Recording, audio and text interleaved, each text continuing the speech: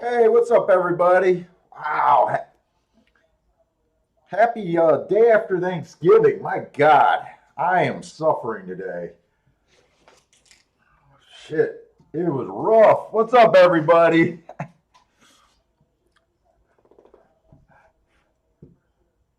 Let's see who we got in here. Hey, what's up, Bender, Jeffrey Bourne, Boulder? Who else is in here? Steve B.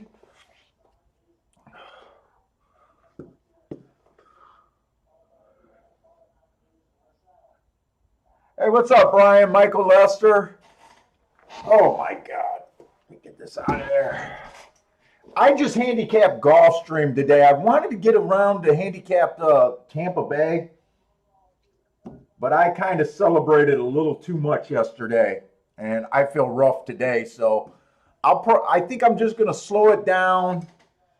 I'm just looking at Gulfstream Park West. I'll probably try to look at the Tampa Bay races. I'm mostly interested in the Tampa Bay turf races, especially the routes.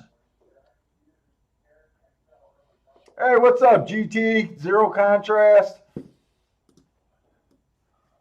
Let me just get situated here.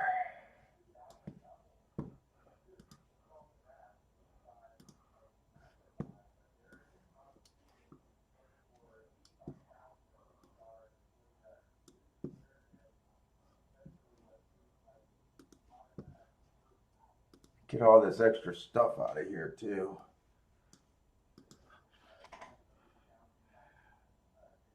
Let's see.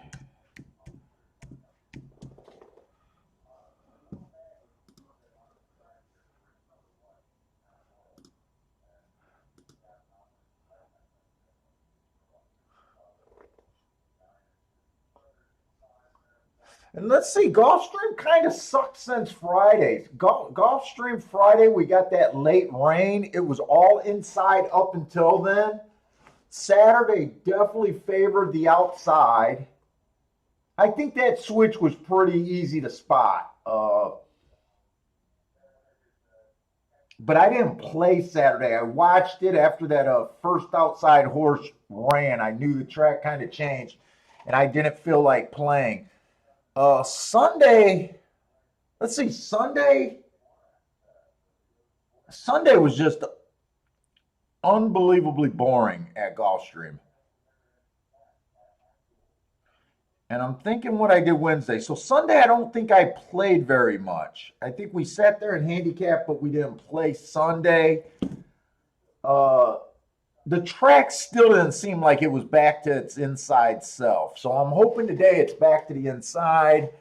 Uh, I do kind of think the route races are favoring Stalker's Closers at Gulfstream Park West right now. But we're almost done. I think tomorrow's the next day or last day at Gulfstream Park West.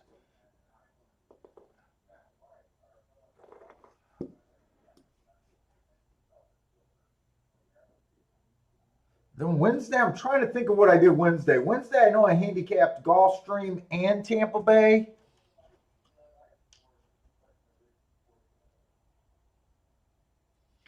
I kind of don't remember getting that involved in Gulfstream. I know on Wednesday I had a 51 to 1 shot that got second at Tampa Bay on the turf. Oh no, that was on the dirt. And then I won a sprint race that I normally don't play there. Hey, what's up, Cole? What's up, Howard?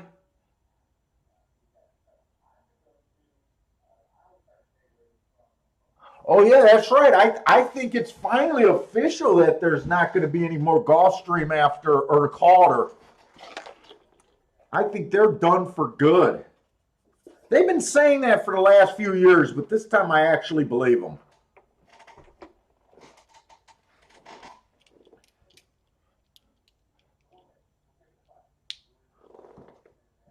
Let's see, we got 10 minutes. I might as well start here. This is a 2-year-old race. 7.5 furlongs, maiden special weight on the turf.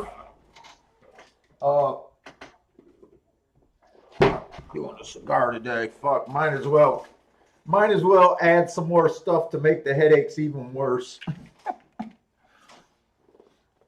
Oh, nice. Oh, they are running Sunday? I thought Saturday was the last day. I know they end this week. I'm not sure if it's Sunday. It might be Saturday. It could be Sunday. Actually, it's not worth getting that worked up about. Just got to check the schedule.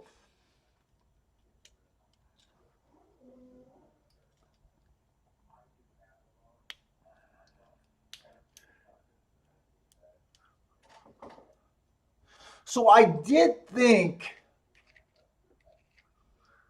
that Gulfstream Park West, the route races were kind of being favored by the stalkers and closers. Uh, the numbers are bearing that out, but it's just a low sample, and it's so late in the year. I don't know. Probably because I got one track today, I'm going to slow down and try to just focus more. Plus, I don't think I got the mental capabilities to be jumping all over today. Uh, but this is a 2-year-old race, so it still looks like we still got a 10-horse field here. Okay, that's not bad.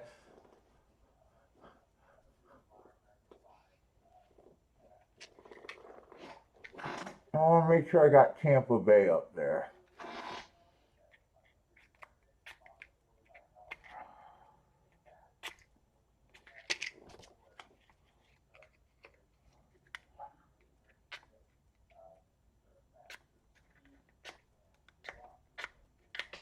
Fuck.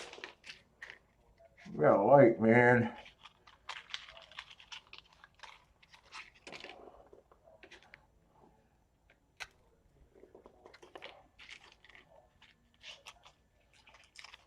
Man, I hope I can get this right.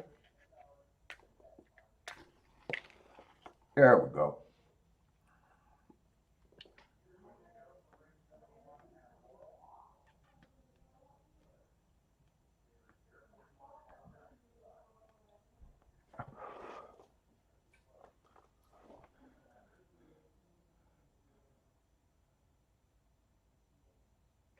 Oh, is that what they did? They put in highlight to keep the casino?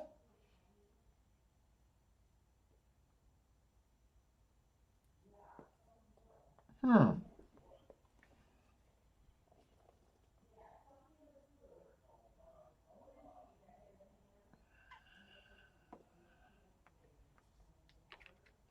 Yeah, Calder for the last 3 years. I don't even think you could really even go there and watch the races, even before Corona. In fact, I think it's nothing but tents there in the casino. I think. I'm not even sure.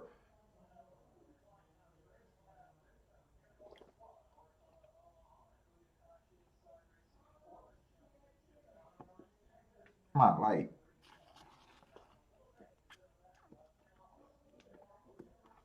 All right.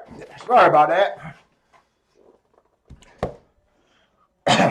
Let's see.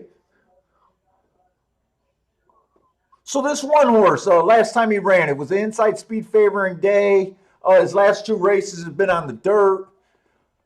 Last race, it was the inside speed favoring day. He gets an asterisk for being on the inside, and that looks like a pretty decent race right there. It was off slow. He had an inside trip on a day that we thought the inside was good. Wait a minute, I'm reading this wrong. The inside was good that day, but it was a speed favoring day. Horse was off slow. That's why he got the asterisk, not because of the inside. I still think that's a pretty decent race. Average, average, average. 2 races ago, it was an early pressing race. He bumped at the start. He was average, average, slow. I didn't give him an asterisk there. I just think that was an average, average, slow race, and there's not too much more to look in that race. 3 races ago, it was another speed favoring track with a bad rail. He had the outside, but he tried to come off the pace. He was slow, slow, slow. So I think he's interesting uh, as far as a contender, but 5-2, I'm not that interested. But he does have two what I would consider solid excuses out of the last 3 races.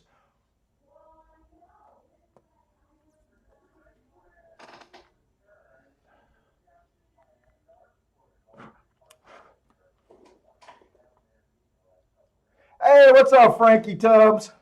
Joshua Kuhn? Man, I'm just trying to survive right now. Right now, my wife said you shouldn't even do the show today, but I definitely wanted to do the show. I want to try to get 2 more decent paydays at Gulfstream. And I definitely, I'm so interested in Fairgrounds right now. Fairgrounds just started yesterday, but Tampa Bay. Uh, oh, what I was saying is Tampa Bay were really interested in the turf routes there.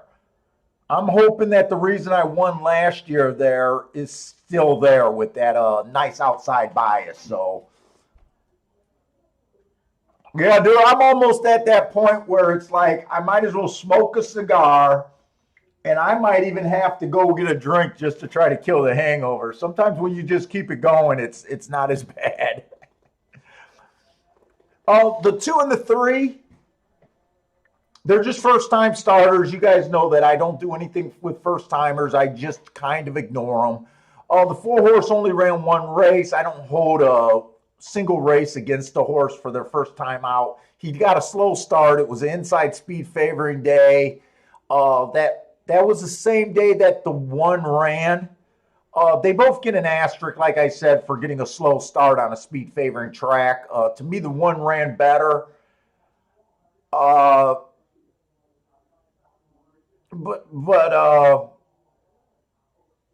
I wouldn't be shocked if this 4 improves. He's just not a horse I can get to with any real money. The 5 ran on that exact same day, inside speed favoring day. He was on the outside. Plus, he didn't quite get the lead. He came out 5 by 3 3/4. He was average.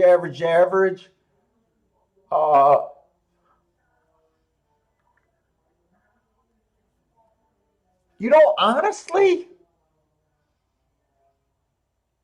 I don't think there's much difference between the 1 and the 5, the way I look at it. They both ran against bias last race. The 5 actually ran against 2 biases. The inside of the track was good. He was on the outside. And they both ran against that speed favoring strip, and they both broke. The 5, you might want to say, probably have a bit more upside because he's 5-1, and he only ran 1 race. I would not be surprised if he improves. My overall thought right now is I'm probably not going to bet this race, though, but I am kind of handicapping and forming my opinions for the rest of the day. The 6 and 7 are both first timers, and so is the 8.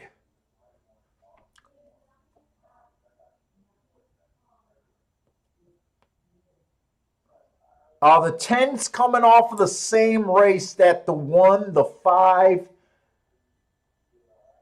and the 4 are all coming off of. He falls in the category with the 4. He only ran 1 time, so I'm not that hard. He's another one that got a slow start in that race. So he earned an asterisk for the same reason as the other ones.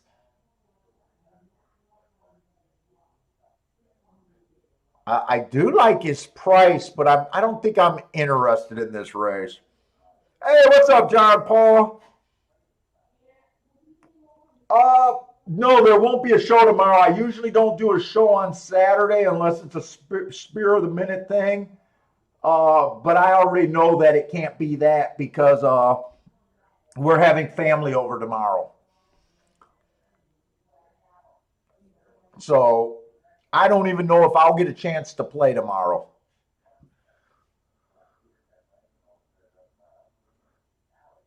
And the 12's out.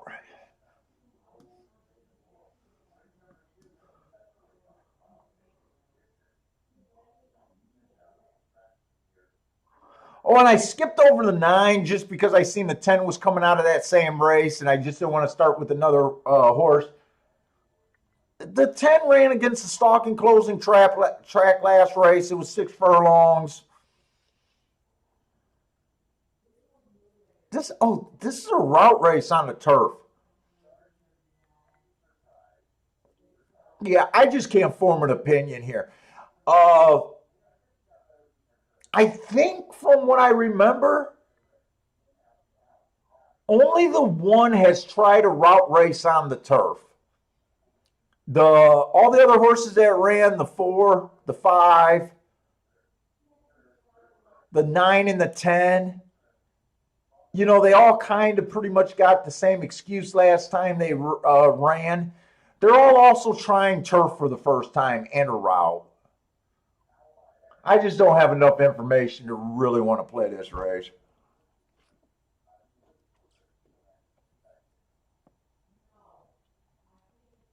Hey, what's up, 369? Let's just blow this up and let me just get my faculties together. Whew.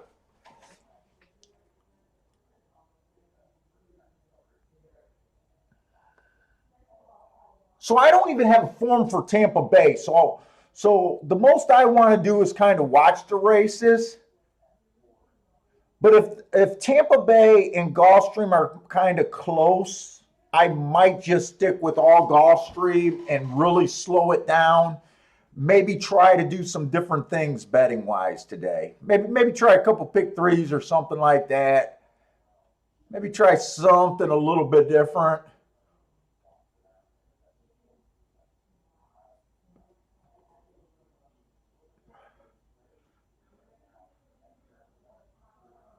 Let's see, Michael Lester's taking a shot with the 1-5 on top of the 1-5-9.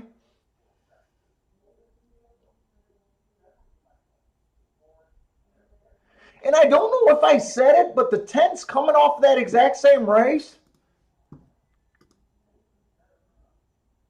with the same asterisk. I honestly wouldn't be surprised if any of these horses improved here.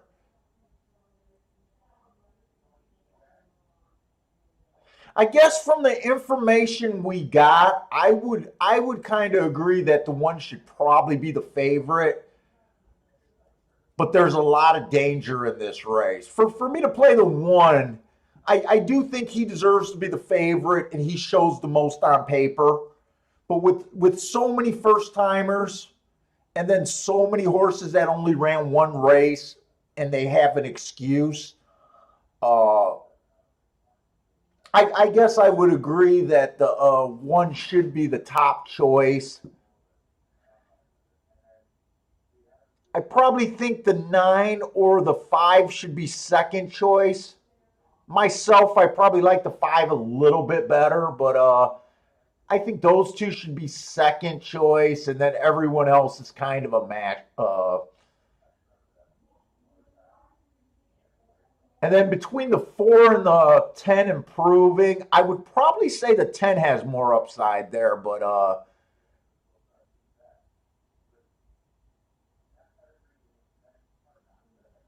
these lightly raced horses are just really tough to take real opinions on. Hey, what's up, Chester Johnson?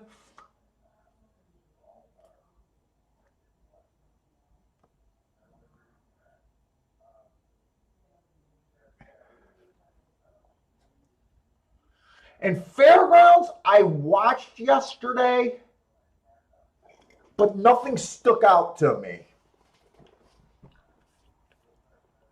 Last year, the Fairgrounds played almost the same as Gulfstream Park for the, I want to say it was for the sprints on the dirt. I don't remember how the routes played on the dirt, but the sprints seemed to be all inside last year, or at least the time that I was playing it. I didn't pick up Fairgrounds early last year. I think I didn't dive into Fairgrounds until a month and a half into a season. I thought I seen a bias, and it turned out to be pretty helpful there.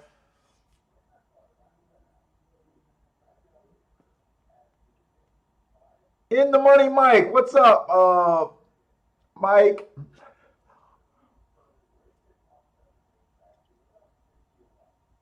Who's the top red long shot? I have no real opinion of this race.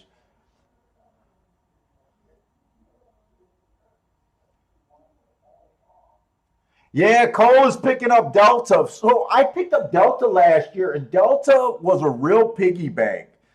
Last year, So last year I made an adjustment because last year was the first year I played the bull ring. Parsons spotted a bias through all his note keeping and had me check it out.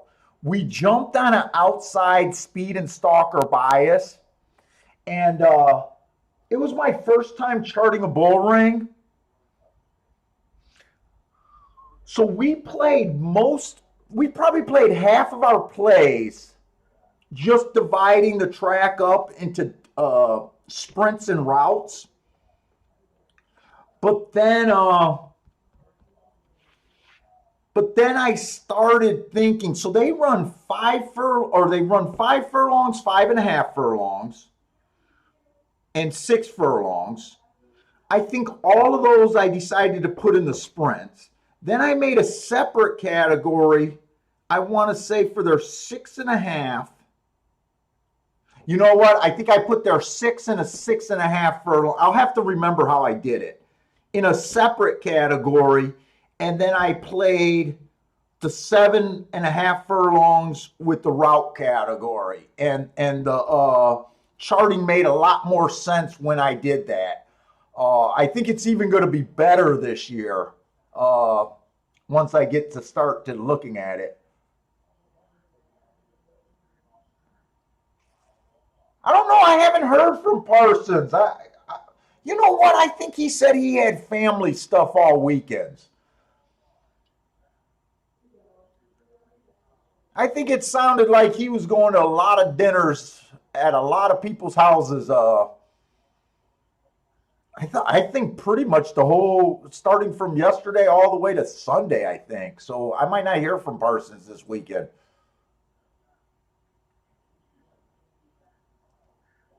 Let's see, we got 24, 48, and 4. See, this 10 is hanging around.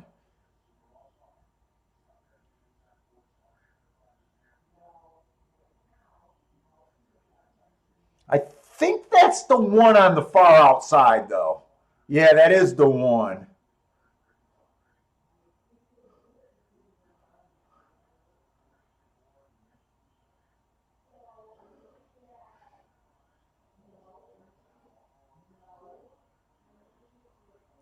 Boy, who is this? 3. I think 3's a first time starter, so there's no way I could have got to this. 3.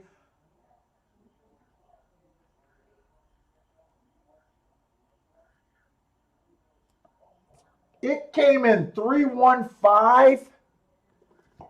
I guess for my handicapping mental purposes, I think I handicapped that race pretty far for as much as I can handicap. I could not get to a first time starter. Uh, so when I review the race, I did as best as I can, thinking that the 1 kind of deserved to be the top choice, 5 kind of deserved to be the next choice. You know, I can accept just getting beat by a first time starter. That's why I avoid dangerous races at short prices. Uh, the 3 was like 21-1, so that's a nice start to the ticket. Hey, what's up, Christina? Yeah, 1, 2, 3 exacta box would have worked there.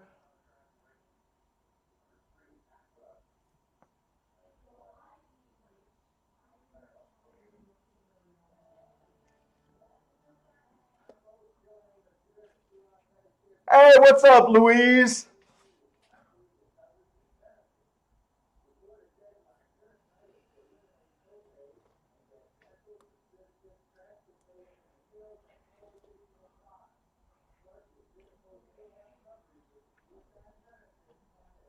And by the way, I did say that I kind of am thinking that the the turf route races is backing up.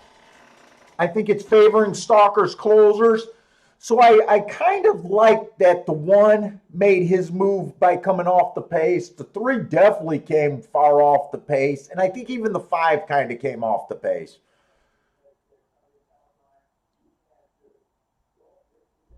Speed fell apart.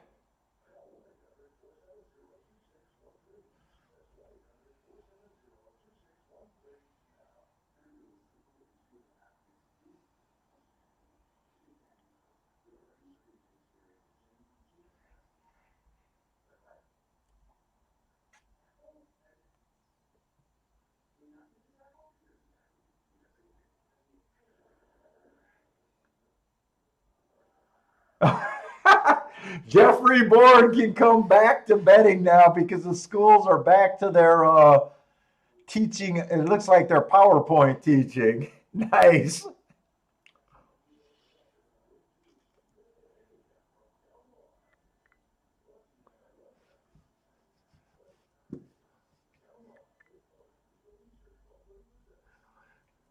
And I'm going to use this area to start the board because I'm just going to focus at Gulfstream.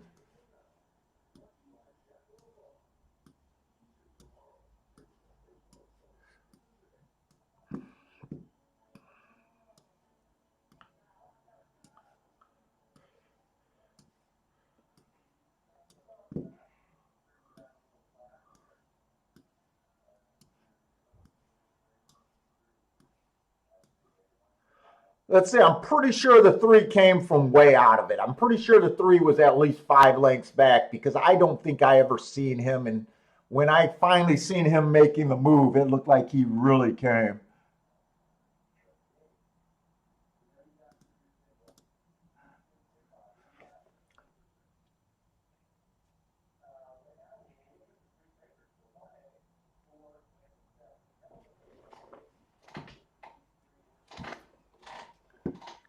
Let's see, let me fix this because I don't want to switch.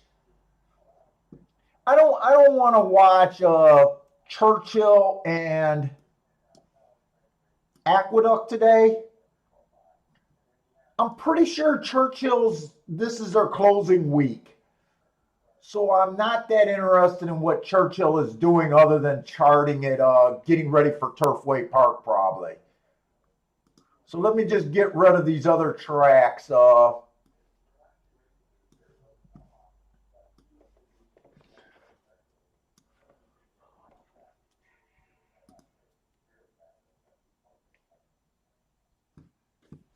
we can just focus on two. I think I really want to just slow the show down and really concentrate on Gulfstream. But we know we're going to be playing a lot of Tampa Bay. Tampa Bay wasn't bad opening day. I had like a 59-1 shot get second. I was pissed I didn't have the exacta. He paid $39 to place, and then I had a 6-1.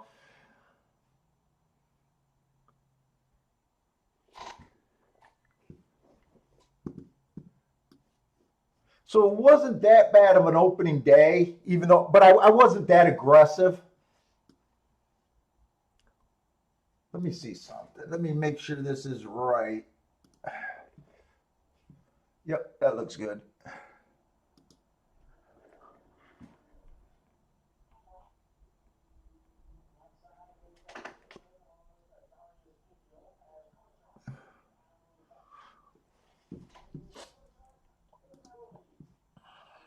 Yeah, I thought I'd be able to handicap Tampa Bay, but it did not work out.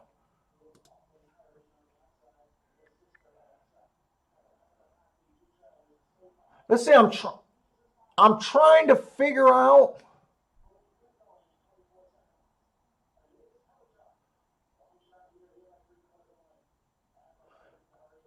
This looks like it's probably going to be a dirt race, but I'm not even sure on that.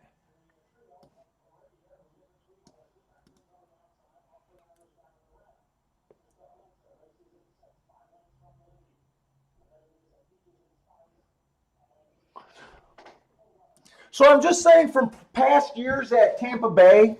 So Tampa Bay is a weird track for me. It's a track that I actually love, but I've last year was the only year that I've technically ever had a winning meet there.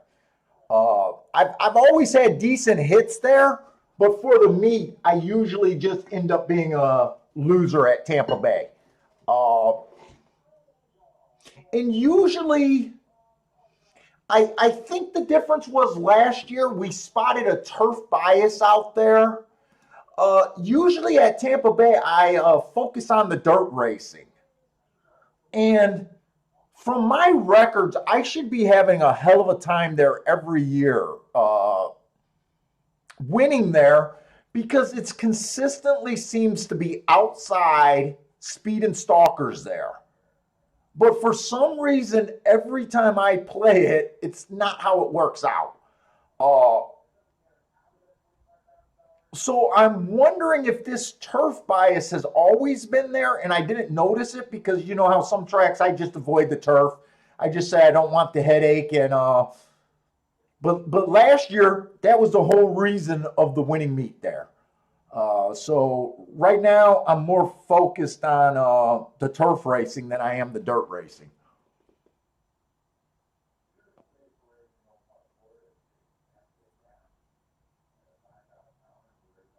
Jeffrey Bourne wants a double at Tampa Bay if anyone can help him out.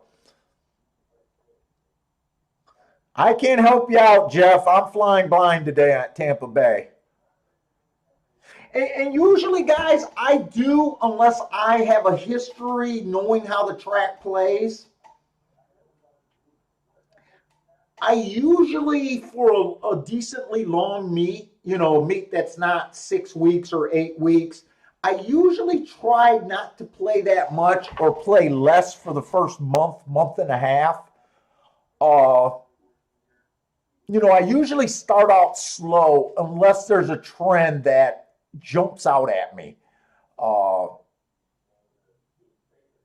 so that's probably how I'll approach Tampa Bay. And you guys that buy the bias sheets, uh, you guys do get Tampa Bay with the bias sheet. So we won't have much information for this Tuesday, but I'll be sending you the first of Tampa Bay this week with the other stuff.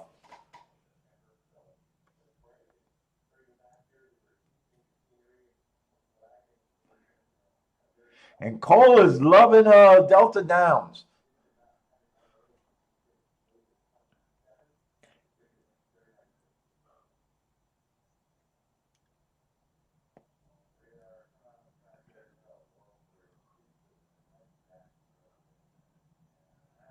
Yeah, Delta Downs was real good. The double pulls were decent enough where I could play.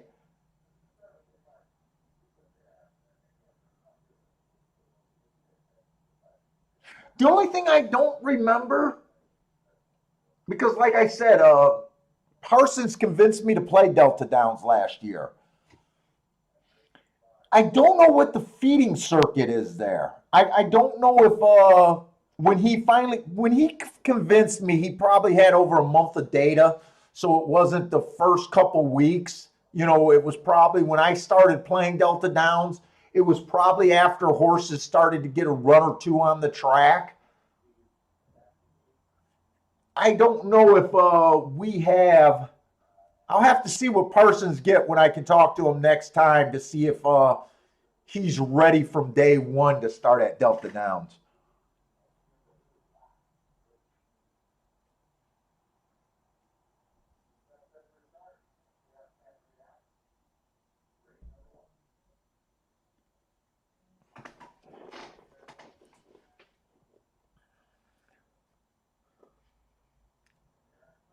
I'll probably never do Delta Downs on the show just because they from what I remember last year, they were always late nighttime racing.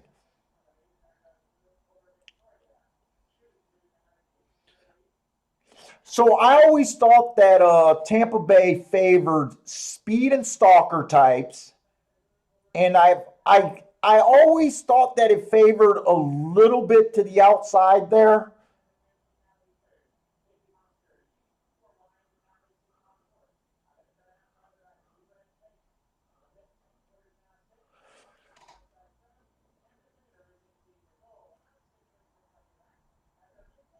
It looks like the two's good already swallowed up. So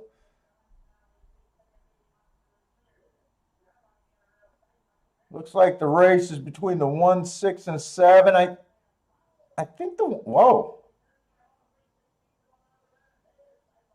7 is going to get them, and the 5 is going to get the 1. For a while, when the 1 made his move, I thought the 1 was gone. So I'm pretty sure 7 stalked, and he was definitely on the outside. We'll just watch this and just see. I'd like to see what the odds of that 7 was. I didn't even look at the odds or nothing. Oh yeah, 7 was a decent price. 7 was 7-1 there.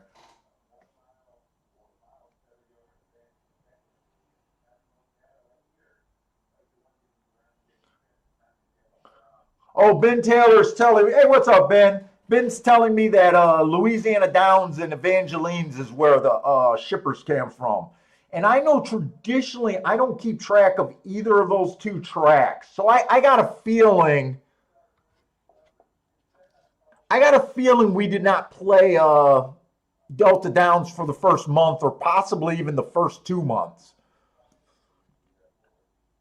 And I did not finish the whole year at Delta Downs. Once Turfway Park started up, I remember losing interest in Delta Downs, even though Delta Downs was pretty good.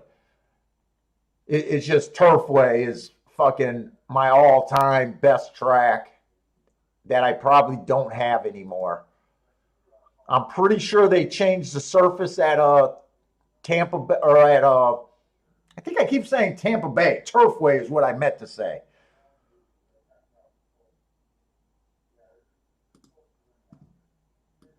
But I don't think I'm going to be that interested in Turfway this year because they changed, from what I understand, they changed the surface. So I can't expect that track to be there.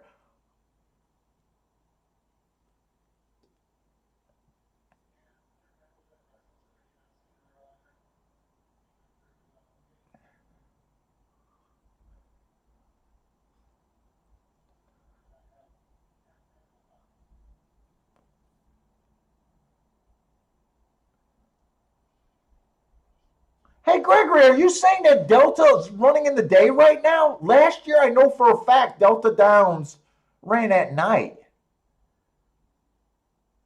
Have they been running during the day?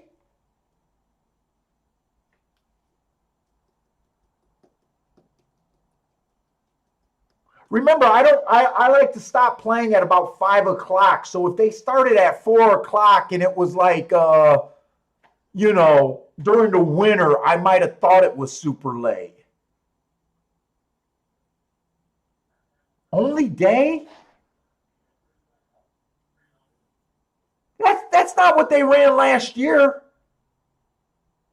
See, Howard's saying Delta's a night track, and some of you guys are saying, you know what? I think they might do a time change or something there. They might be running because I do think I noticed Delta Downs running a couple days ago during the daylight. But like I said, that could have been at 3 o'clock. Because I definitely know last year, Delta Downs and Turfway Park, for like the first week or two, I played both of them. And they were at the same time. I know for a fact. So maybe during the nicer weather, like maybe early in the meet, they start running at a certain time and then switch it. I don't know. Or maybe they just doing something different this year. But like I said, last year was the first year I played Delta Downs. So it's not like I got a history of knowing exactly how they do things.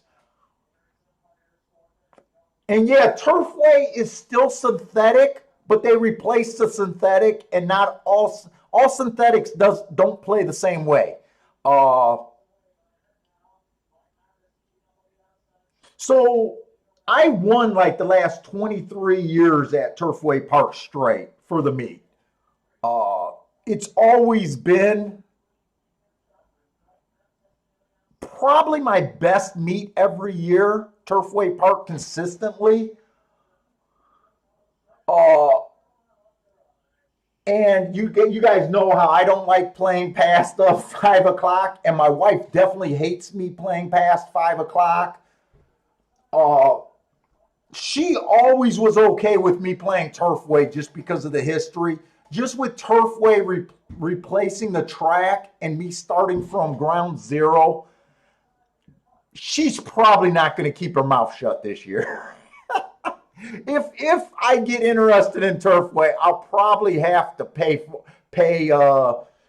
pay the wife toll of her bitching at me for playing during the night.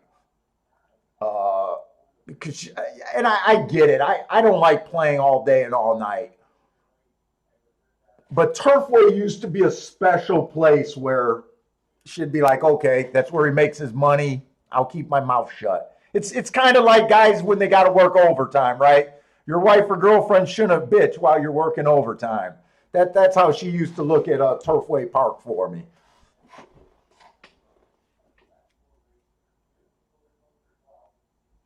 Oh, Michael is saying. So, Michael, is that a new thing this year?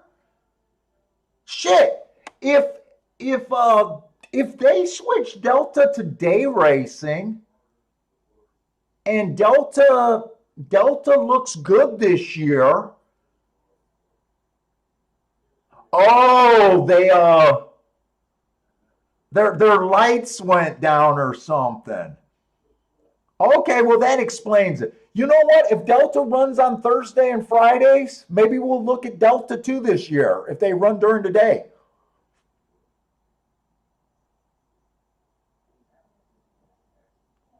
Okay, okay.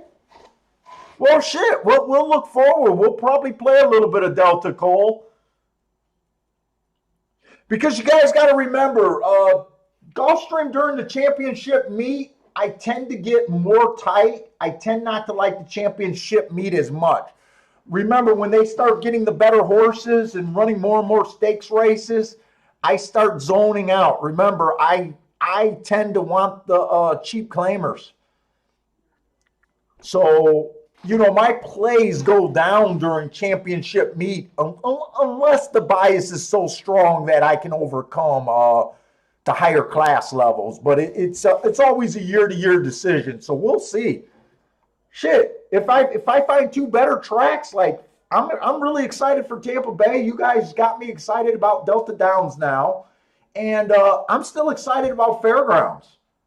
And I'm still hoping Aqueduct during the winter is a good place. We might have too many good spots. It might be an exciting winter.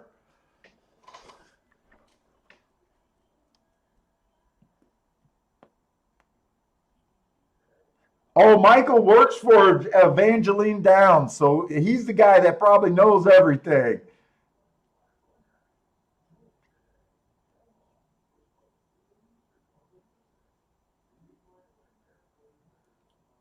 Hey, and the money is that? Are you asking me what app I'm using to do the split screen thing? I'm just recording using OBS and streaming. If that's a question for me.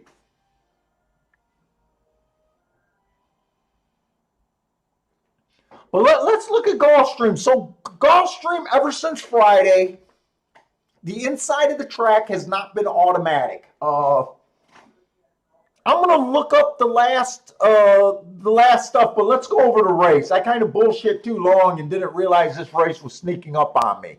So let's just look at it and see what we got to start off with. This two horse ran on an early pressing track. This is maiden claiming 12.5, by the way, 6 furlongs on the dirt. The two horse went fast for the first call, 1 tick slower than the fastest winner for the second call, average for the third call. I think that's a pretty decent race right there. 2 races ago, it was a stalker day, middle of the track. He basically had the middle of the track, but he dueled at the first call. He matched strides with the fastest winner. He won that duel and got caught. Like I said, it was a stalker day, so I gave him an asterisk for that. And 3 races ago, he went too fast to win. Uh, and it's probably, I think he ran 3 pretty decent races. It's probably time for him to win. If he's gonna, it's time for him to put up because I got a few excuses for him every race. Speed figures look really good, even though I don't like speed figures. Uh,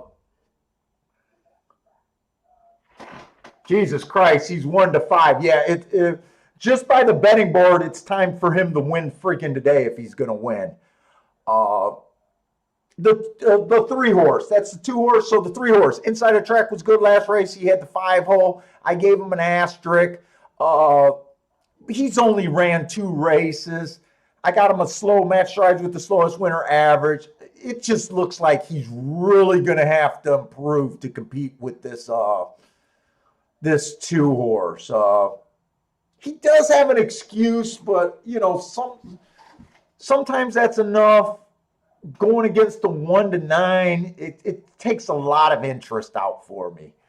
The four horse, he's coming from I want to say that's Turf Paradise. I'm not even sure, and it looks like Golden Gate.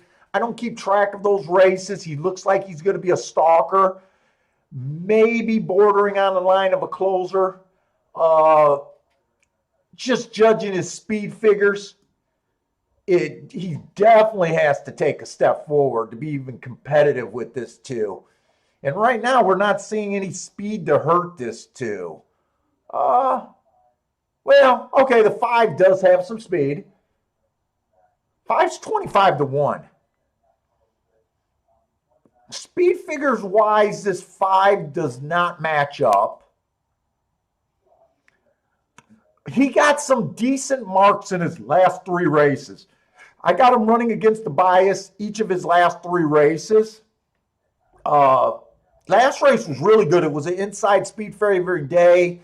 He did have speed. He dueled, but it was an inside track. He was in the 4-hole.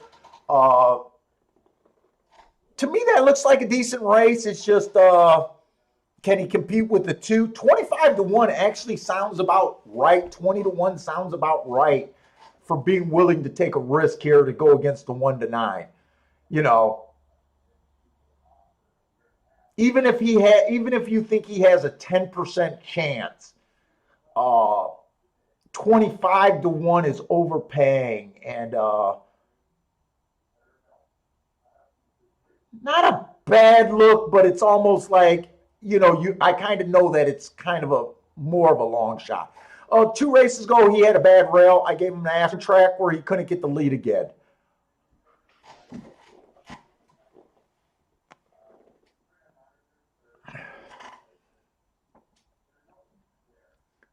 The 7 horse ran against 2 biases in a row. Speed figure wise, he's kind of like the 5 where he just has to improve a ton.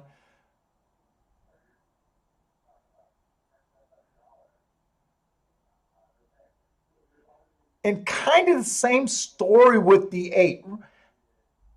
I kind of just dead nuts agree with the public here. This horse is taking a massive class drop, but I can't do anything with him.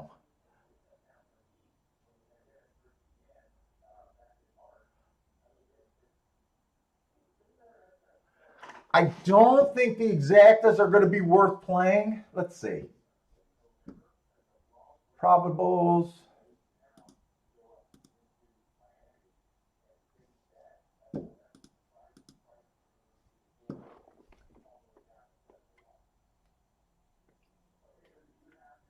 The exactas with the 2 on top are not paying anything.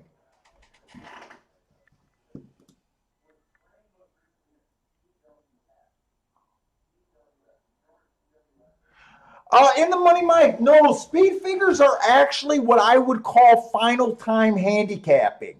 Speed figures basically take the final time of the race, and they try to give a speed figure for the final time of the race. They don't take any account of pace or who gets the lead. It's what I call final time handicapping is what speed figures are. Some guys make pace numbers, but the bold numbers that we're looking at right now is Brisnet speed figures, and the other big ones are Beyer speed figures. Those, all they do is play with the final time.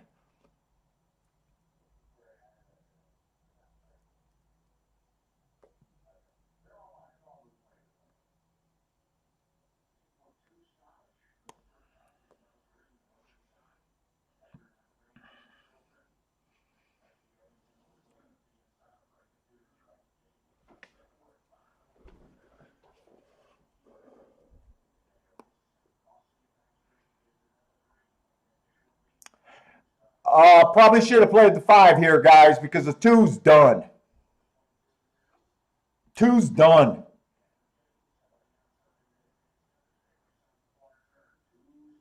I think 2's done.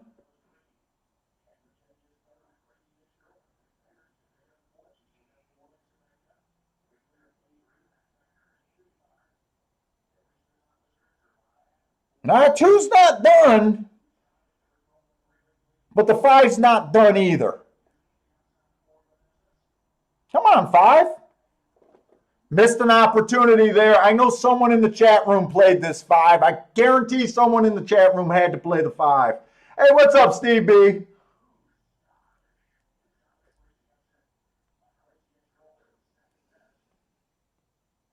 Bender, you hit the 5. Nice hit, buddy.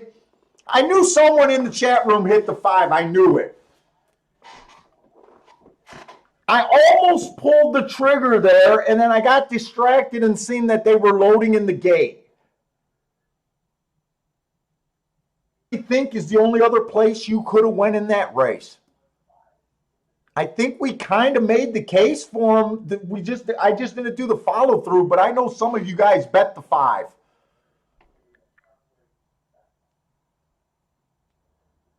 I'd be shocked if Bender's the only person that played the 5. Is Bender really the only person that played the 5?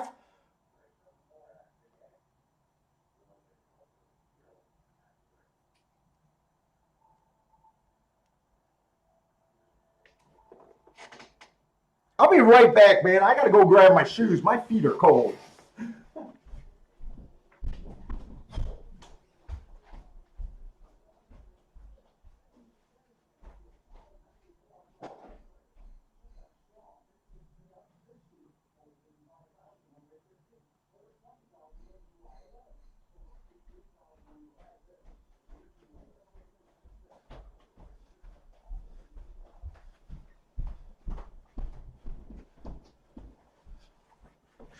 This is what I was talking about.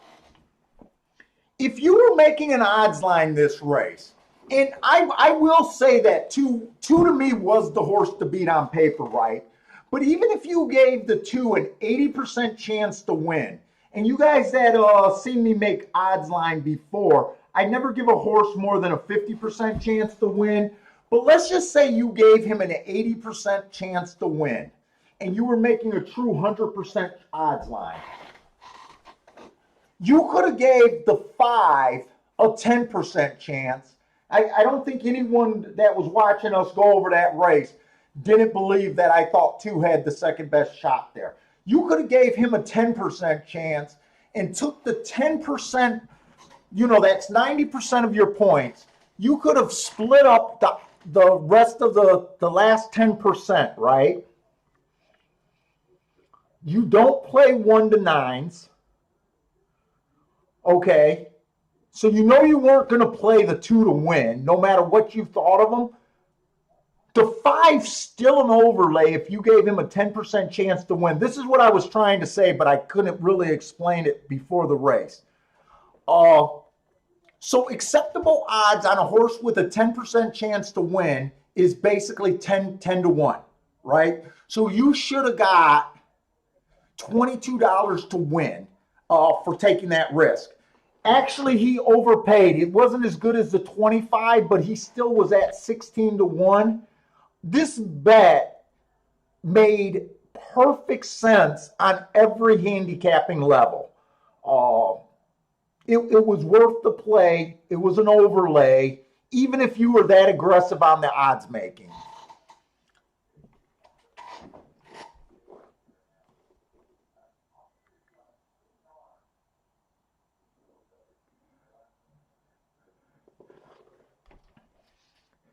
Zero Contrast said he took it for only $2.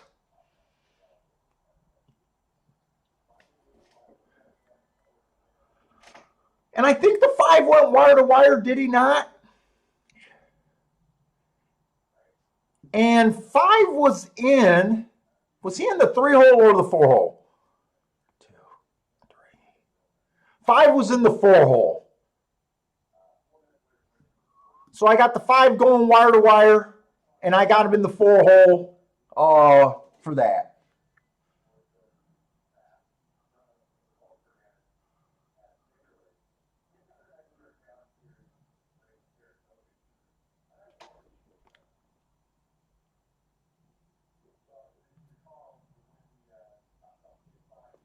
Oh, Robert did a small Dutch on the 5 and the 7.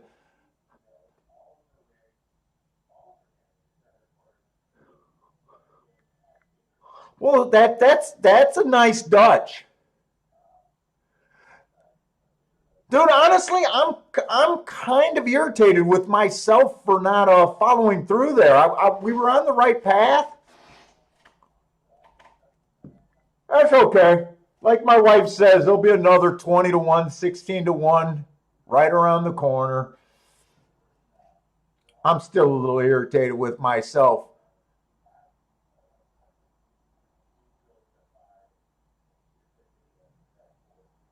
He ran against 3 biases in a row.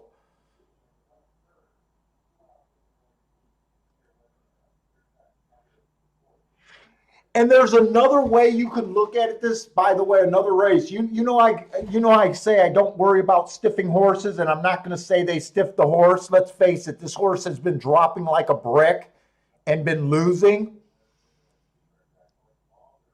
You guys remember the reason why I say you kind of avoid chalks? Because I do know that they do drugs and stuff. I'm not that worried about that. I'm more worried about stiffing than drugs in the game. If there was a horse here that you were going to stiff, oh, the 5 did not go wire to wire. The 5 stalked, so I'm going to change that. But if there was a horse that you were going to stiff in a race, a 1 to 9 is the only horse that you would stiff here. You wouldn't waste your time stiffing any other horse. They're all over 10 to 1. I'm not saying that's what they did, but that is one way to look at things, to protect yourself. But you could also, I mean, this horse was dropping like a brick. Okay, so I do want to change that 5 from not going wire to wire. He did come from the 3 technically did have the lead at the first call. So the 5 stalked there. Hey, what's up, Javon?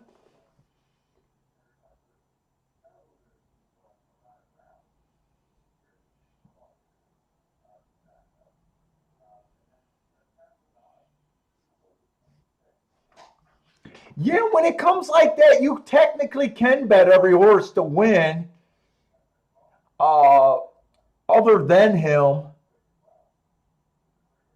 You technically could do that and pull a profit. The only problem is when you do things like that and you rely on things like that. When it doesn't work out, you're betting way too. They add up. I honestly think that the 5 was the only other horse you could really get to in that race. He made perfect sense. Usually I don't let a horse like that get away. I was a little intimidated by the 1 to 9 though.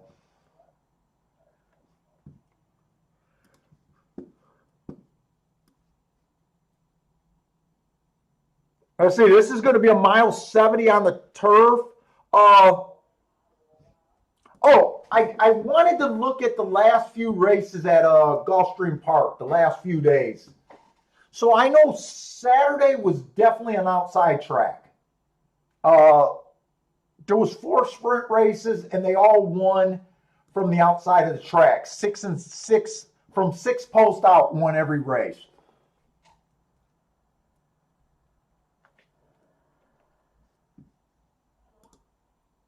But I want to look at Sunday and Wednesday. Sunday, I'm drawing a blank on Sunday.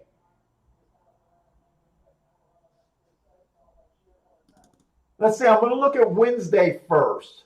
So Wednesday, they mostly ran turf routes and turf sprints.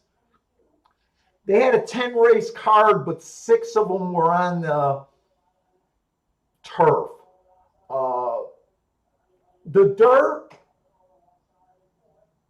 They only ran 2 dirt sprints. A 2-horse won one. He was a big favorite. The 5-horse won the other race. I want to say that 5 was a first-time starter, if I remember right. 5 was a first-time starter, and he closed. And then on the dirt routes, there was only 2 races. The 7-horse went wire to wire, but he got a head start in the race. He was a big chalk. The inside of the horse ran second and third. I remember I was on that 4 at 14-1. He got second. The 7 was so much faster than the other horses out the gate. He got to the rail instantly, and he never looked back, and he got soft fractions. And then the other race, the 3-horse won by closing. So really Wednesday, I don't have enough. Let me look up Sunday. Now, Sunday was just uneventful. I just remember being bored to death watching the races on Sunday. I don't remember what the problem was, but I was not interested. I remember B. Parsons and I playing. For the most part, Sunday, you want to be between posts 1 through 5. That's kind of how they play. It was pretty much speed and stalkers, but they ran a lot of dirt sprints that day. 1, 2, 3, 4, 5, 6, 7, 8. They ran 8 sprint. Wow. I'm surprised on a sprint heavy card like that I wasn't interested. You know, they ran a lot of maiden claiming and maiden special weight races and a couple stakes. I got a feeling I just wasn't interested, probably because there was it might have been one of those first time heavy and stakes cards. That card, I do not, it's almost like I have no memory of that day. I just remember watching it with Parsons just being bored. And in fact, I think Parsons started looking up watches on the internet, like he was bored too. Yeah, they had 3 races go wire to wire. They had 1, 2, 3 races stalked and 2 races closed. Running style, I would say that's about as even as a track as you could get.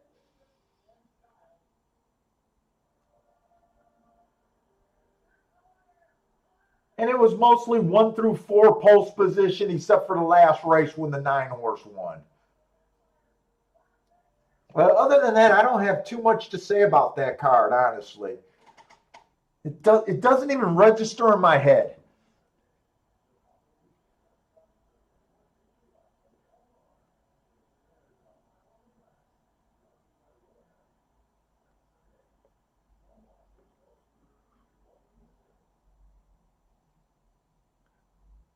Oh shit! I thought Robert, you did the I thought you did the Dutch bet to win. I didn't realize you did the show Dutch bet. With the 2 getting second, I think that killed your show prices big time, no matter what the odds were.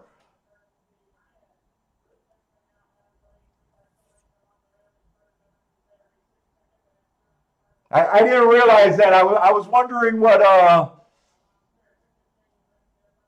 Robert was talking, or I seen someone said show bet. Damn to show.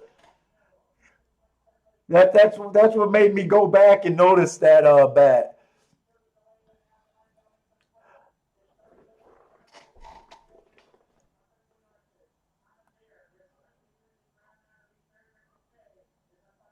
Oh, this is kind of annoying. This is the second race in a row where Tampa Bay can't get the odds up of the horses while they're running.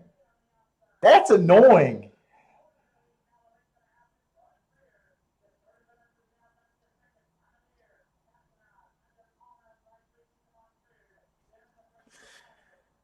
Think the 4 technically stalked here? He was one of the wider horses on the track.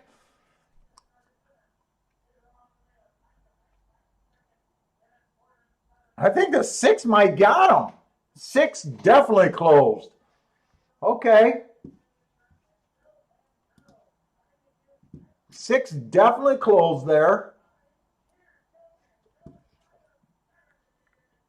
5-1, nice price. They're running decent prices over there at Tampa Bay so far today.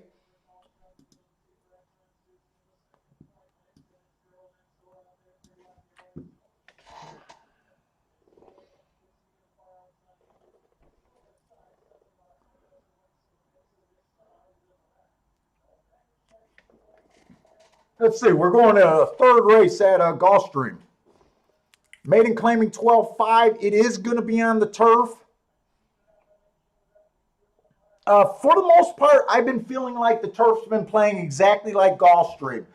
I want to say you want to either have the lead or be within 3 lengths of the lead at the first call. There hasn't been many races, so we're working with small samples on the turf, but that's what I've been kind of seeing. This looks like a pretty good field right here. Let's take a look at least the field size. Low talented horses, but a decent field size. So we got maiden claiming 12.5. The one horse coming off a year layoff, never showed any speed. Taking a pretty significant drop, but really hard for me to get to a horse off a year with a drop that never showed any speed. I'm just not interested in that type of horse. The 2 horses, first time starter, I'm just not interested. The 3 horse ran against the speed favoring track last race at Gulfstream Park. We know how speed favoring that track was. And that's where he's been running. And he's just been slow with no shot of any speed. Even though I gave him an asterisk, he probably deserved an asterisk 2 races ago. But I think even with those asterisks, he didn't do enough running. And I just don't believe that this horse can show any speed.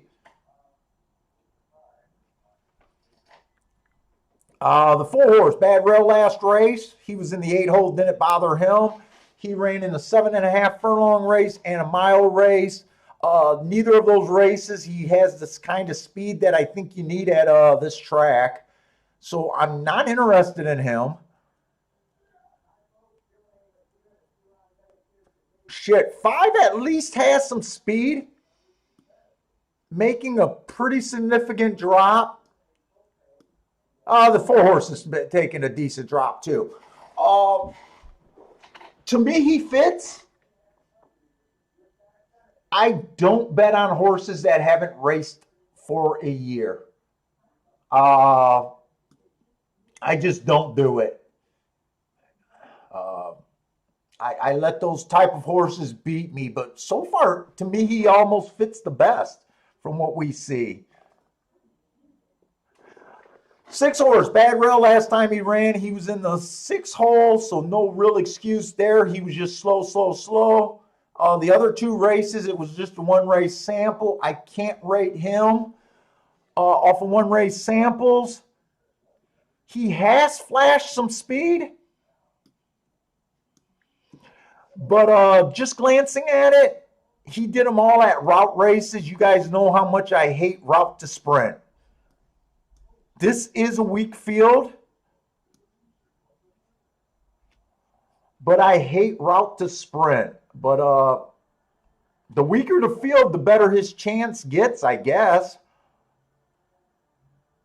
I can't explain why his last 2 races were so bad. Off the top of my head, maybe he's always been a turf horse and just didn't like the dirt. But those are really 2 bad races.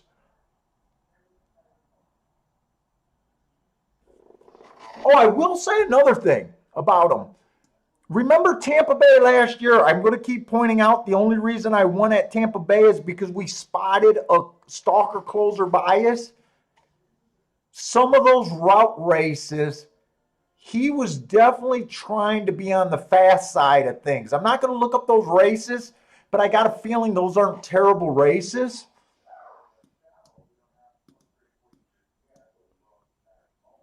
But that might be a little upside on. I mean, he is 45-1.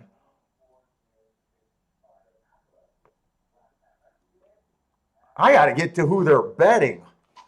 The 7-horse, stalking closing day last race. He was a deep stalker, borderline a closer that race. Did nothing wrong that race, just didn't win. I think that's a decent race, but I don't like that. I think that's a decent race, but I don't know how it helps him at this distance. I don't think, even though I think that's a good race, I don't think it fits for this race today. 2 races back, he was running at Gulfstream Park. There was a 1-race sample that race. He had no speed. And that's what you needed there. 3 races ago, it was a speed favoring track. He broke out 7x2. I gave him an asterisk. He was still slow. I guess he showed 2 races back here where he was capable of looking like a speed horse. 4-1, I'm probably not that interested, but he has a few things to like and a few things I don't like.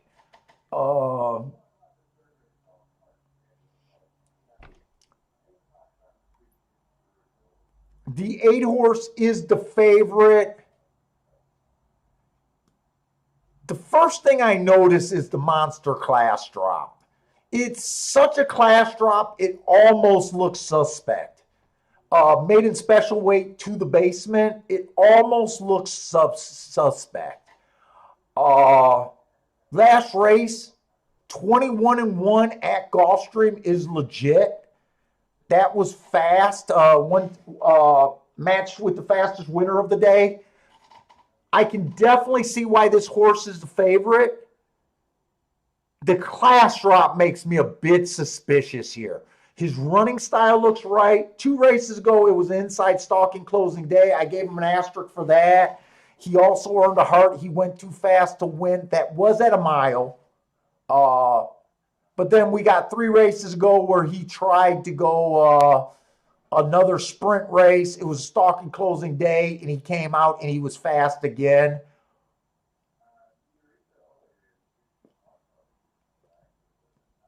He makes sense, but the price gets me off of being that interested, and the class drop is a little suspicious. 9-horse making a super class drop, hasn't ran since December. I got suspicions on him too. He ran 2 route races. He flashed a little bit of speed. This is a 9-horse. I think I caught him to 10. I got to get my shit together, guys.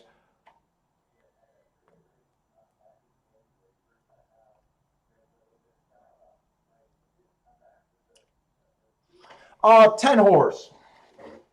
Insider track was good last time he ran. I gave him an asterisk. He had the 9-hole. That was on the dirt. 2 races ago, it was the middle of the track. Was good. I gave him an asterisk because he had the rail. This horse has been at this level. I'm a little interested in this race. I don't think it's going to be I'm going to go after this race, but I do think I want to be involved this race. And then the 11 is out. I think I want to take a shot with this 10-horse. He might be the best speed that's not making a monster class drop.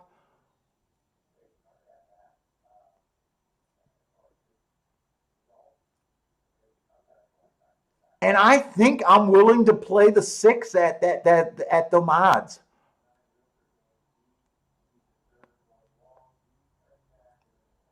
I think I'm willing to take the 6 at 60-1.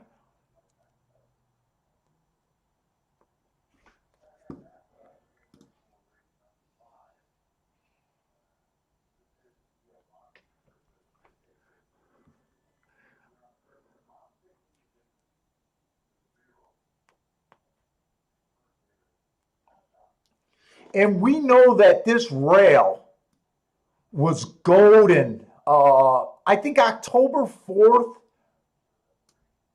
was the second day of the meet, and it was absolutely gold in that first weekend. I don't think anything won off.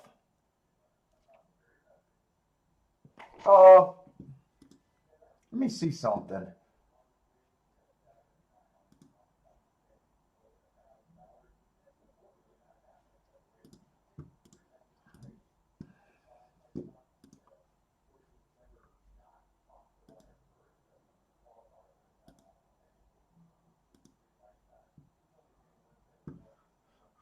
Who's the favorite? The 8?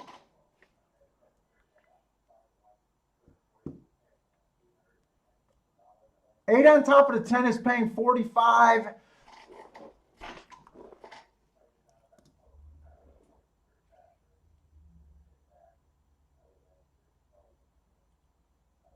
Brian Reed's taking 5 on top of the 7 and 8. I think I'm going to bet the 6 and the 8 to, or 6 and the 10 to win here.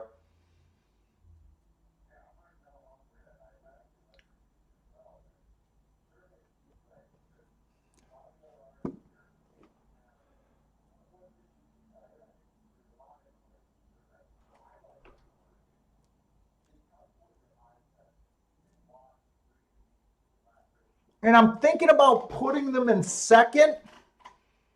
The 8 on top of the 6 and the 10 in one bet. And I even think I might do a.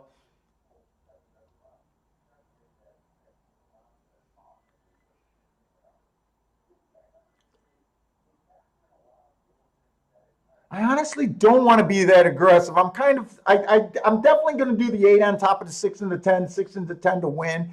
But I'm thinking about going back and hitting the 5, the 7, and the 8 on top of the 6 and the 10 also.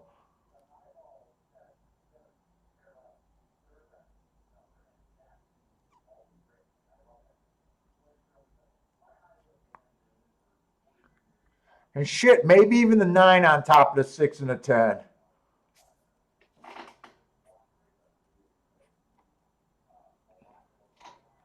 This is on the turf, right?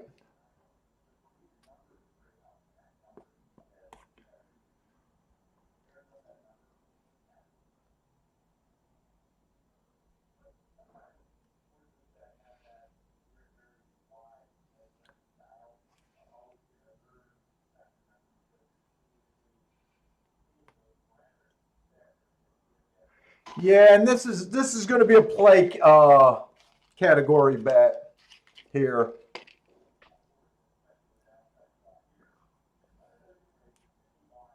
This is what's stupid about me, right? Last race, there was literally only one weight bet you could have made, in my opinion.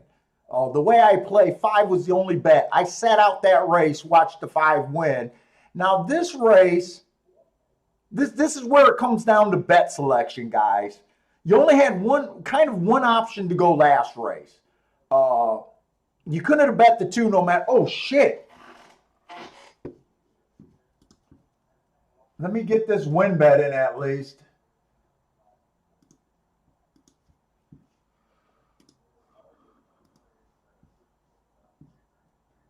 You know what? I'm just going to go 8 on top of 6 and a 10. I'm cutting it down. I don't want to be that aggressive right here. But anyways, so last race, you gotta kind of count how many options and how many bet you could have really got to, right? Like last race for me, there was only one bet I could have made, and that was on the winner. I would have had to beat a horse that I thought deserved to be the chalk. This race, I got warning signs on the 5. I got warning signs on the 9. I got warning signs on the 7. And I got warning signs on the 8, even though I think they can all be beat and they can all beat me. And then I like 2 long shots. But really, when you think about how many options and how many combinations I honestly believe can win this race, this is the bet that I should have been sitting out, not the last bet.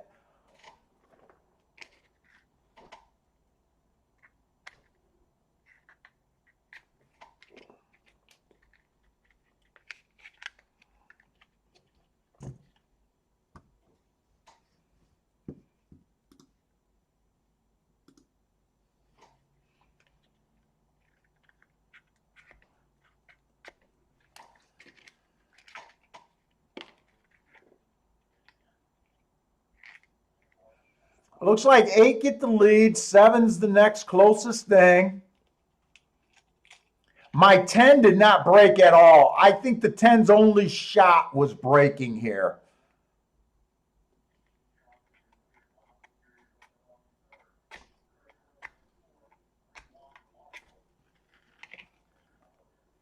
And like I said, 8 was suspect as hell.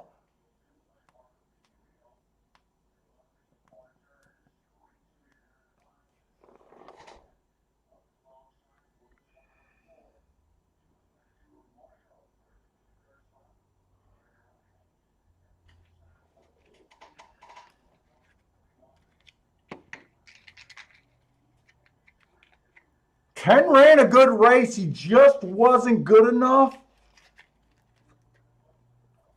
8 had warning signs all over him. I seen some guys bet this 7 here.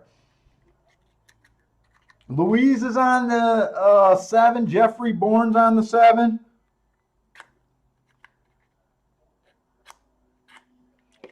Oh, I'm out of matches. All my matches are damp.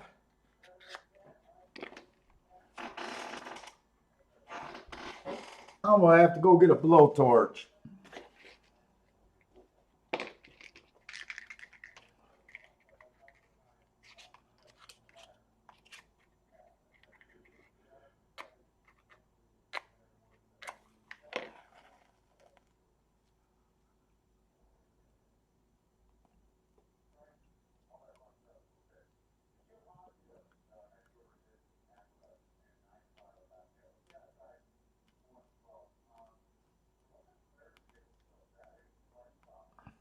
I would have 7-1, but there's an inquiry.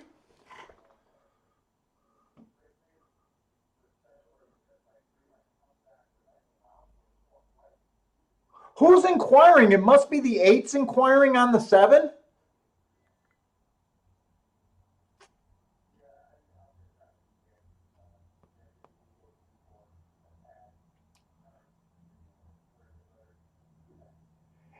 You know what? Fuck that. You don't need to help this 8 horse.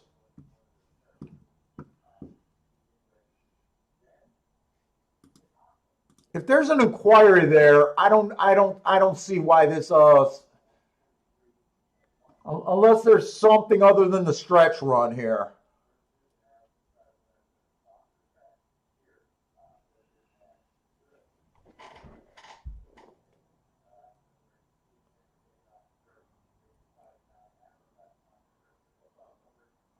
What did come in 8-10, the problem was the 7 was in front of both of them.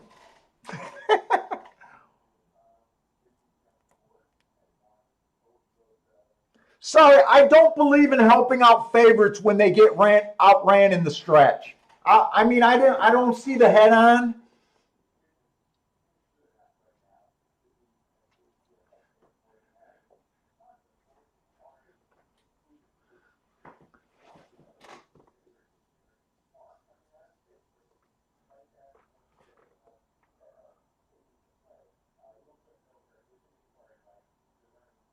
Okay, that is more than I thought it was. That is more than I thought it was.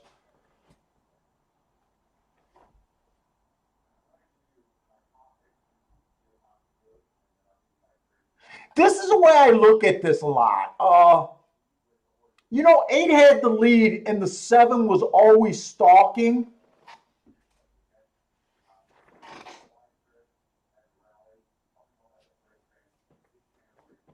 To me, if the 8 was the better horse, he should have just went wire to wire. But I have no dog in this fight.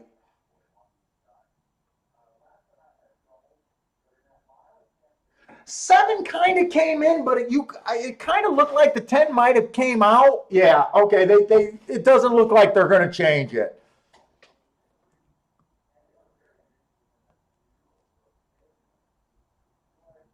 This is the way I look at it. I don't like hurting bettors. If you, to me, it's almost like you should almost let them play. I don't like hurting bettors.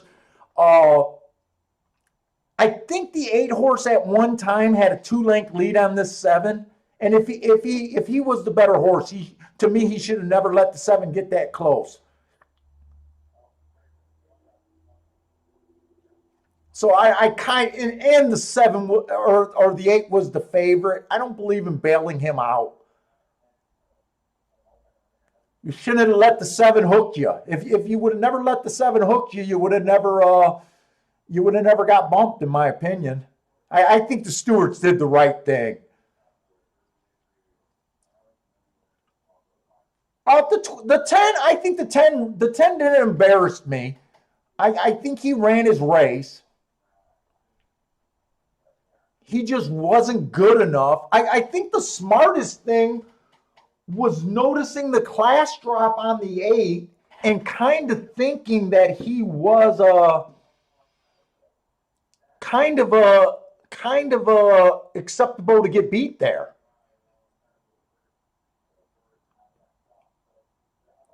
I got no problem with the 7 winning. In fact, I was kind of thinking about using the 7 as one of the horses on top of the 10. But I'm glad I cut that bet down because all it would have did was add more money.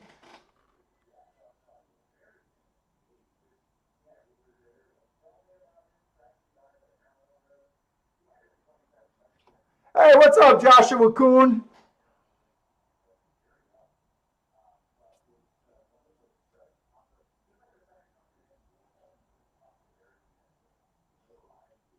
Yeah, they did the right thing for you guys that backed the 7 horse.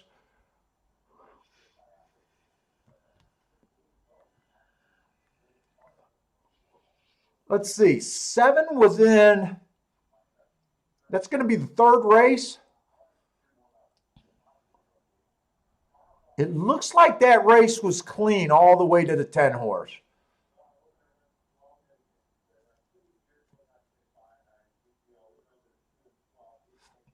So 7 win by stalking from the 7 hole.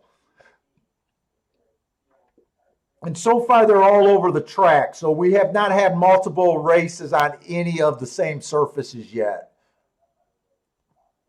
And the 4th race, we're going to have the 4th surface today. So the 5th race, they're going to have to give us a check mark on another horse in the same tic-tac-toe board. Yeah, Jeff, I agree with that comment, but I don't even think Florida's any worse than any other track. I think all of us that's been playing this game for a long time, it just seems like every freaking decision, unless someone almost gets killed, that it's a 50-50 toss-up. I never have any confidence in saying what they're going to do on these objections. And I think it's a bad thing for the game, to be honest. No, I don't think there's any jurisdiction that I would call very consistent at all with objections. It just seems like day after day, it's the same thing. We look at the evidence, and it's fucking a 50-50 call.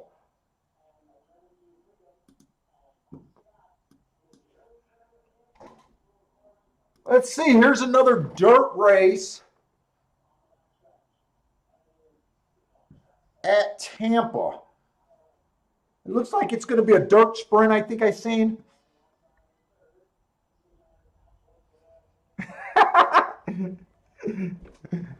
Shut it down, Jeff.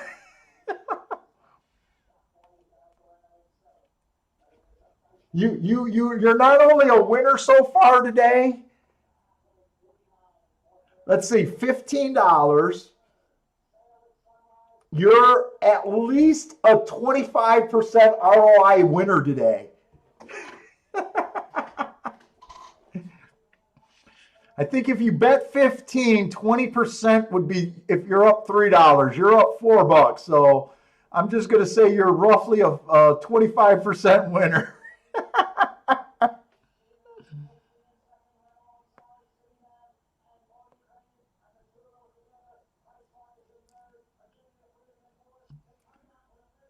Hey, what's up, Steamboat Willie? Nice to see you again, man.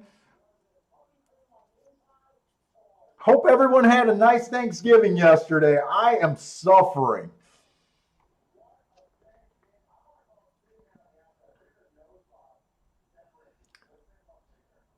So Turfway, I keep saying Turfway, I'm sorry.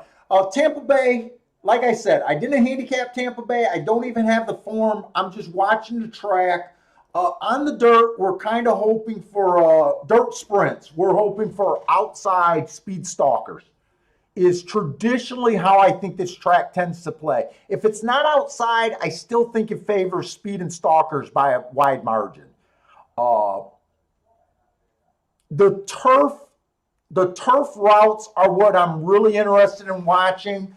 That was a stalker closer pretty much from opening day all the way to closing day last year. That's the bias that I'm really excited about.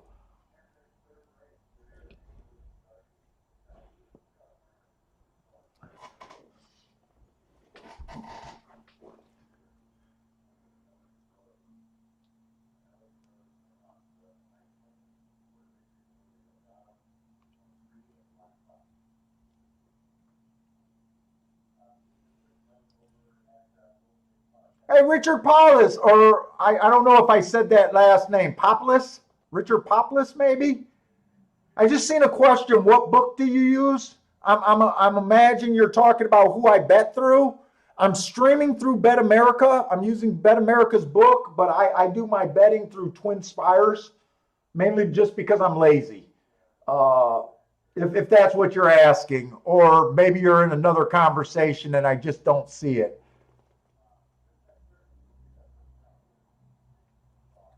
And I think I got some new names in the chat room today, too.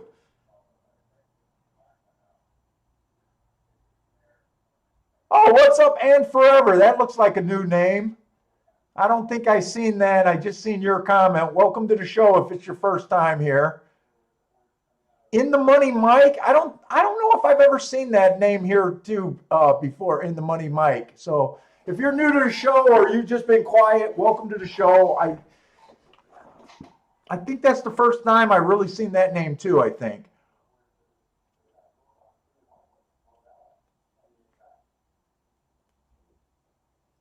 And if you're new to the show, man, take part in the chat. Put your put your picks up if you want to. Ask questions. Uh, we'll try to answer it. If I can't answer it, usually the chat room can. So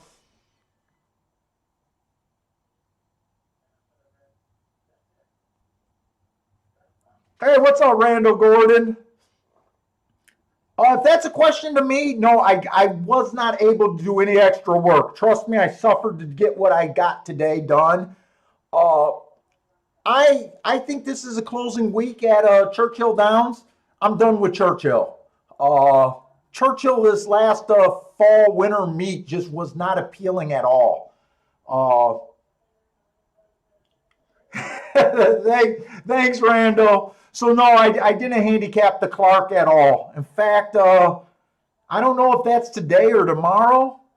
But you guys, you know that I don't care for big races all that much.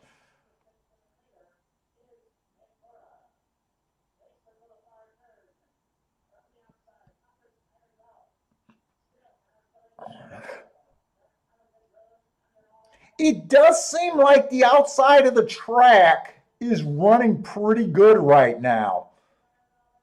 I'm going to say that, and it looks like this two got the nice trip, but the one was on the far outside, the six was on the outside. I think the six ended up winning that race, and I think the six probably could have won that race if he didn't by a little bit more. Uh, he got into a little bit of trouble, but at the same time, the two steadied also in that stretch run. I'm not really sure myself who won between the one, the two, and the six, to be honest. I thought it was the six live, but I don't know if I could trust my eyes. That's tight. I think the two is going to be third of the three. I think it's between the one and the six.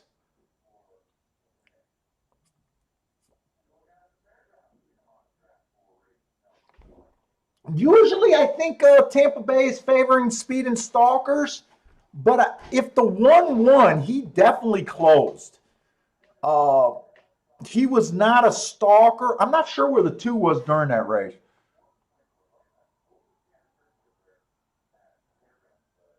Yeah, Randall. When I'm calling a track bias, a lot of times it's not all the way around the track. It's a small little advantage. Uh, it looks like the 6 won that race.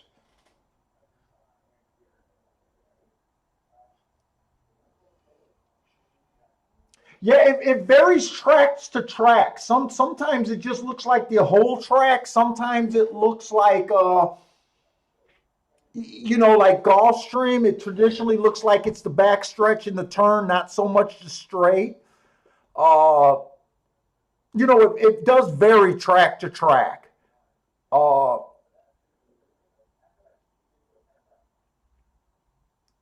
oh, they're not sure between the 1 and the 6. This might be tighter. I thought when he came back to the 6, he settled on the 6.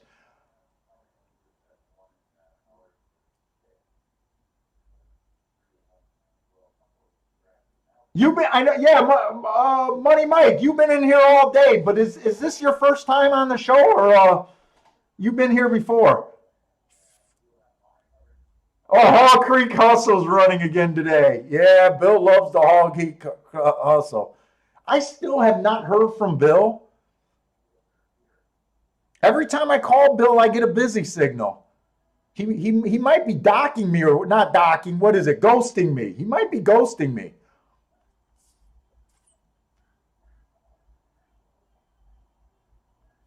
I'm assuming it's because of hunting, though. Me and Bill had not had any words or anything, so I think he's just fucking hunting every day.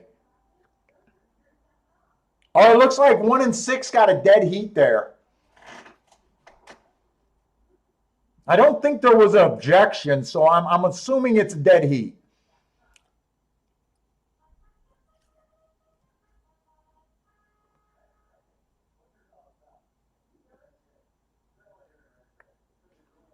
And 1 definitely closed.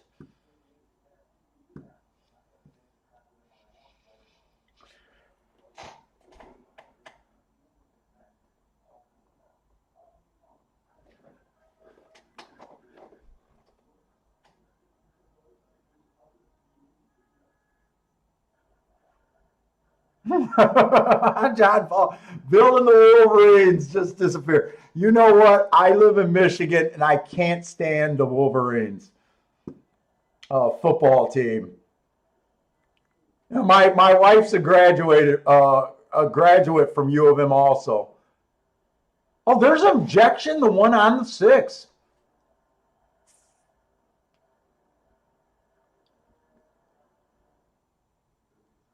Oh wow, look at them.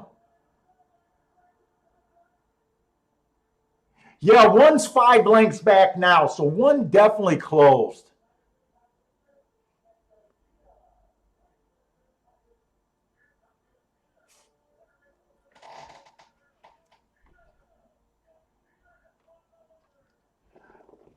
Hey, Richard, right now I would say Gulfstream, the Florida Circuit is my favorite track.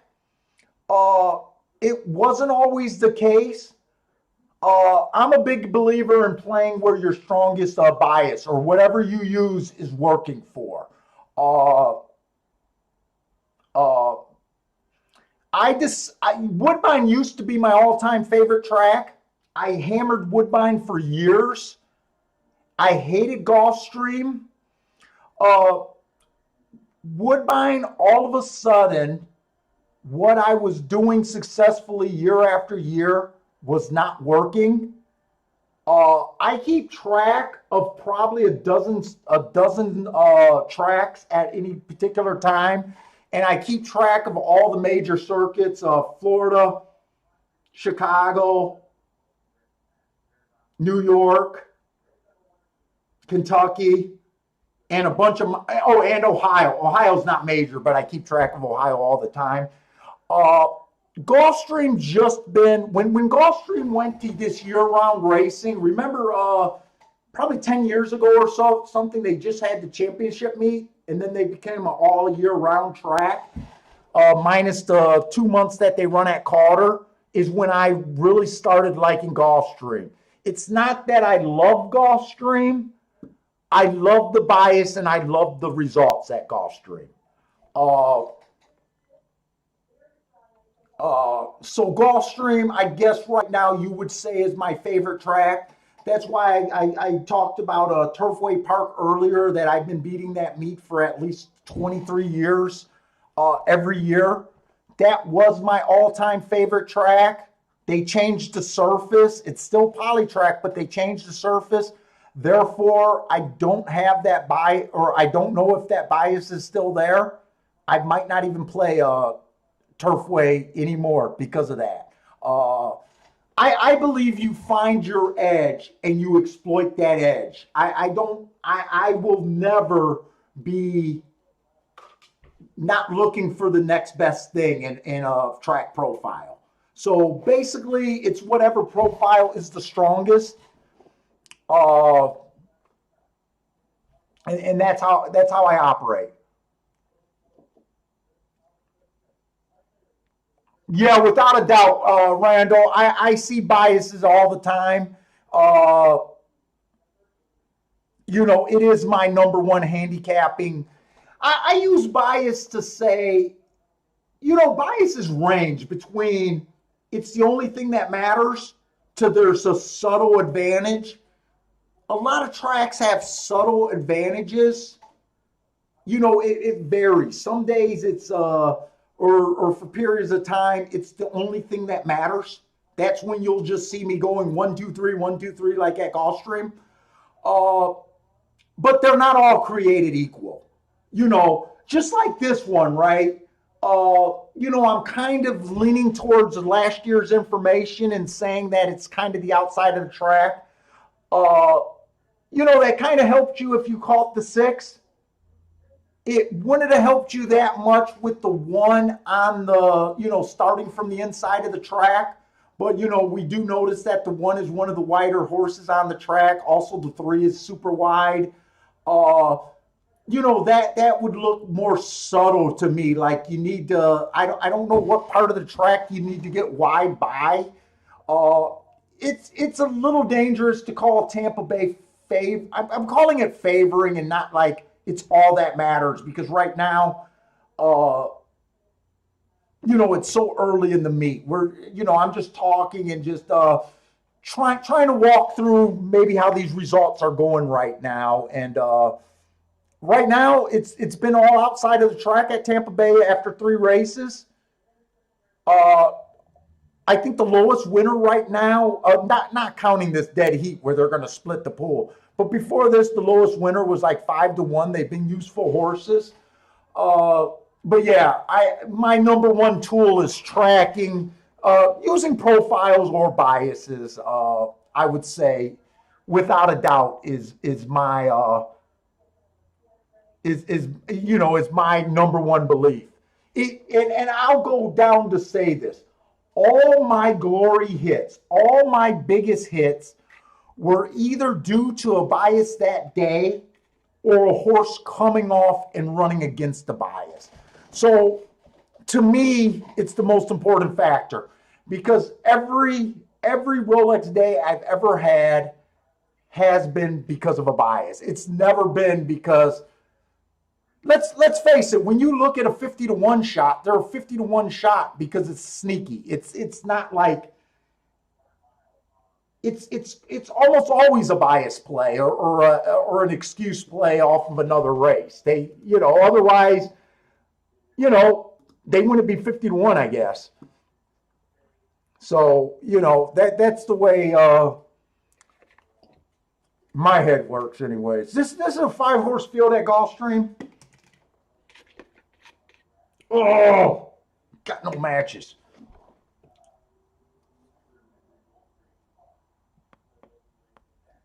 So automatically, I'm probably not that interested in a 5-horse field. It is on a mile. The other thing is an optional claiming 62.5. This is when I start not liking the races that much at Gulfstream at this level.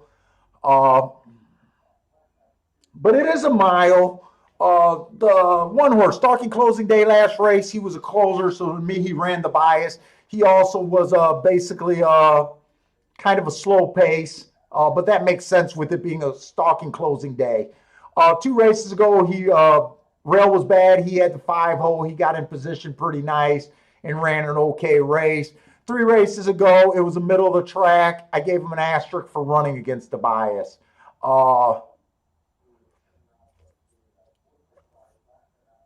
He does not look bad, but I haven't looked at anything else.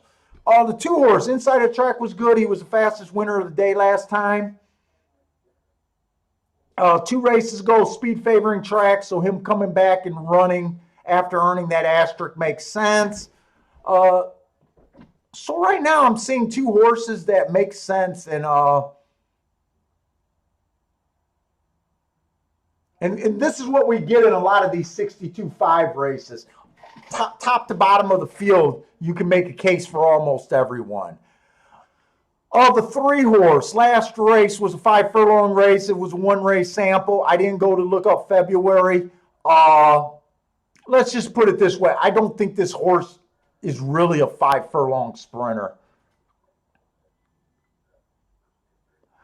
4 horse ran on a bad rail last race. Bad rail last race. He was on the outside, so that didn't affect him.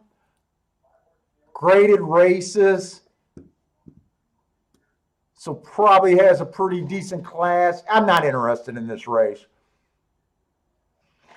And in fact, I'm just going to watch this race, and then I'm going to go get my torch.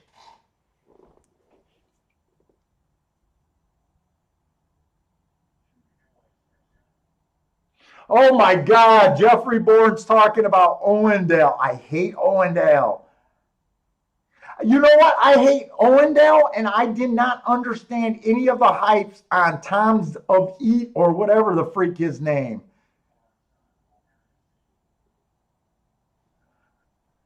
I hated both of them in the Classic.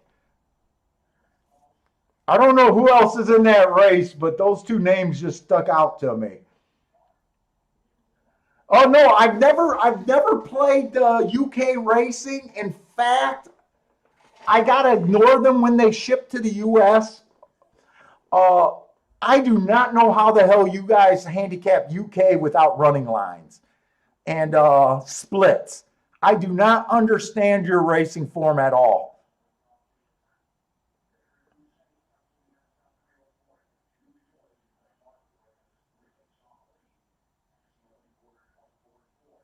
24-4 seems to be on the slow side, especially at this level. Oh, Code of Honor is also in the Clark.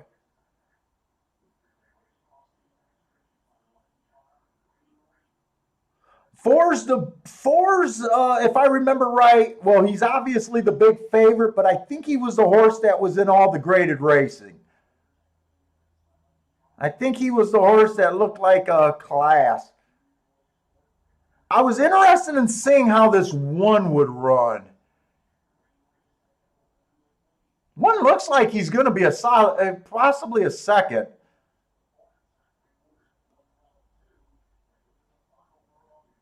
But that race is over. I'll be right back. I want to go grab my torch.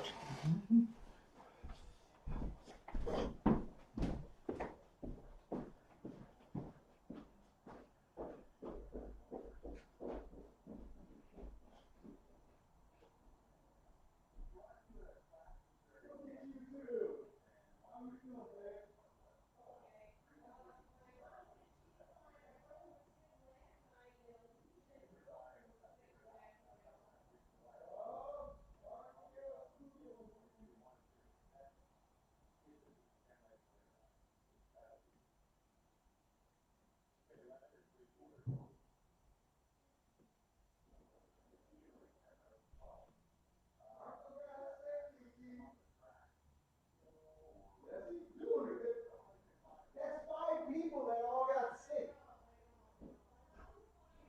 Oh, please. Your mom's from the old country. She got the stomach of a Third world country.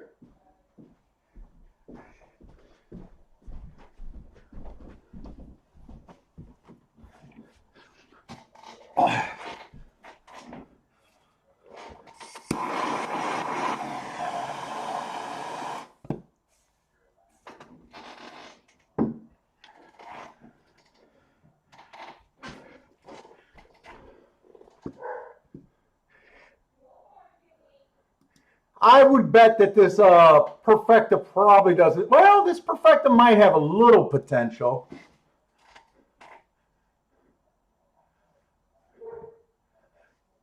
The one was definitely the horse I was most interested in watching how he run. I knew I wasn't going to play the race.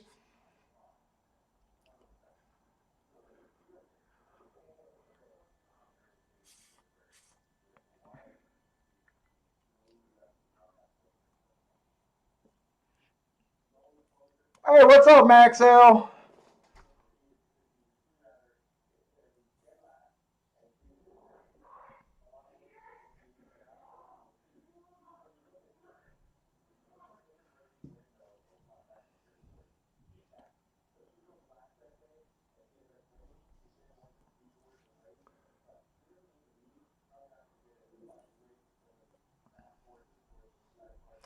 Yeah, the 4 I don't even think I had to mark with that.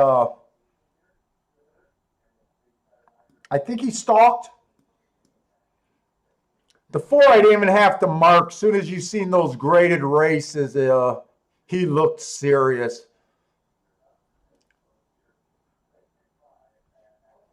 My guess is that Perfecta probably, if that Perfecta paid $25 for a dollar, it probably would have been worth a play there.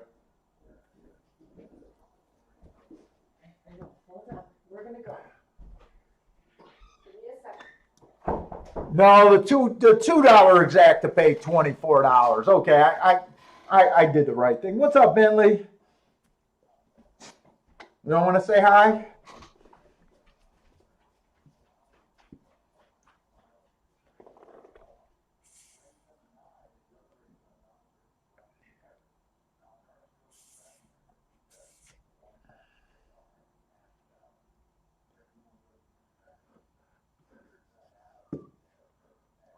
Who's the 5 in the next race?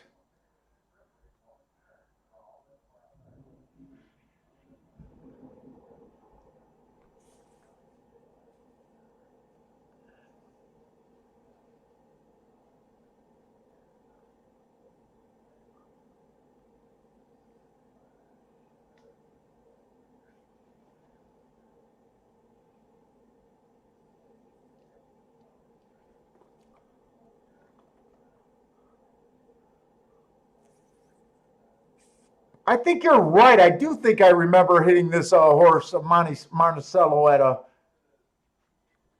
Marcelano, or however you say his name, at a big price.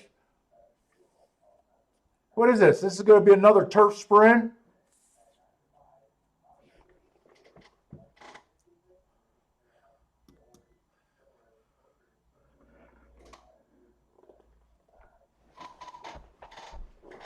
Warren's taking a shot at Aqueduct on the 2 horse. Good luck at Aqueduct.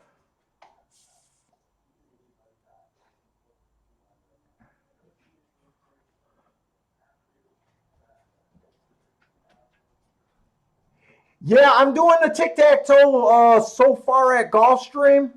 They've just ran on every freaking surface so far today. And it's just no help when they do that. This next race, this 5th race, will be the first race that we see another mark in where we might get a little bit of information. The only problem with it, they don't run that many turf sprints, so I bet that's probably the only other turf sprint today. We're going outside. We got 10 races today at Gulfstream. Oh no, we got one more turf sprint after the next one. Oh no, we got 2 more turf sprints. So actually, we might learn something.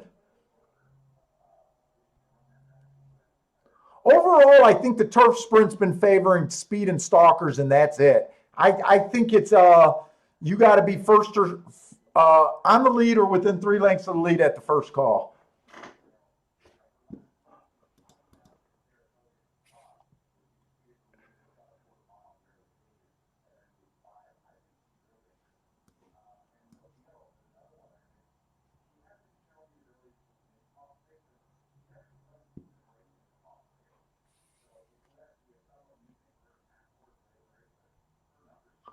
Okay, it looks like at Tampa Bay we're coming to the first turf route today.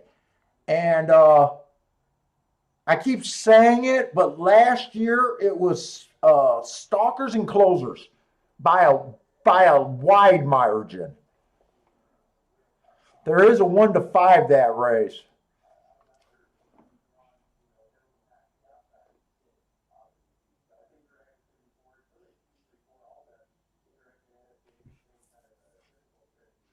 Yeah, that's the other thing. UK they do something weird with the you play only win in place, third counts as the place. And the favorite doesn't count the money down.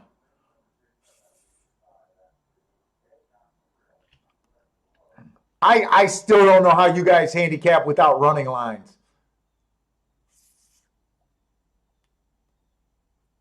I'm surprised there's not a company out there or a big better out there that charts the European races the same way we do. I would think that person, if he could get accurate splits, would have a big advantage over there because they don't even have running lines.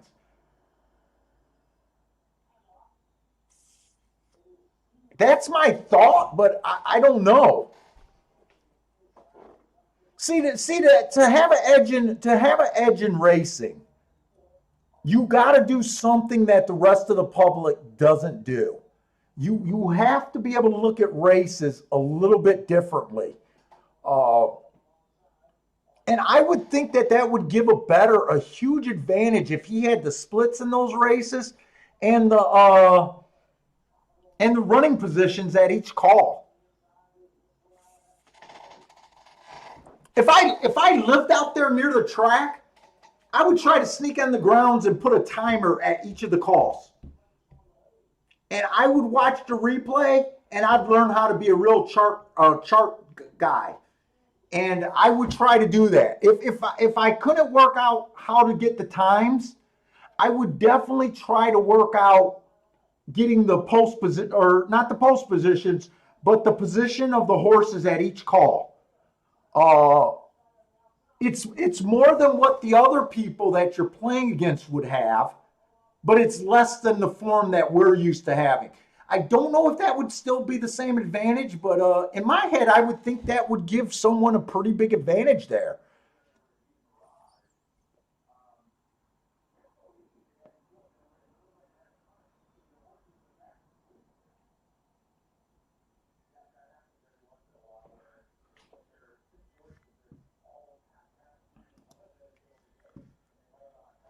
Javon nailed the exacta at Aqueduct. Nice hit, Javon. I don't know what it paid, but nice hit.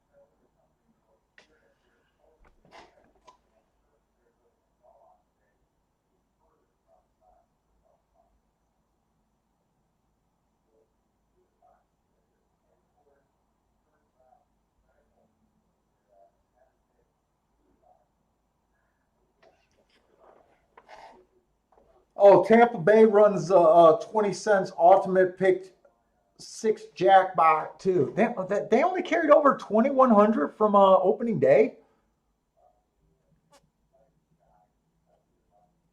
Hmm.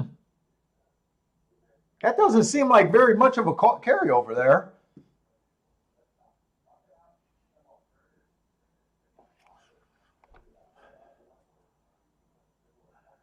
Yeah, right here at Tampa Bay, they're just it. The public already declared the eight the winner.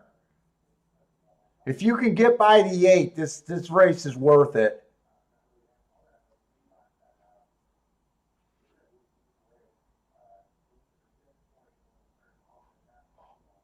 Warren's taking a shot on the seven at Tampa Bay. Good luck, Warren.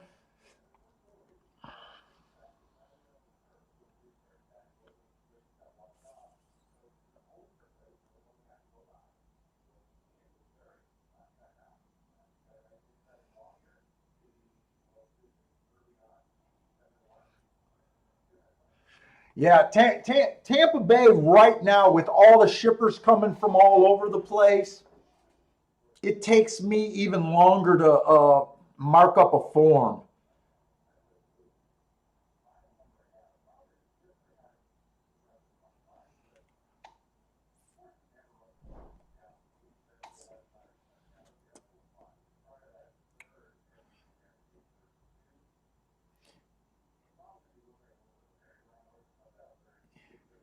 And I want to say on opening day, I think Gulfstream horses did pretty good over there. I think there was a few Monmouth Park winners. Uh, I think the four horse that I hit at 6-1, I think he was shipping from Monmouth Park. Uh, but I did see a bunch of horses coming from everywhere. The Tampa Bay horses were coming off a long layoff if they last ran at Tampa Bay. They seemed to be at a disadvantage opening day. Uh, Monmouth horses and Gulfstream were the horses that I thought did pretty good. I seen quite a few Delaware horses. I think I seen. Trying to think of where else they were coming from on the form.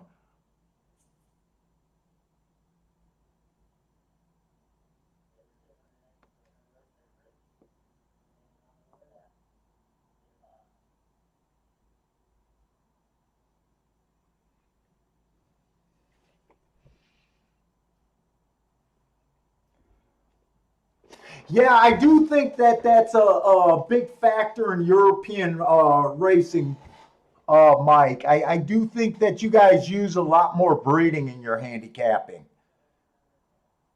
I'm not a big believer in breeding.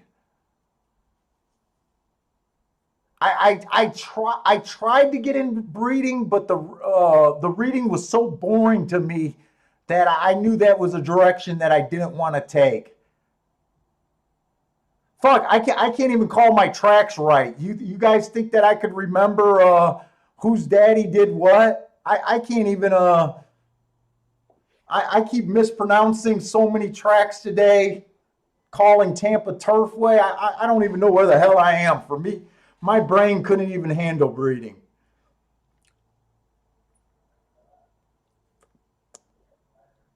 I can't get my numbers right.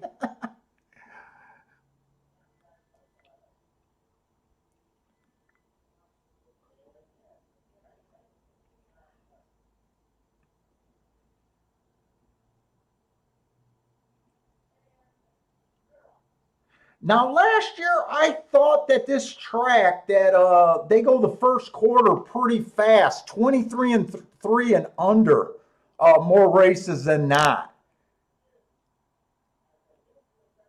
They went 23 and 2 this race, one a couple ticks slower than 23 and 3.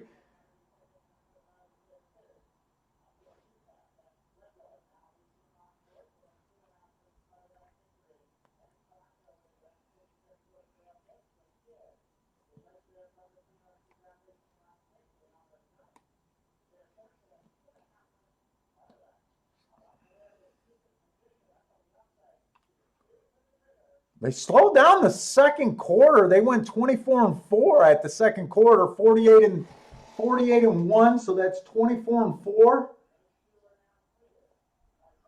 That's a breather in the race right there.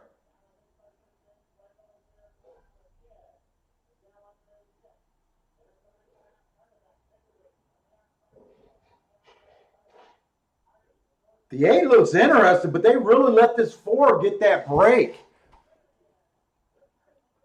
They really let this 4 get this break. 8 looks serious, though.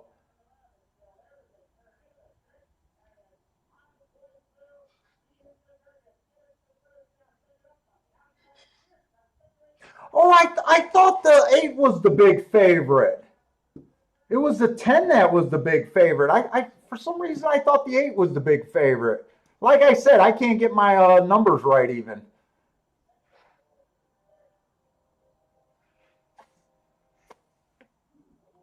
No, I'm right. The Tampa Bay is having issues with the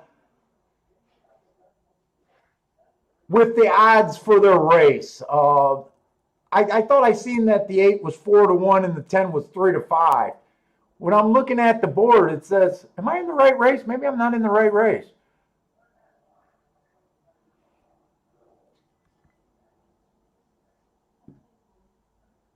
I think the 8's 3-5. I'm in the right race. The 10's 30-1. Yeah.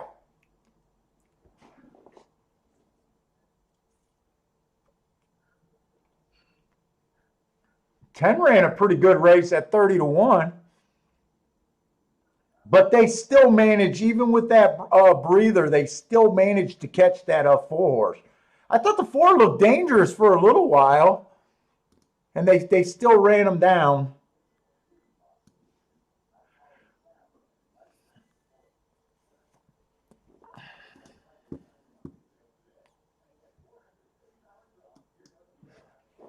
All right, we got 5 furlongs on the turf, claiming 12-5.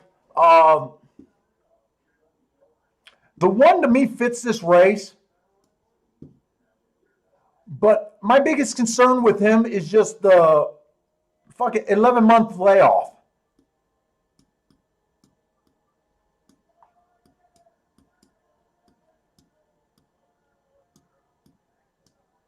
$11 months layoff is what concerns me with him. I'm going to try to look up this Mammoth horse. I didn't get to do my shippers, but let me come back to him. The 3 horse definitely fits. I'm looking for speed and stalkers here. I think you got to be either on the lead or within 3 lengths of the lead at the first call. The 3 went too fast to win last race. I love that race. 2 races ago, inside of the track was good. He had the inside. He was average. And 3 races ago, he went too fast to win. And 4 races ago, he went too fast to win. I'm a sucker for these type of horses. 4 races ago, he also had a bad rail when he went too fast to win. 14-1, I might be interested in this race.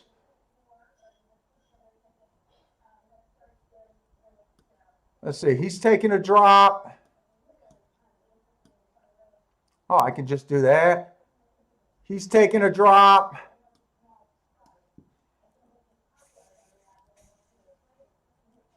Three does have a little bit of drawbacks. He's stepping back up, kind of. He's been at 6,000 for a little while. He's ran his last couple races roughly at this level. The 4 horse is another horse that went too fast to win last race. I like that race. 2 races ago, I like that race also.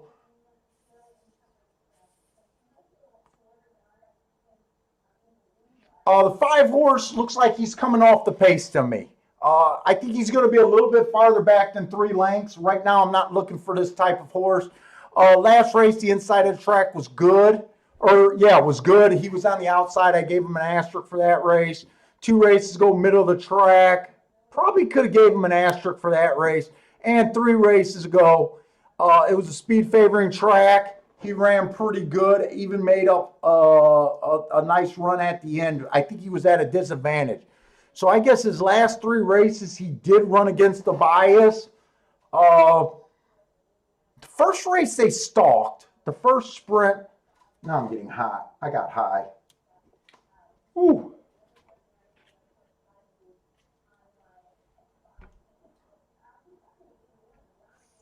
6 horse. Middle of the track was good last race. He had the 6 hole, so he ran with the bias that race. He was just average, slow, slow.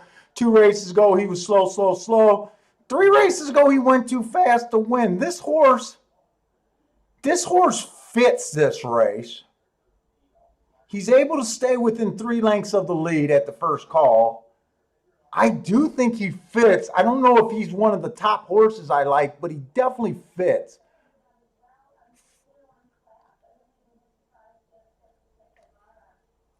Seven's coming from Press Style. I'll try to look him up along with that Mammoth horse. The 8 horse got an asterisk for running against the speed favoring track last race. He is able to lay close enough to the lead. 9, I think, is just going to be too far back. He borderlines could get in position, but for the most part, I think he's too far back. He actually has a little bit of upside because he's dropping.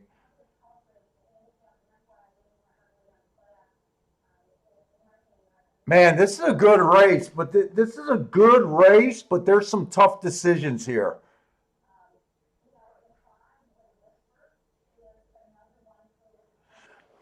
The 10 horse been running really good. I think he fits. He just, we don't see any turf races for him. 8-1, he's tempted. There's quite a few horses I kind of like here.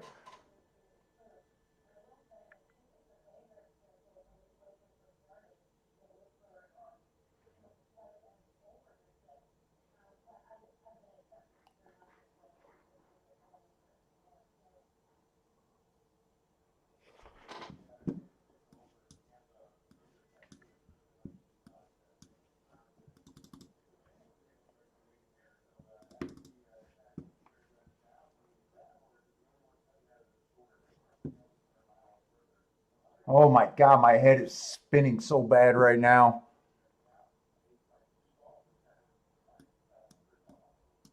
Average in his last race.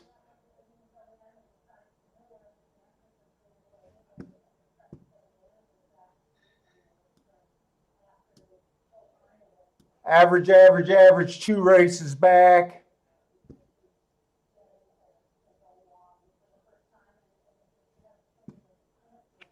This race does feel like it got quite a bit of speed here.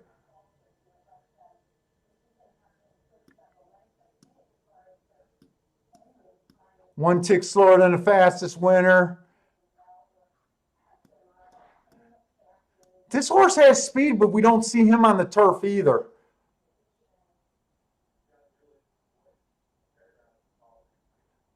This is a 5th race.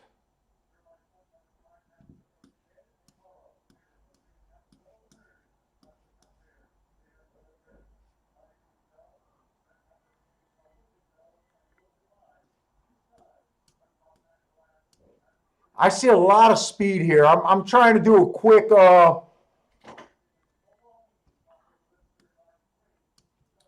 little pace thing on the tic-tac-toe board. I want to play this race. I want to go with a couple speed horses, but I do think it's loaded.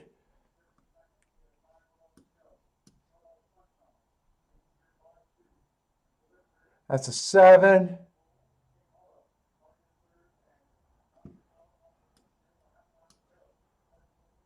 And I like a few shots here. I like this 6 horse.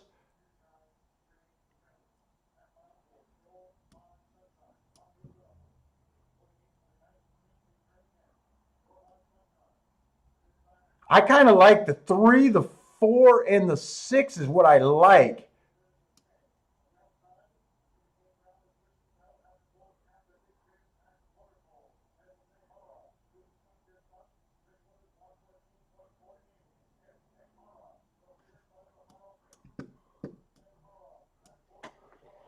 Three's definitely worth playing for me at 17-1. The 6 is also going to get money from me.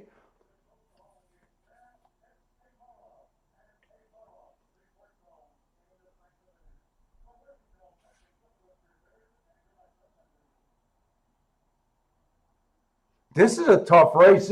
I think this is the best betting race of the day. I really should have looked up this Monmouth horse. I should have did the chalk. Let me try to look him up real quick. 10-10. One race sample last time he ran, of course.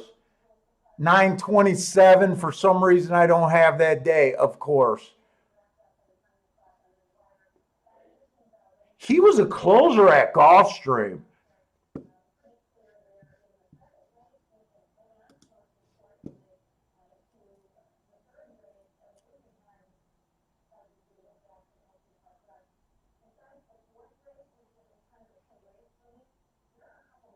I'm definitely playing this race.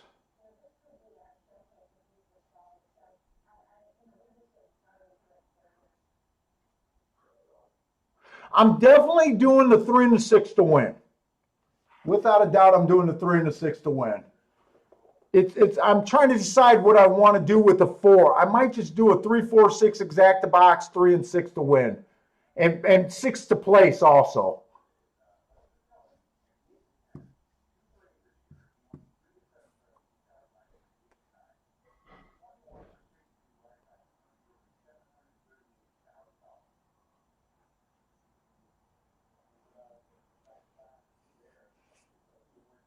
I might be reaching. I think the horse that I'm reaching the most for is the 6, though. But you got to play these 60-1s for the long game.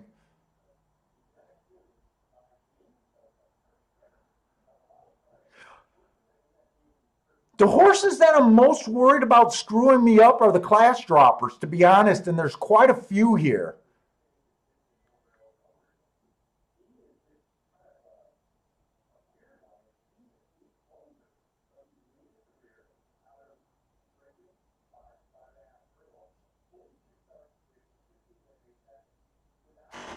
I got to get this bet in.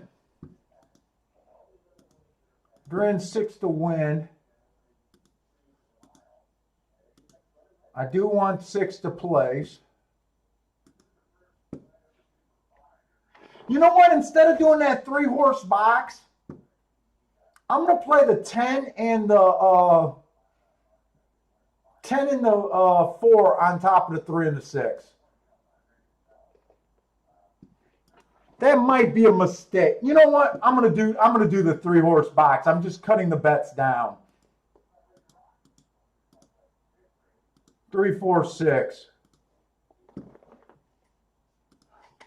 And again, I'm betting a race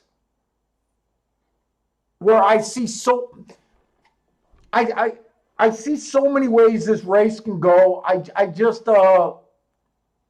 I definitely want to be involved in this race. I can't go for a major play here because there's a few horses like the 2-horse, the 1-horse, I just don't understand. But I got such good odds on the 3 and the 6 that I'm kind of forcing myself to play this bet. Yeah, I honestly think there's a lot of horses here with a decent shot.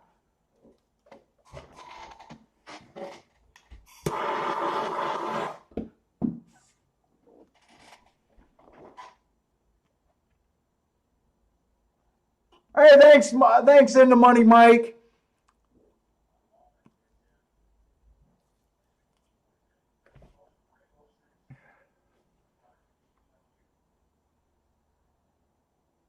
Come on, can this 3 or 6 get the lead?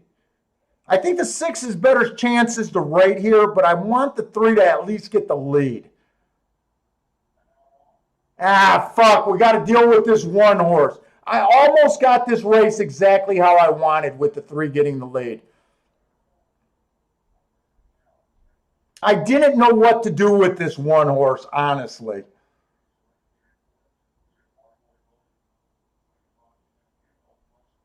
And they're going fast. They went 21-1 at the first call. I really thought the 6 would run a little bit better.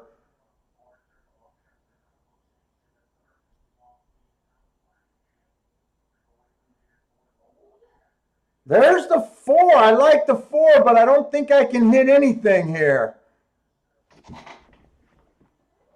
Come on, 4. At least make me look like I was considering. When I seen the 60-1 and I seen the 17-1, I wasn't that excited about the 5-1. Maybe I should have did a 3-horse Dutch, but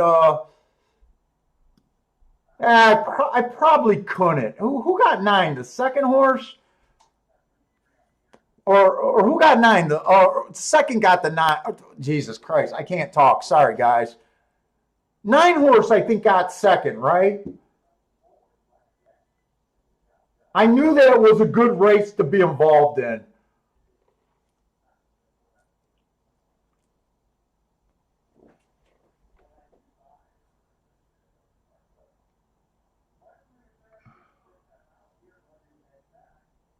Max L needed the 9. 9 ran good. I think the 9 got second.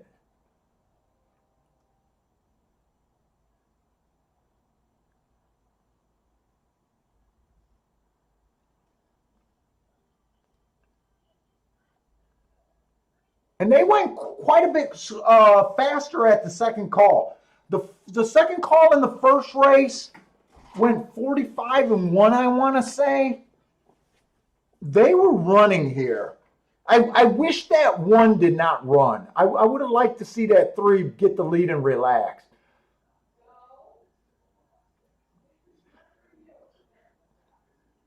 The 2, I just think the 2 and the 9 couldn't run. I just think the 2 and the 9 couldn't win. Mainly because they came from farther off the pace than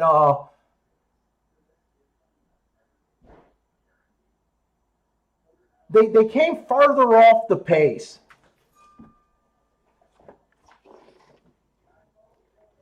They both ran good enough to be there, but I really think you're at a disadvantage when you're too far back at the first call.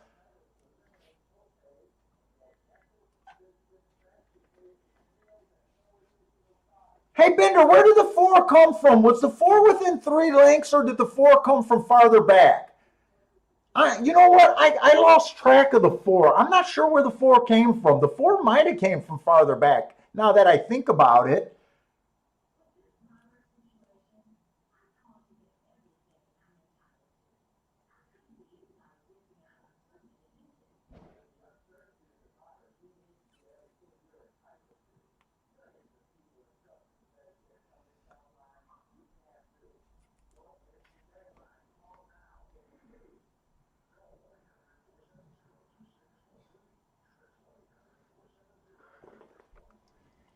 Hey, in the money, Mike, did you hit that perfecta? I think your comments said, well, wait, you said you're fucked. The 3 and the 4 and the 9 actually has a big chance.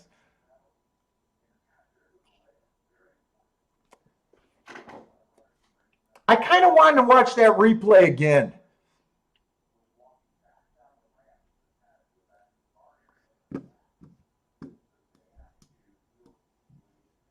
I'm not sure where I'm really not sure where the 4 came from. Maybe the entire pace collapsed there.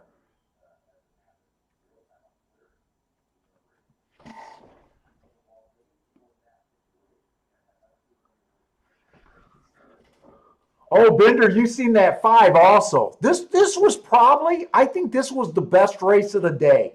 It probably wasn't the best race for me to jump in because there was so many things. But you guys know that I believe that when you see big numbers, it's okay. It's more okay to go for a race.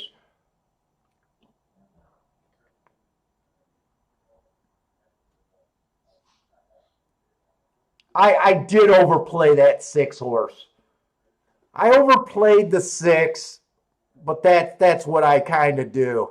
Honestly, the 3 and the 4 were the best 2 marked horses on the paper, for, in my opinion.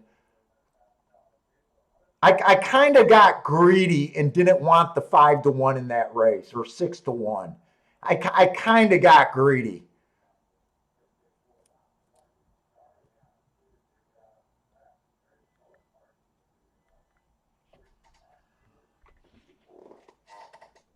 Oh, you did hit it, 349. That's a decent exacta right there.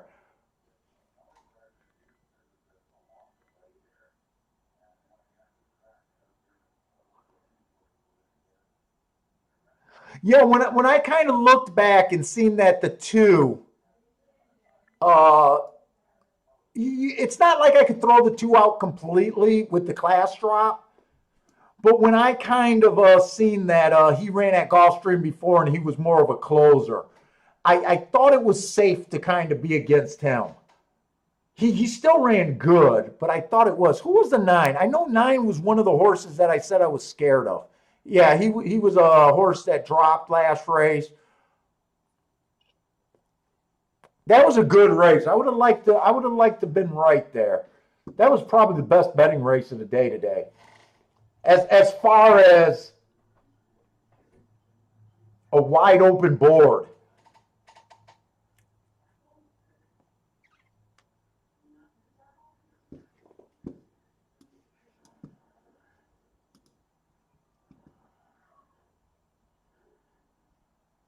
Here you go, Max.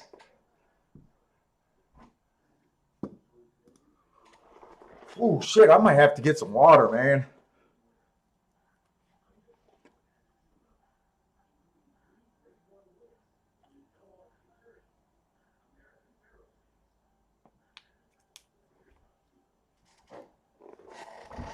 Oh.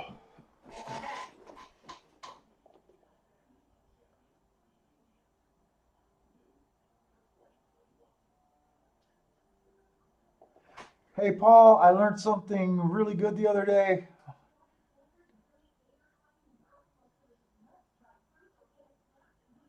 Yeah, Steve, that's a weird thing. I don't know how I picked that up. But yeah, you're right. In route races, I only handicapped the first 6 furlongs. It's part of the reason why I don't like speed figures. Earlier I said speed figures is final time handicapping. I honestly believe that all the running in the the first 2 calls, or in the route the first 3 calls, uh, are the important fractions. That's where I think you should spend all your time, uh, in the pace of the race, and not necessarily the finish.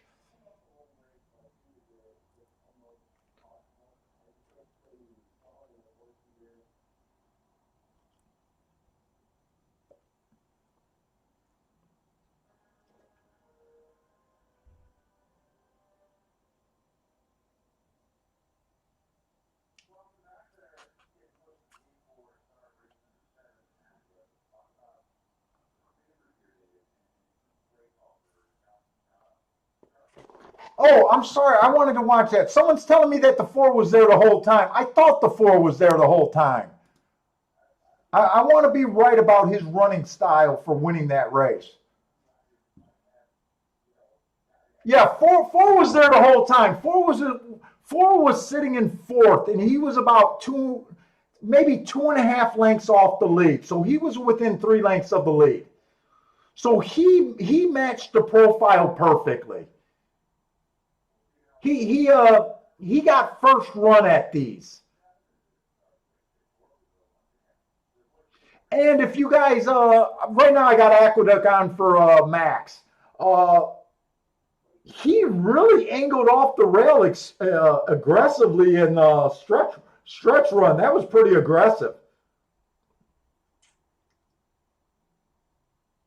The 9 was just too far back, and the 9 actually headed the 4.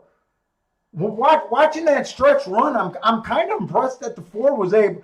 Now I know it hurt a few of you guys that like the 9, but the 4 really fought on to regain that lead. Actually,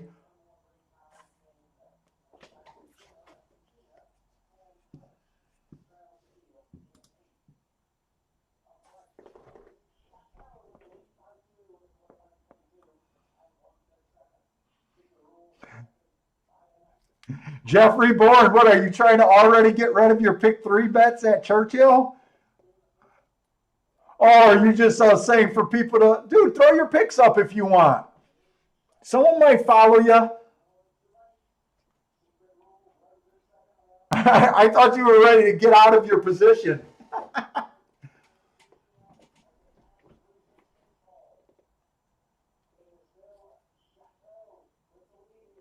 Well, I noticed that Max L did get the horse on top,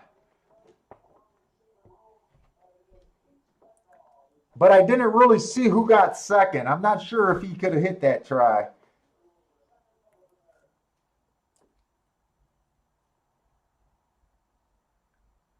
Seven. I know he was using the 4 and the 1. Did he hit that? Oh, fuck, Max. You just got it. You were so close.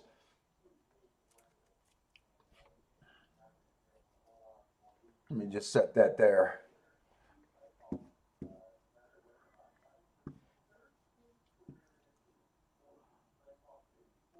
You needed the 1 to get second and not the 6 horse to get second.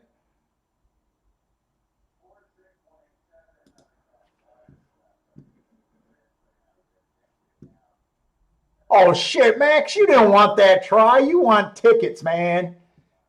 I'm looking at the odds. I know you don't want that try.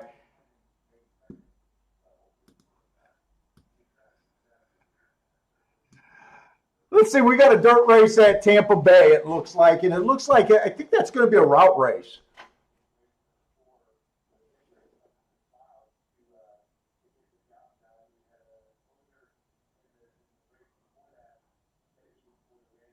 So 4 definitely stalked.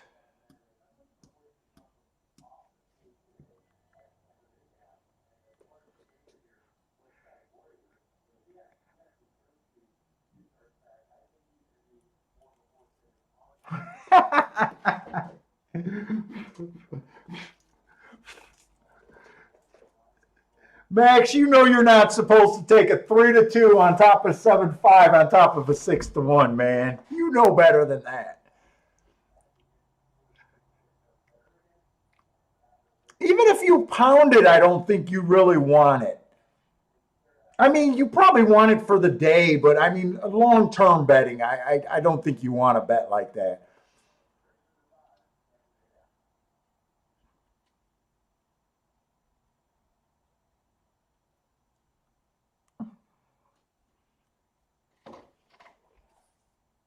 Max came in late last Friday and had a big day betting.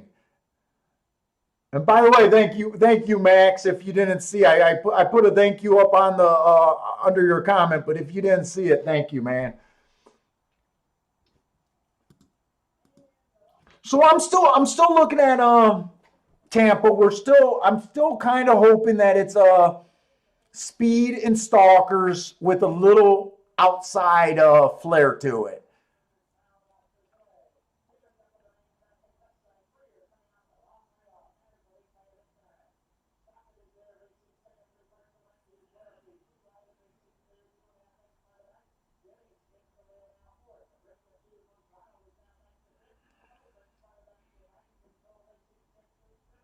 So if it comes in 3-6 or 6-3, I kind of like what I'm seeing at Tampa Bay.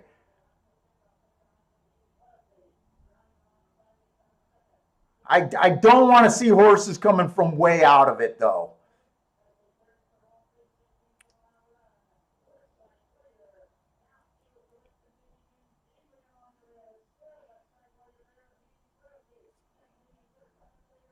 3-6.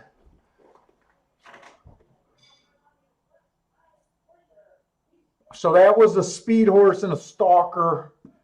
3 was a really nice price. I think 6 was just the favorite, but I think 3 was double digits over there.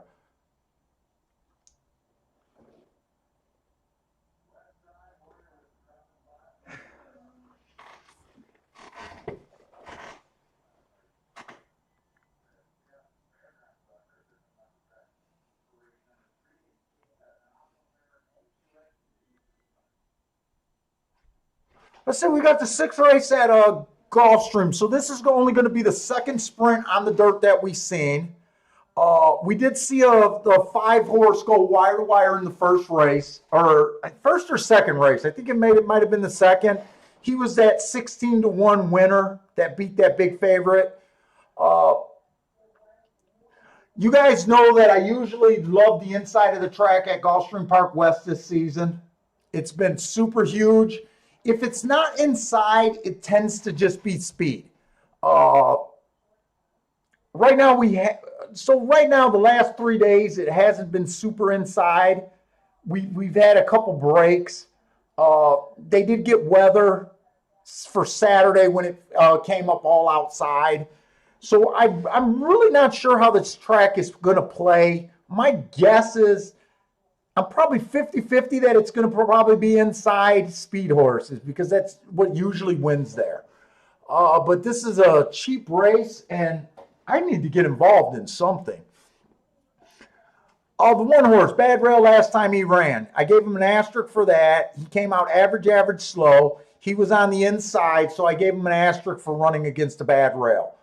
2 races ago, it was a speed favoring track. Remember, when I put it's a speed favoring track, that means almost every winner went wire to wire that day. And even though this horse came out 4-by-1, the track kind of played like a merry-go-round. So I think he was at a disadvantage that race. So I kind of like those 2 races. Let's see if there's other speed there. The 2-horse has been running against the bias for the last 3 races.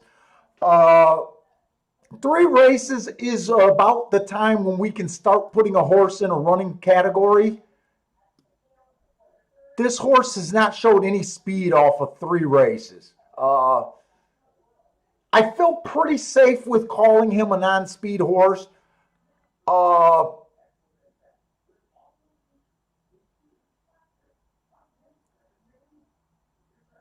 I feel pretty safe with calling him that. The 1, it was a Bad Rail last time he ran. It was an early pressing day. He gets an excuse for just being too far back that race. It was also his first race out. He's making a dip in class. I can't get to this horse for a bet. It's more dangerous to lock him into the closing category off of 1 race. But I can't get to him. I'm not interested in him. The 4-horse, inside speed favoring day. He was on the outside. He rated. I gave him an asterisk for that race. He wasn't able to run his best race. 2 races back, it was an inside track. He was in the 5-hole. I gave him an asterisk for that. And 3 races ago, Bad Rail. It was an early pressing day. He was in the 8-hole. That's his best race where he was kind of running with the bias. Kind of hard. That was the only race that he showed real speed. Other than that, he looks like a stalker. I guess if he goes to the lead, I like him here because there's not speed on the inside except for maybe the 1-horse.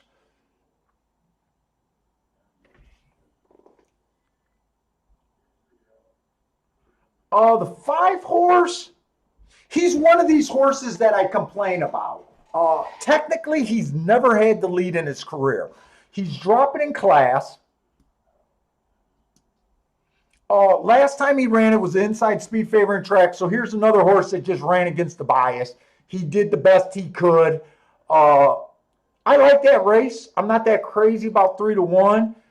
2 races ago, he did look like he was trying to go for the lead. Technically, did not get the lead. He did earn a triangle for being fast at the first call that day. And then the first race, he ran against the bias. It's kind of hard to judge him. I would not be surprised if this horse can grab the lead here. But I'm probably going to just try to bet the 1 trying to beat this horse. And the 6-horse, God's honest truth, I do not get the betting on him. I do not get why this horse is 5-2. He did have an excuse last race. They're probably betting him off of Kathleen O'Connor. He's on the far outside. Let's just say we know that post 1 through 3 is winning like 51% of the races so far this year. I'm going to take a stand against this horse. I honestly don't understand. I'd be more willing to bet the 5 at 5-2 than the 6 at 5-2.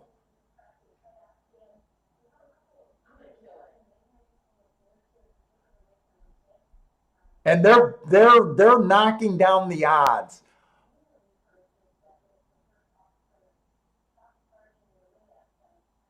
I think here I'm going to do. Oh. I was just thinking about doing a 2-horse Dutch, the 1 and the 4 here. But then the 4 flipped down to 3-1. I'm probably just going to bet the 1 at 5-1. I'm going to ride this rail one more race.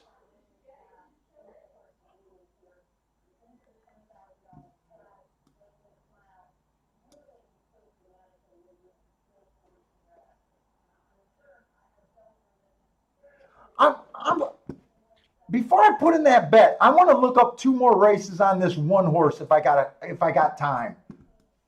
I got to be careful here, but I'm a little curious about those 2 July races, if those were fast at the first call. I'm a little curious about that.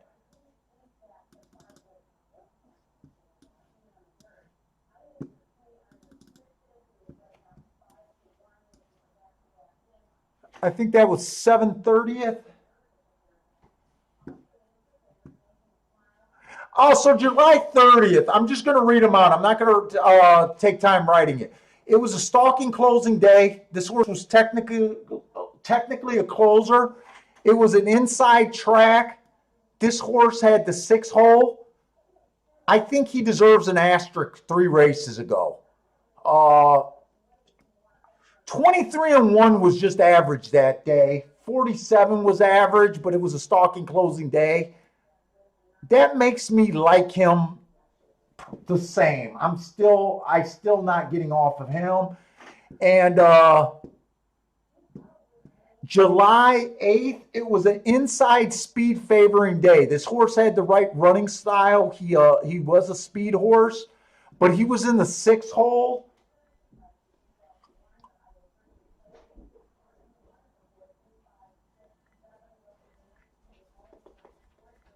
And they're really taking the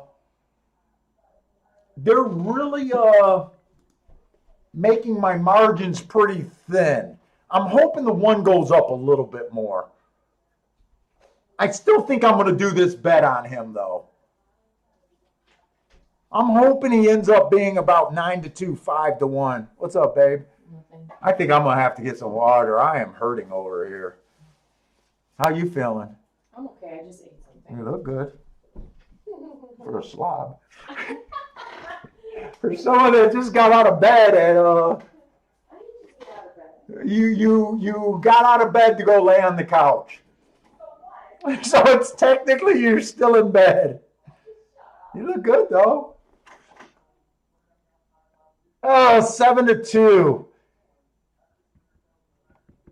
They're taking all the glamour out of this bet. I think I'm still going to drop this bet, though. I think if he drops down to 3-1 and 5-2, I might just sit out this race. But I'm trying to get something.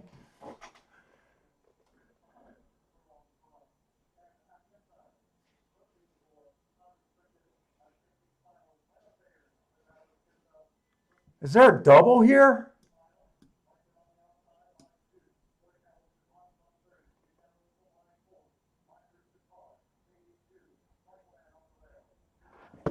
I'm going to hurry up and glance at doubles. I'm really cutting it close, though.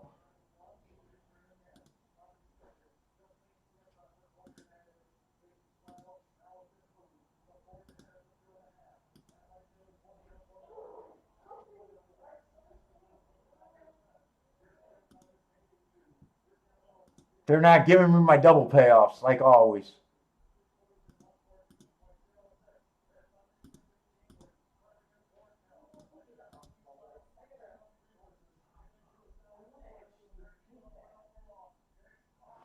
Dude, it's double. You know what? I'm going to cut down my win bet on him. I'm going to do a couple doubles here, too. He's 3-1, so I'm cutting down my win bet. I'm still going to put the win bet in.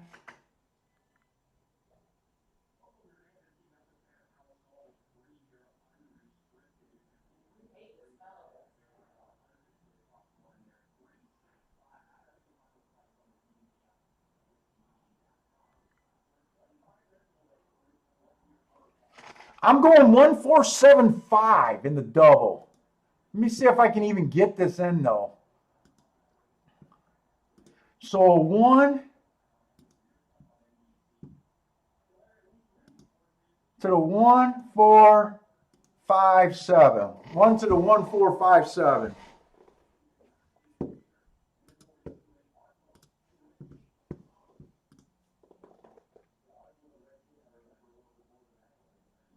I cut this bet down though. I really wanted 5-1 on this horse, 9-2. I think the real contenders are the 1, the 4, the 5. Wow, I did not think this one would be dead last. Ugh. I don't like this at all.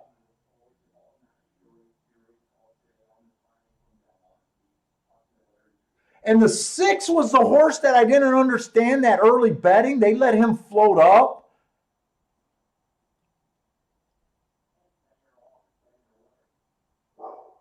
I'm in big trouble. I don't see a scenario where this horse can come from this far back. I don't know how this 5 or 6 horse gets tired after this lead.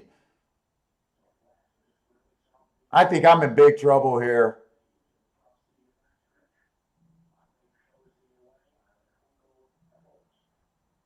Ugh.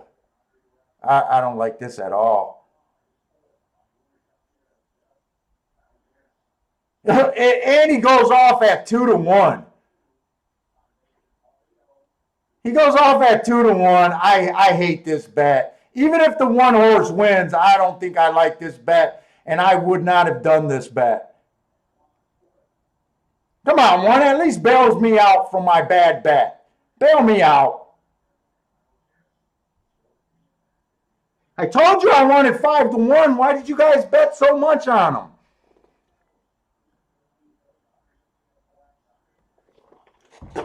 I'm blaming you guys. Max L joined me. What did you do? Put all your winnings in on a Max?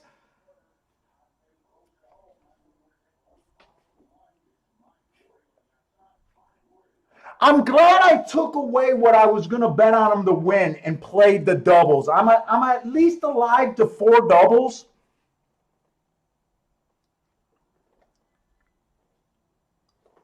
Boy, I watched that race, and let me tell you, 80% of the race, I honestly believed I had no shot in hell that race. 80% of the race, it wasn't until probably the last 100, maybe 200 yards that it even looked like the 6 was giving it up.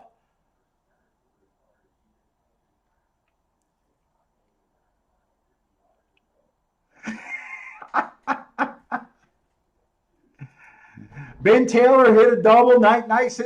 Oh, that should be a decent double. The 4-horse won the race before that. Boy, I did not feel good watching that race. If I had tickets, there might have been a chance.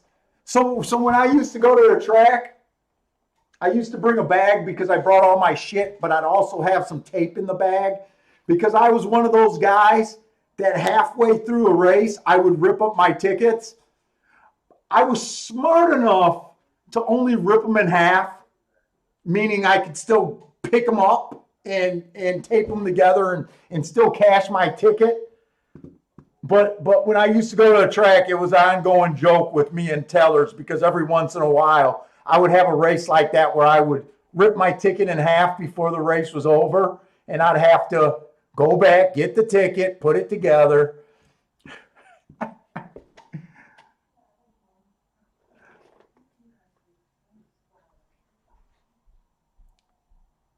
Well, it seems like all the late money was right money there.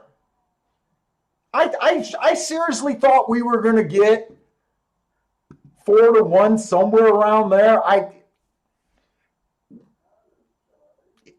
There was no way I thought that race would have gave us a 2-1 winner on them.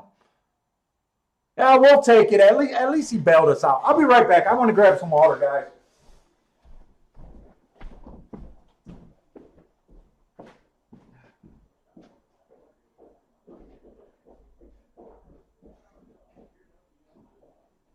Hey, handsome.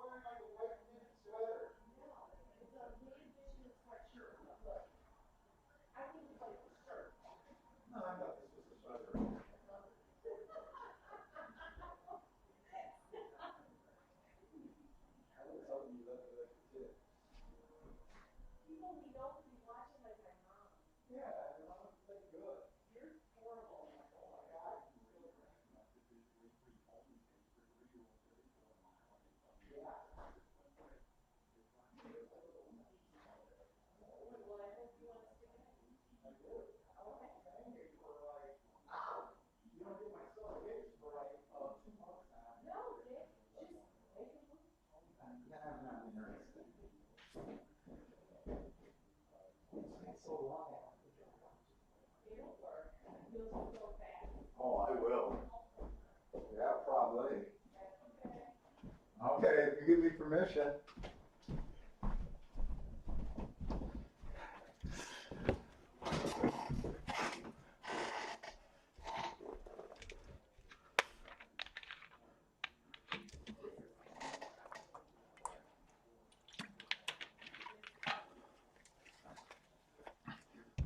Hopefully they didn't crush the doubles.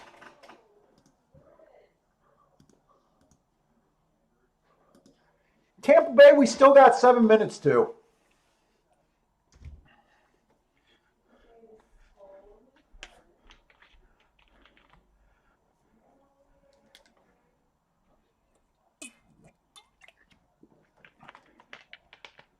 Oh man, you know what, Jeff? I've never developed a taste for beer. And I did not start drinking until I was like about 22, 23 years old.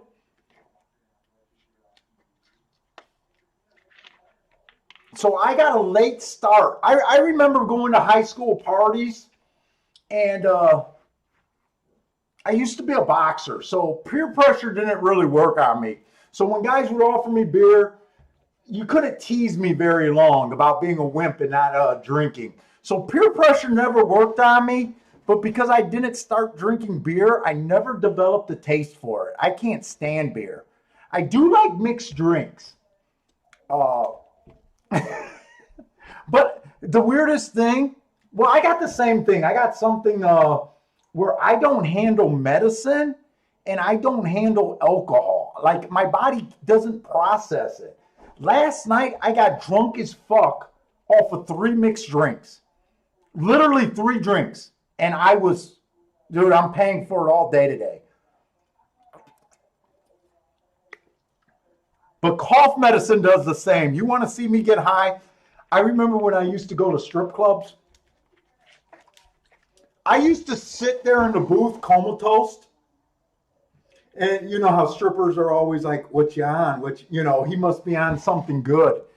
You want to know what I used to do for my drug when I'd go to like a chill strip bar? You know, that's mostly where you sit and just chill. I used to do NyQuil. I used to take NyQuil before going in there and just drink a drink or two, nurse a drink or two. And everyone used to think I had the best shit, but no, it was just me on NyQuil. That's my chill drug of choice, NyQuil. No, just telling I don't go to a strip club because I like my wife. This is before my wife.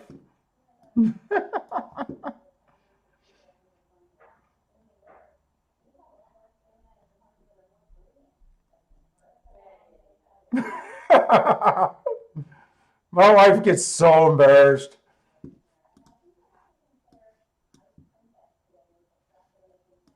Let's see, I'm allowed to the 1, 4, 5, and 7 here. Jesus Christ, with 4 horses, I better take this down.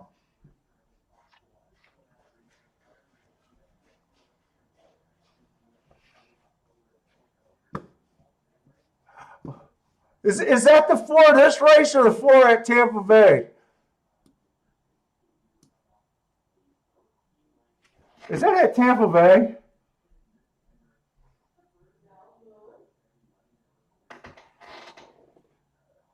Oh, at Aqueduct. That might be the word play or the hunch bet of the day. I said I still like my wife. There's a big long shot. You know what? I'm going to put $5 on them. Unless they're going in the gate now. Is that this race? I'm going to put $5 on them. I usually don't do that, but that's good. My sweet wife.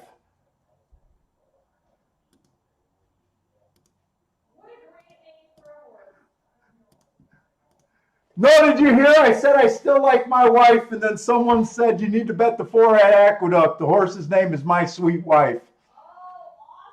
Yeah, that's the wordplay bet of the day. It's not a real bet for you. No, I just did $5 on it.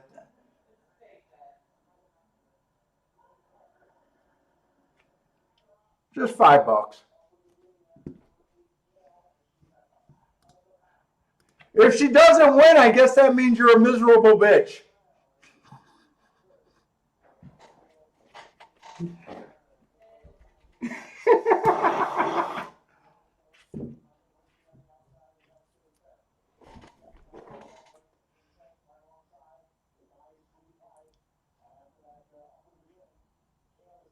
Yeah, she's way behind, but you know what? My wife always walks behind me too. She's not allowed to walk in front of me. I'm just joking. I'm trying to piss her off in the other room.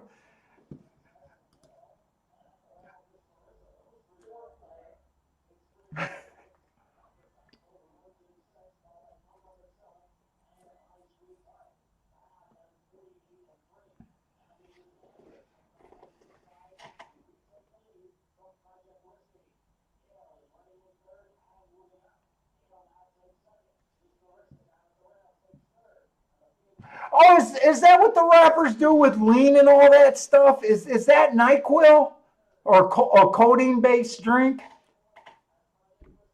Dude, this is going back to like the 90s, pretty much all the 90s.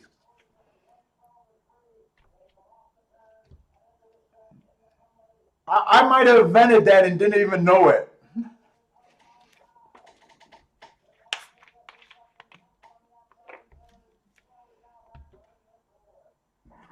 They throw Skittles in. Oh, I like Skittles.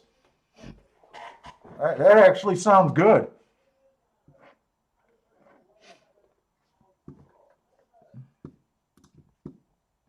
All right, my sweet wife didn't hold up, but my wife is still sweet.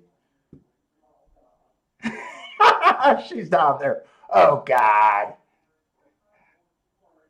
Oh, God, this bullshit. Oh, she says tomorrow we're having our godchildren over and their parents, and my wife is talking about grilling some crab legs. Yeah. Did you call to make sure they like crab legs? Oh, hell yeah.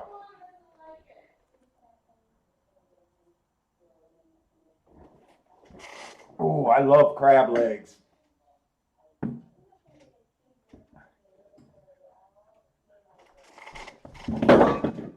Oh, fuck it. Okay, here's another turf race, another turf route at Tampa Bay. We're still trying to gather our notes, still trying to see how we might approach this Tampa Bay meet. I think we only seen one other turf route today. They did come off the pace. I think they did close.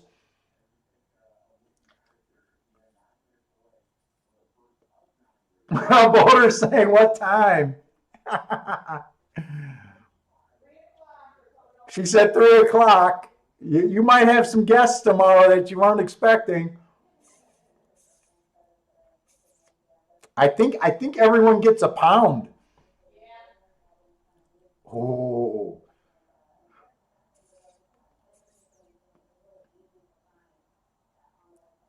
I cook them on the grill too. Oh, they're so good.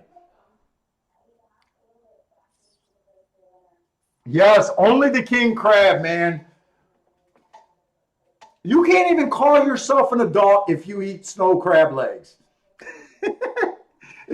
Once you have king crab legs, you can't go back to snow crab. That's the kiddie menu, in my opinion. Man, she gets them from Costco, and they're like this. And try not to get the claws. They're too hard to deal with, the claws. I like those long legs, where the legs are like that long for one section, not the whole leg. The whole leg's probably like that. Oh my God. I'm gonna have food dreams tonight.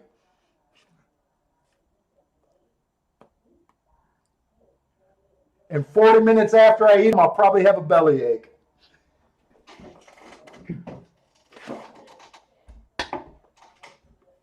But crab legs, probably some of those golden butter potatoes and oh, you're roasting. Okay. I prefer baked. I prefer baked potato, but I'm not going to complain. And some nice Jackson Cokes. I will be we'll be in a good celebrating mood tomorrow. Let's see. Cole is taking a 3.58 at Tampa. Jeffrey Bourne is looking at the 3.4 or 10 at Tampa. Good luck, guys.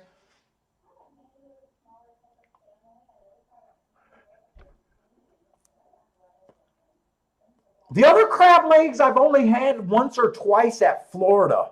In Florida, I want to say they're called stone crab. They eat them cold, but they're really good. Stone crab is really good. It's different, but it's, ooh. Get a nice bib. Oh. And I did notice the other race, I said they go pretty fast. 23-3 is common and even faster.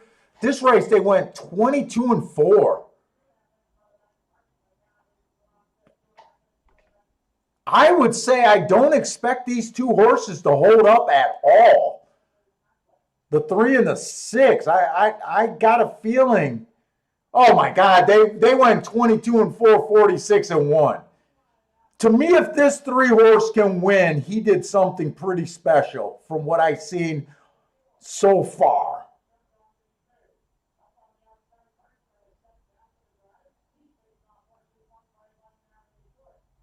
Oh, he's holding on pretty good.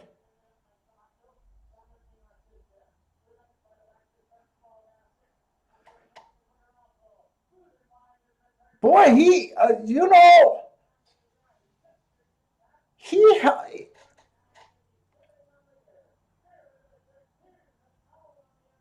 they ran him down, but to me, those fractions are what he was running against.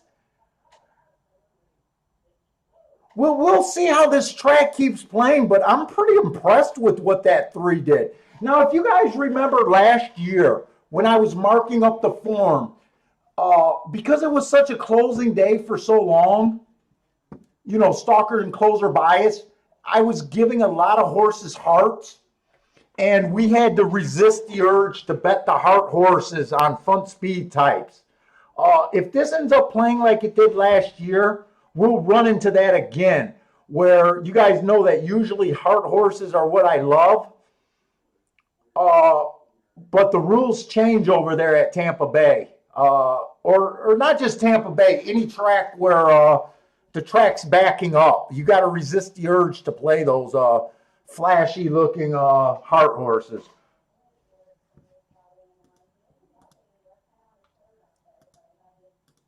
Steve B got the final, or not the, he got the exacta over there. Yeah, the one did do a pretty eye-catching move.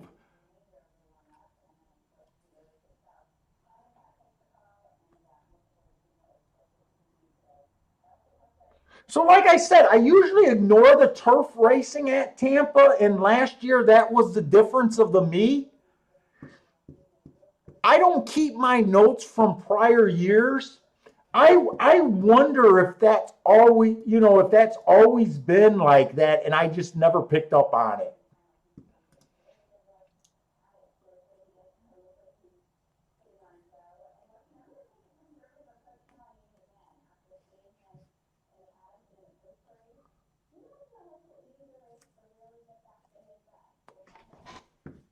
So we got the 7th race here at Tampa, or Gulfstream. I'm just alive to 4 horses here. I want to even see if those doubles are are that good anymore.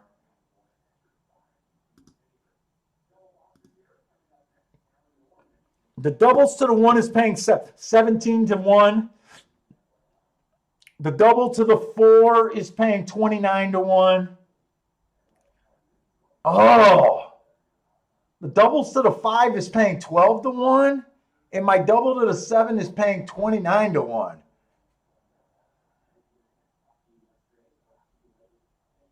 You know, a lot of times when they bet a horse late, like they did that one, when I glanced at these exactas, I don't remember them being that low.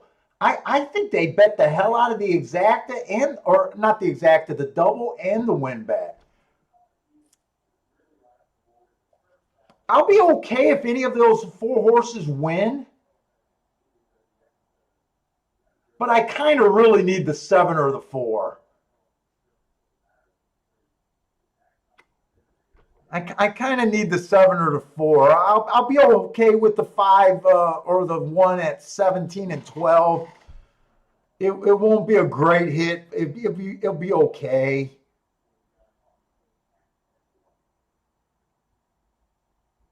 If the 1 or the 4 wins, it'll put me up pretty good for the day. Not a great day. I mean, you know, it'll put me up a couple bucks, few bucks maybe, couple bucks.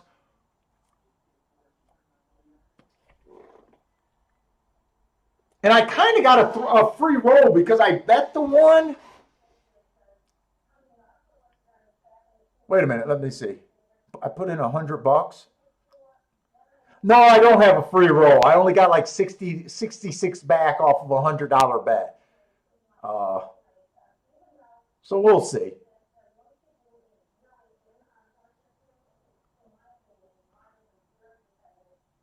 Well, if the 1 wins, I get another 320 back. Yeah, I'll be okay no matter what happens.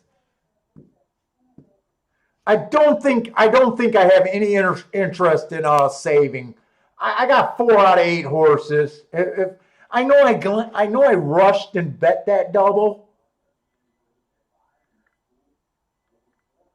Let's just go through it. The 1 horse does look like a stalking closing type. I do kind of feel like stalking closing has been the way to go. I definitely wanted to be alive to him. The 2 horse, if he beats me, he beats me. I could not have the 2.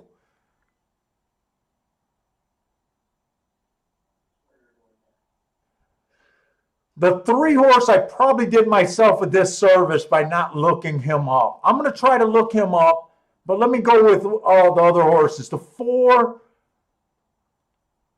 I do think he's overall kind of a. He wired one race, or he tried to go wire to wire one race. He stalked another race. He stalked another race. I'm hoping. I think he's going to be a speedy or stalky type here. The 5 horse is the worst double. He looks like, he's not set in his running style either. 7 looks like the dedicated front speed.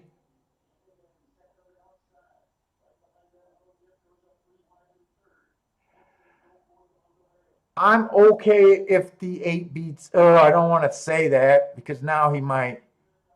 The only horse I really want to look up is this 3 horse at Arlington.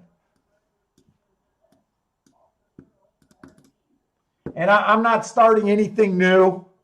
Obviously, I don't have that strong of an opinion this race. I kind of just had a single last race and wanted to go wide there, so that's kind of what I did.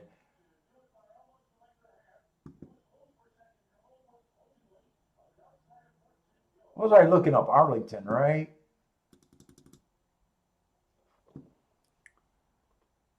The 3 has been off a pretty long layoff. 821. That was an outside day. Outside day that day. He had the 4 hole, so it did say he saved ground on an outside day. I'm not going to give him an asterisk.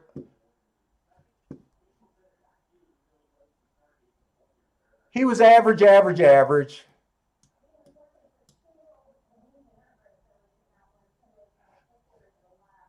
And I'm going to look up that Belmont race too. That Belmont race, honestly, probably not going to tell me that. Well, that was a 7 furlong race. Let me look up that race.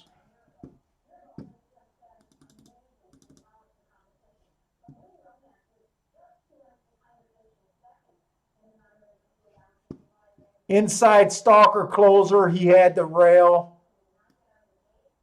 Oh no, that was a 1 race sample.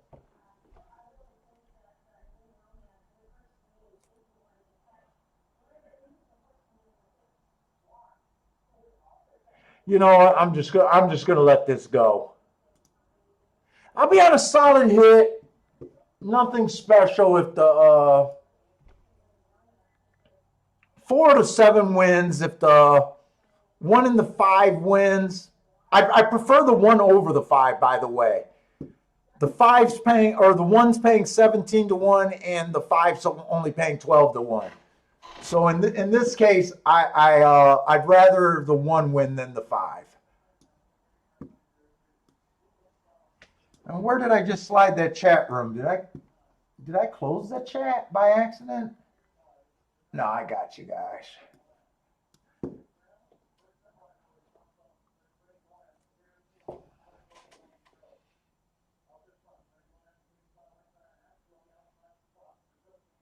Frankie Tubbs is taking a super vet right here. 6 and 5 he's keying off of. 6 and 5, 6 and 5 with the 8-3 with the 8-3.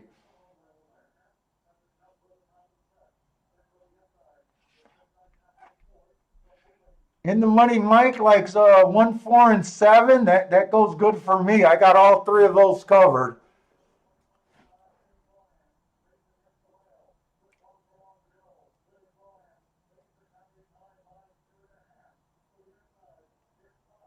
Hey, what's up, Elliot Bat?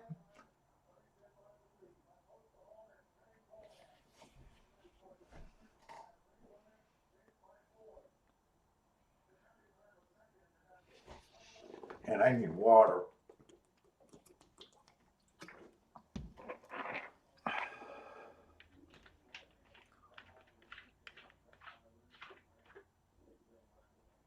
What was that? The 5 on the lead, huh?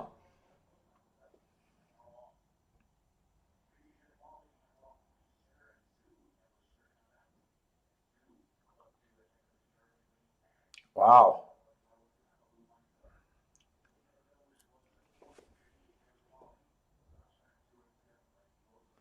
23. They at least went solid for me.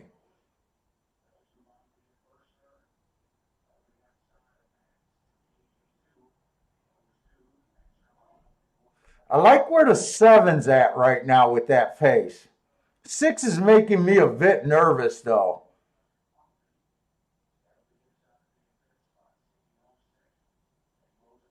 Wow, my 4 and 1 are nowhere to be found.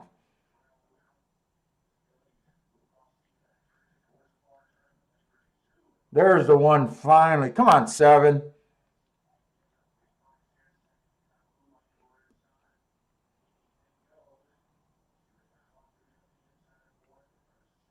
I don't know. To me, it looks like the 5 got this pretty much in control right here, doesn't he? I think the 7's just up and down for second. I think the 5's gone.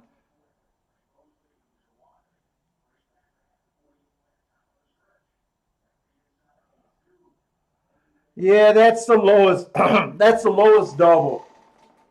Yeah, I'll make a profit. It's not great, but all right.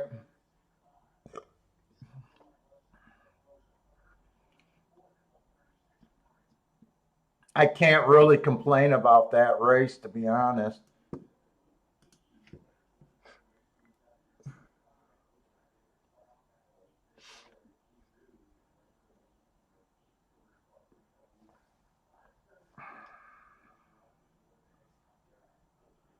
I think the one kind of closed there 2 races ago.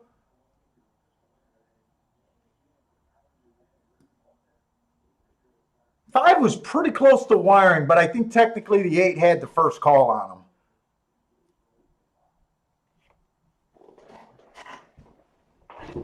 Whoop. I just kicked all the cords.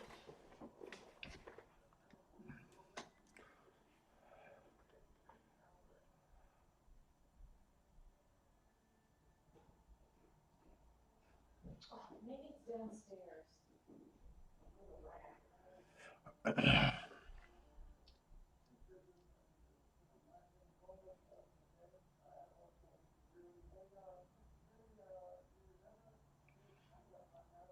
Oh, I think he came in 5.71. I think got third.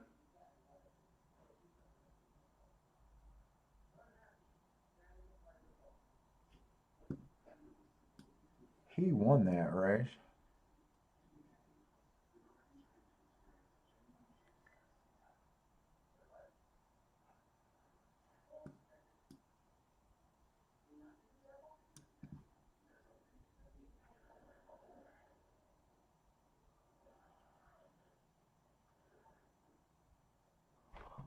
Four is the only horse that I used that didn't run, but all right. I hit kind of a chalky double there. Oh, the 2 got third. I didn't see the 2 beat that one out. Ugh. Well, I guess it's better than a loss.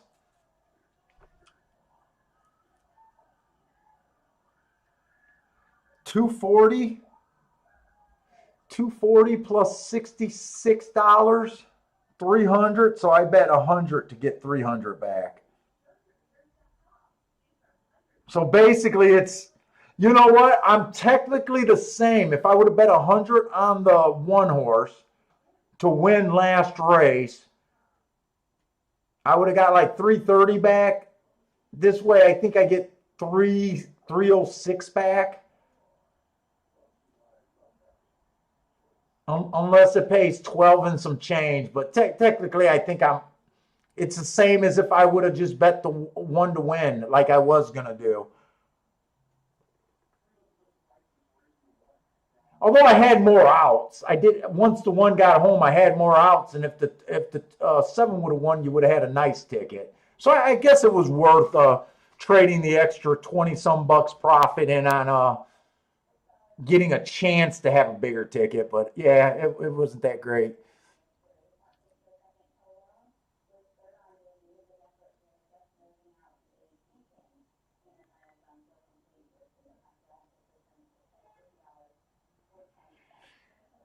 And for every four, if I just bet the double, every $4 I bet, you get 12 back. So that, yeah, that's 3-1. But I did bet 20 to win on that one last race. Yeah. All right, whatever. It all ends up to being roughly the same amount, no matter what I would have did in those two races. I wonder, did this exacta paid anything? No, it was just another 12-1 exacta, basically. $25 for $2. So yeah, like 12-1. I was thinking maybe if I didn't do the double and just bet the 1 to win, maybe I could have came back here and hit the exacta.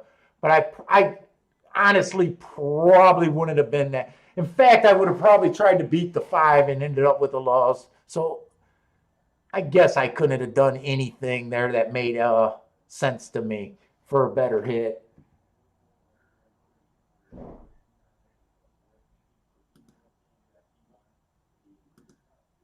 Let's see, I'm just going to throw on an Aqueduct race because I think we got tons of time now.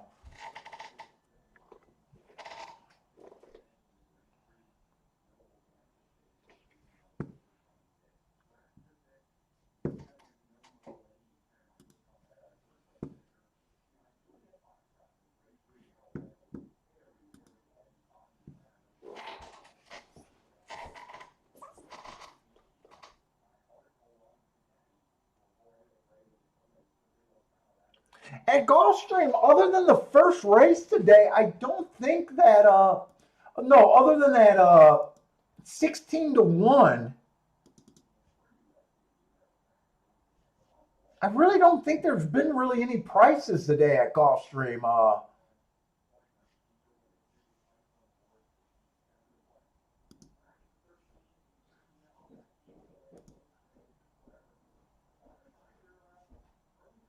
Oh wait, the first race they had that first time starter at 21-1, but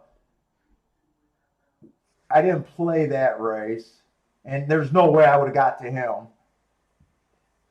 Yeah, that second race, that 16-1 is probably the only misstep I made today by not betting.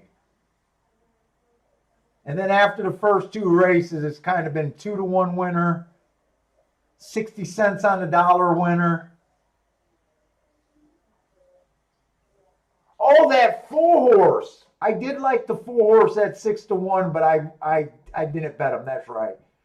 You know what? Gulfstream actually wasn't that bad today. They've had a pretty fair mix of. They had 3 horses over 6-1, a couple 2-1s, and a one big chalk. So.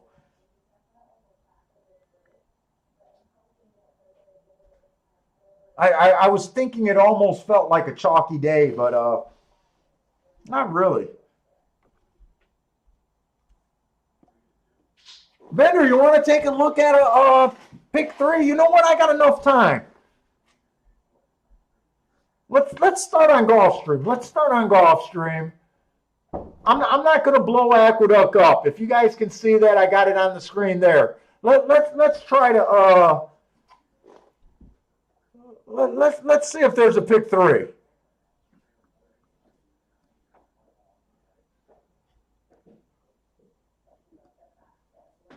I think Bender says we got all 3 sprints left today, and I do prefer sprints over the route races.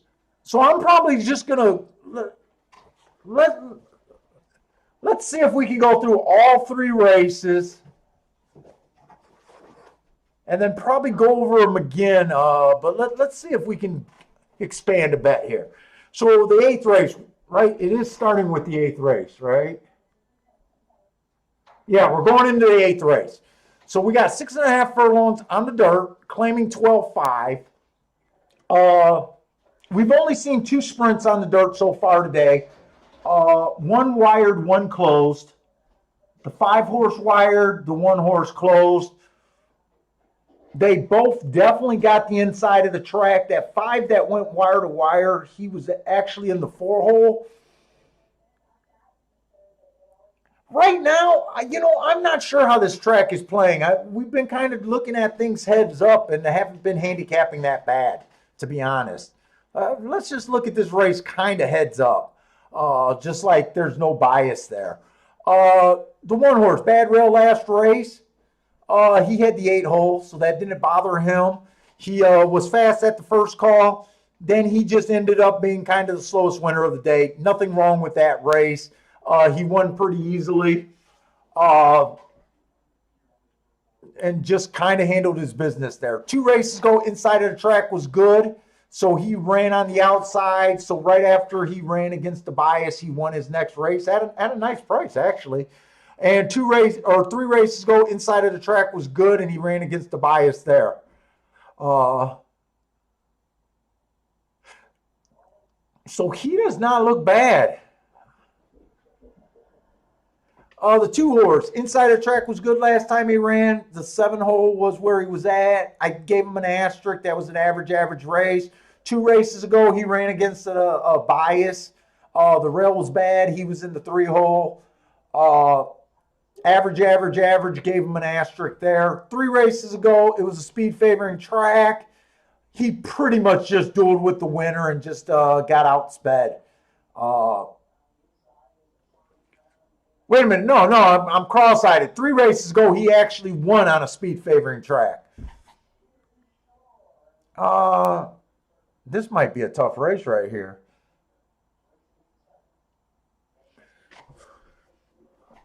The 3 horse, inside the track was good last time he ran. He won while being 5 wide. I gave him an asterisk, and he still managed to win. That's a good race. 2 races back, he came out average, second, slow.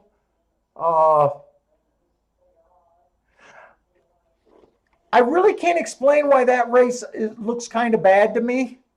This is just how I'm thinking. He was coming off a long layoff. The rail was bad the day he came back. He earned the best speed figure ever. Right there. Let's just say he has the look to me that he bounced. He came out, he ran away and hid. Coming off a pretty big layoff. He ran away and hid. It looks to me like he bounced, and then he came back and improved his speed figure almost to his high. So I'm willing to forgive that race 2 races back.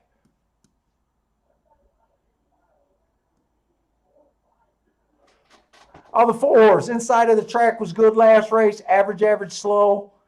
2 races back, inside of the track was good. It was early pressing day, and he just doesn't have any speed whatsoever. I gave him an asterisk for that. I don't like giving closers a lot of excuses, but I did give him an asterisk. 3 races ago, inside of he's just in the race. I don't like him or dislike him.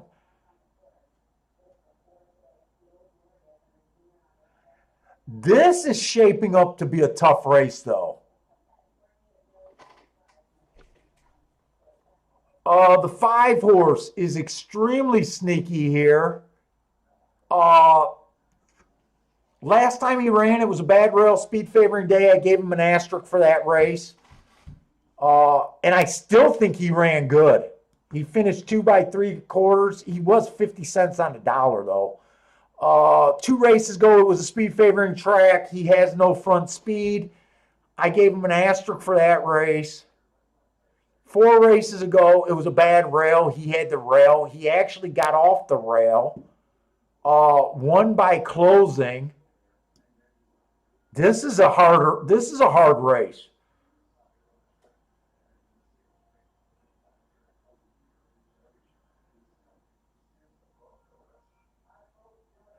And the 6 horse. Inside of the track was good. He won while running with the bias. 2 races ago, he got an asterisk. Is there more horses?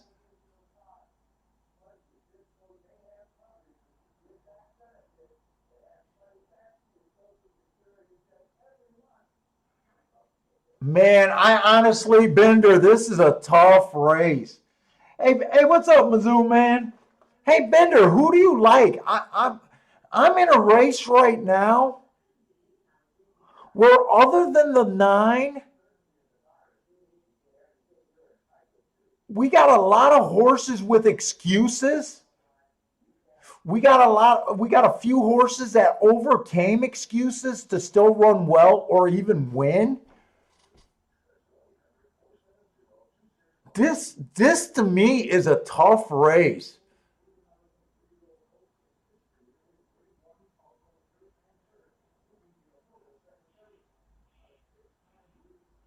I want to jump. I want to jump to the next 2 races. Right now, my overall view of this 8th race, the race coming up at Gulfstream, is just a tough fucking race. Uh, I probably would want to be wide this race. Oh man, Sangria went too smooth. Today is tough, man. Today is tough. I feel for you. Yeah, let's look at the next race. Let's see if we can find some singles or something. The 9th race is going to be a turf race, optional claiming 20,000. They did stalk both races on the turf today. I still think you want to be against closers. I think you want to be on the lead or within 3 lengths of the lead. Track, post positions, I don't know if I am leaning one way or another, to be honest. I'm going to throw this on Tampa because I think we'll be able to watch Tampa before Gulfstream. But so the 1 horse, I just don't keep notes on Delaware.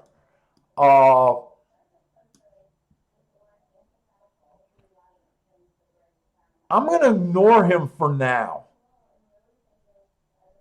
He kind of fits running style, though. I'm hoping for some easy calls here.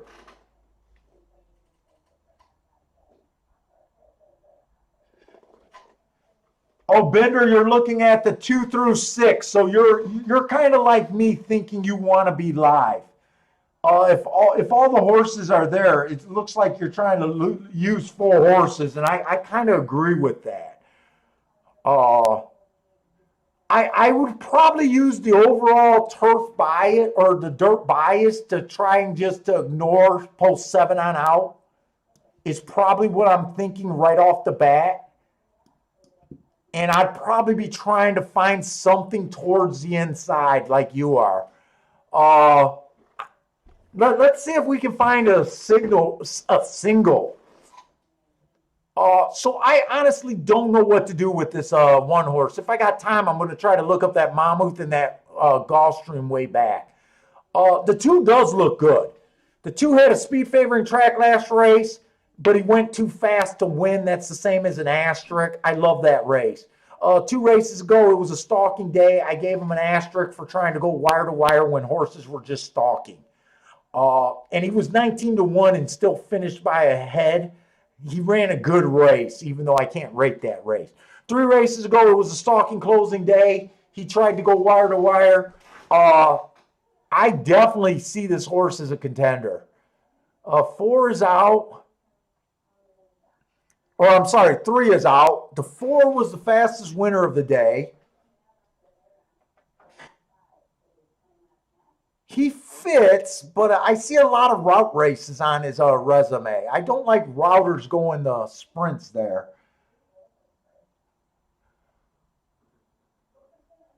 Other than that, I can't.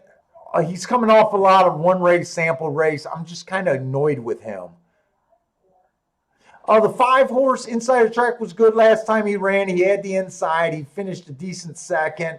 2 races back, 1 race sample. 3 races ago, he went too fast to win. But that was at a route. The inside was good, but it was a stalking closing day, and he was a stalker.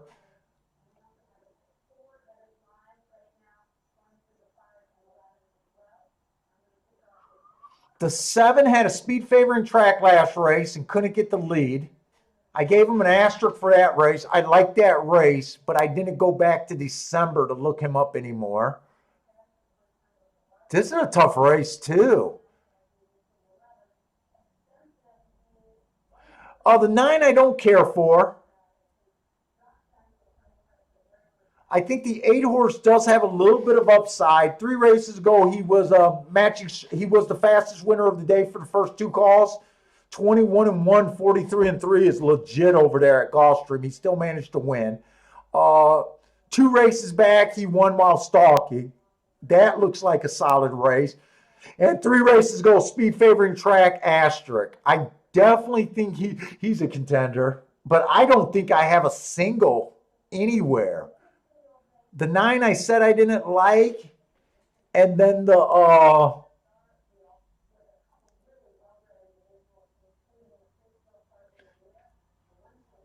10 horse hasn't raced since December. He's really hard to get a read on. And usually, I mean, that's an 11-month layoff. I'm probably just against him on time. Let's hurry up and try to look at this last race.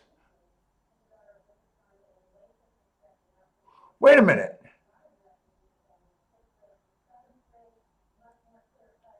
Oh, they're doing 2 turf races back to back. Okay.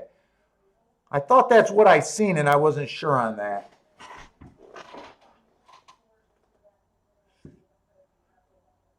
Tenth race, I definitely like the 1. The 2 horse I don't trust. His best runnings is at a route.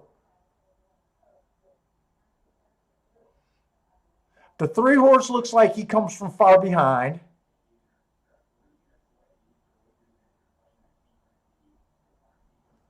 Four horse is getting a class drop.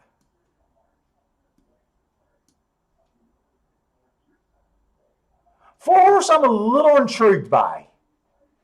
If there's no one else with real speed.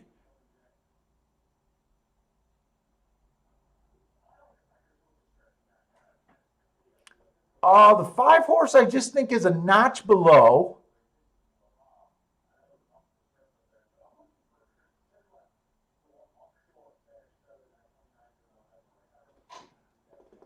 I think that's the race of the 3 that I like the best, and I kind of look like the 6 horse there, and I like the 1 the best. I kind of like the 1 and the 6, and this is a problem when I get to looking at pick 3s. I'm really short on time and probably won't be able to think this out.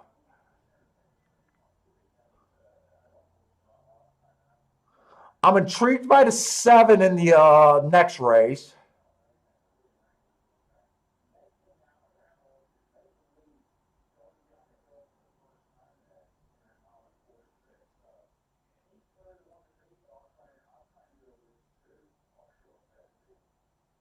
I really like the 2 and the 7 next race.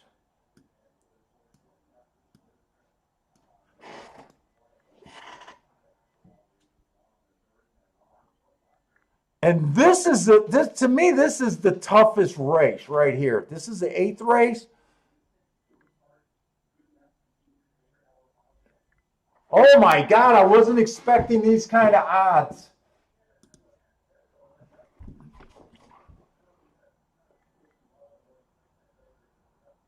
Oh my God.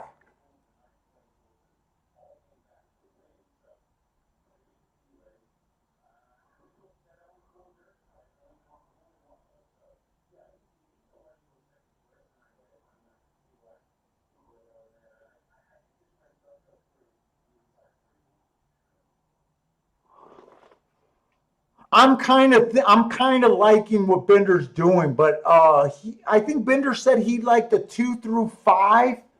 I'm even willing to throw the 1 in there.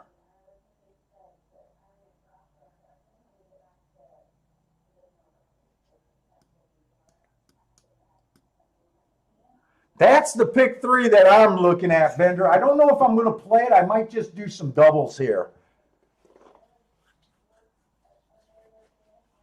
What is that? $20 for 50 cents? $40 for $1? 5 times 2 is 10. Times 2 is Yeah, 5 times 2 is 10. Times 2 is, oh no, it's $20 for $1. You know what? I'm gonna throw it in. I'm gonna throw that pick 3, but that's my play bet. But I'm definitely want to look up these.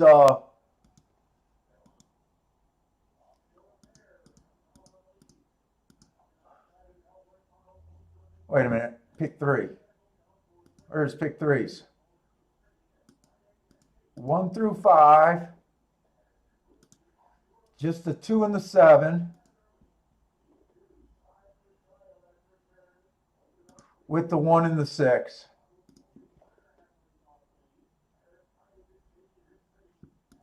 Yeah, it's $10 for 50 cents. So for $1, it's just $20. All right, but I really want to look at these doubles here.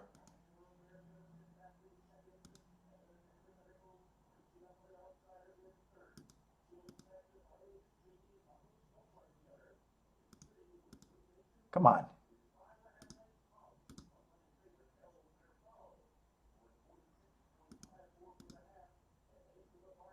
You know, does Bet America have that same problem? I can't ever get my double payouts.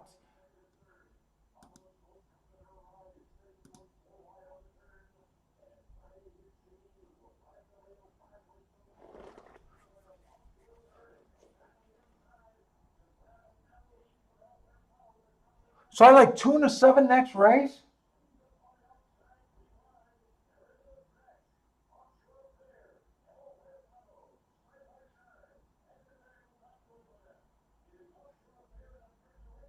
Dude, these doubles are paying a ton.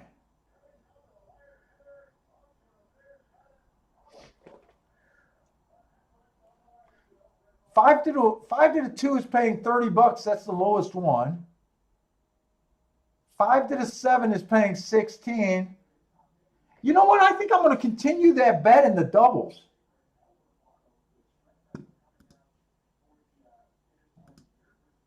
One through 5 to the 2 and the 7. Am I making a mistake? Hey, Bender, who are you using in the second leg? Were you just using the 2? Bender loves the 2. Wait a minute. I can't bet on that site.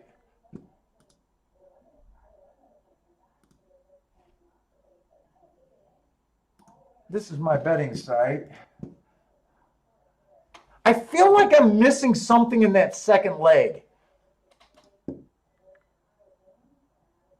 Was that the race where I couldn't look up the 1? Dude, I'm putting that double in.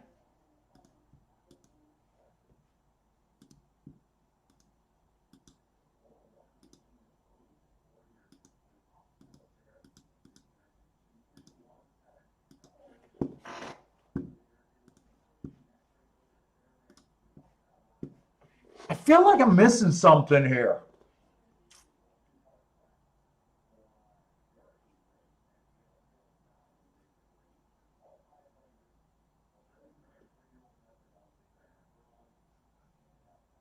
Yeah, 5-2 is paying 29 to 1. And everything else is paying huge. Bender says he loves the 2 here. I definitely wanted to play the 2 and the 1 here. This is an 8th race. Let me just make sure. Let me just slide my form over here.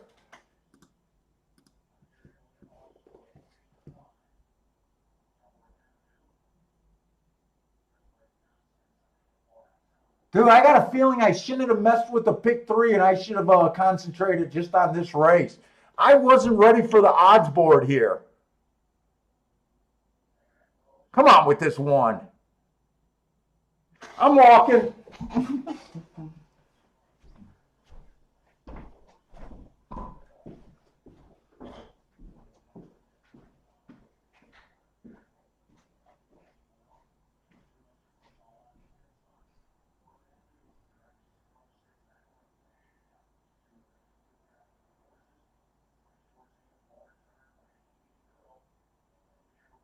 Come on with this 1. Give me a 1.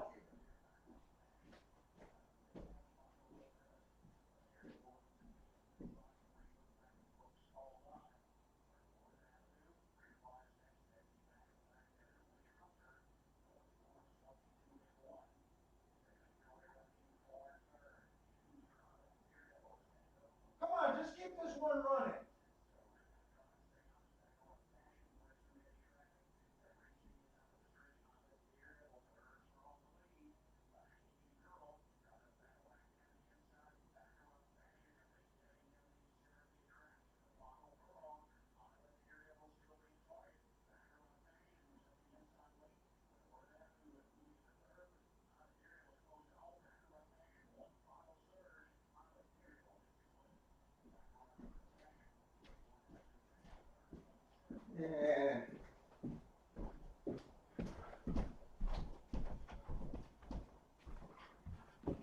All right. I mean, I think they bet the 3, didn't they?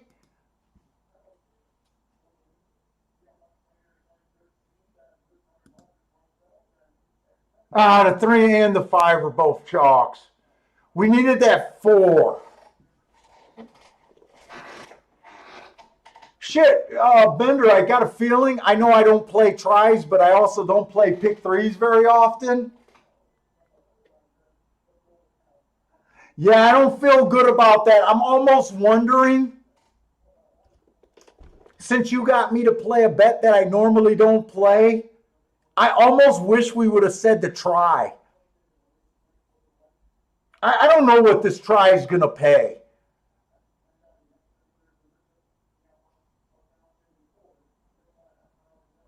But I know you were using the 2 through 5, and I just wanted to throw the 1 in because I thought the 1 could get the lead. The 1 actually ran a good race. He just wasn't good enough there. I think the 3 won that race, right? There's no difference in odds.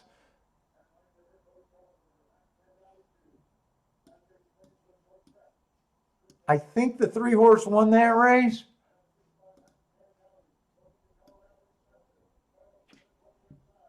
Why did that fill in?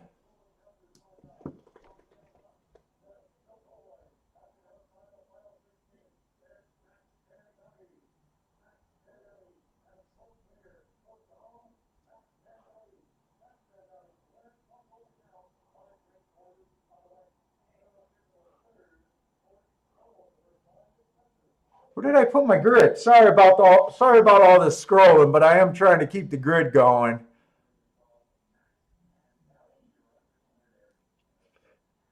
I think the 3 stalked. He might have closed, but I think he stalked.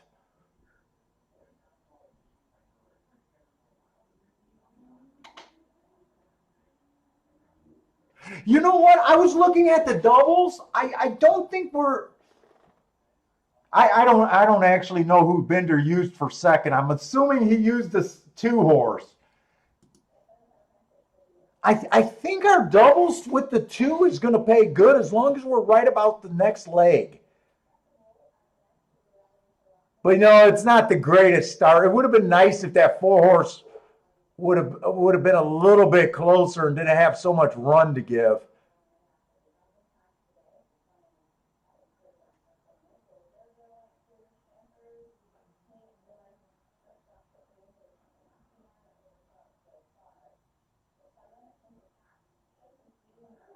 And they are kind of, I don't know if I want to say that the rails or the inside's great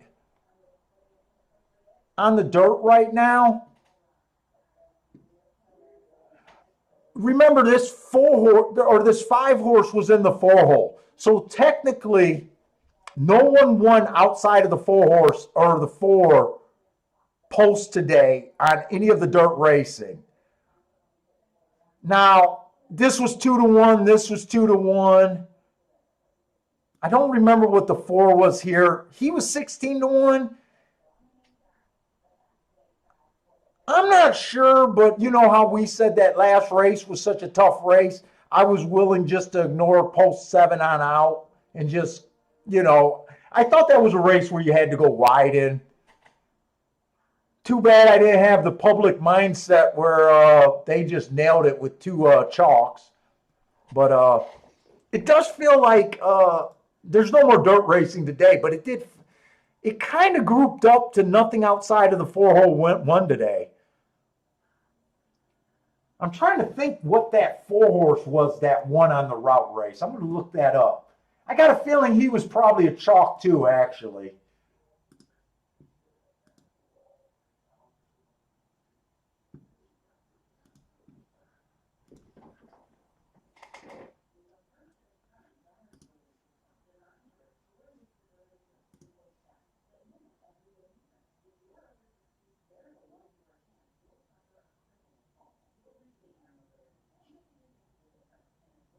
Yeah, that 4 horse that won on the route. That's right. That was that stakes horse in a 5 horse field. Uh, that was the easiest winner of the day. You know, the horse that won the easiest today. Uh, that was a race where I said I was a bit interested in that one. The one got second at 22-1. I think I feel like saying that the inside of the track was pretty decent today, just based on that 22-1 running a nice second and that 16-1 going wire to wire. And the rest of the horses just were bet, but they handled their business like we expect them to do on the inside.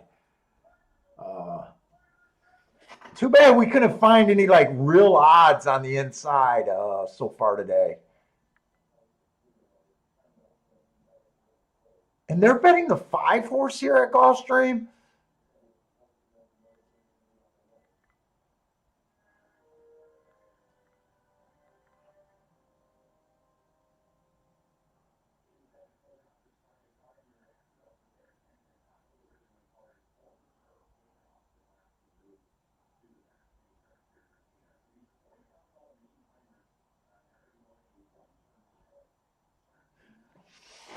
This is a tough race. I did think the this race and the race before were the tougher of the three, or the two tough races where I'm worried about. I think the race that I like the best of the races of the two races that are left are definitely the 10th race.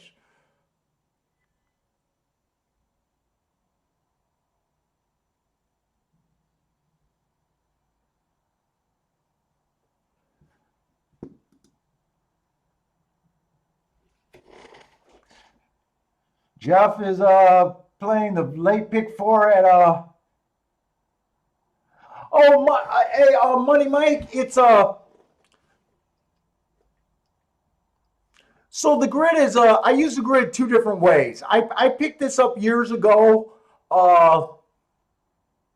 Since we got time, it's a good time to do it.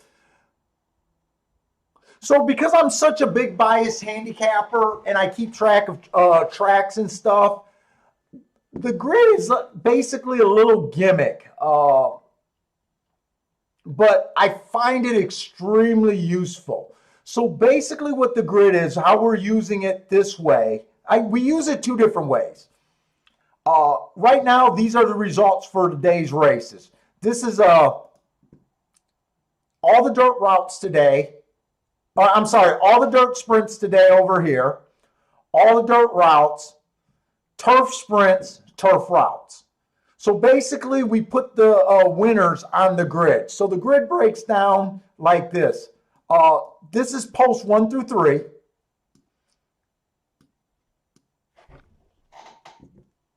One through 3. This is post 4 through 6. And this is post 7 on out. On all the grids. So this is like you're looking at the top of the starting gate, post 1 through 3. This top column right here is the winners that went wire to wire. This second column is the horses that came from 1 to 4 lengths off the lead, stalkers. And this column right here is the horses that won while closing. It's hard for me to write here. So basically what we do is it helps when you have a lot more, like when it's all dirt racing and they're not using all 4 tracks. But a lot of times when we spot a bias, the horses all run in clumps on certain days. Not always, but a lot of days when we call that the track is favoring a running style. So right now, this is why we keep saying, well, first of all, we got stats that says that post 1 through 3 is winning 50% of the races. We already know that, and a lot of us has already had a winning meet at this Gulfstream meet. And are doing really good because the track's been favoring the inside so long. So we like to go through and just track the grid. Some days it's helpful, some days it's absolutely trash, and some days, like if you were using it for a route race right now with only one route race today, it's just useless. Okay, a 4-horse won, but it was just a 1-race sample. So right now we know that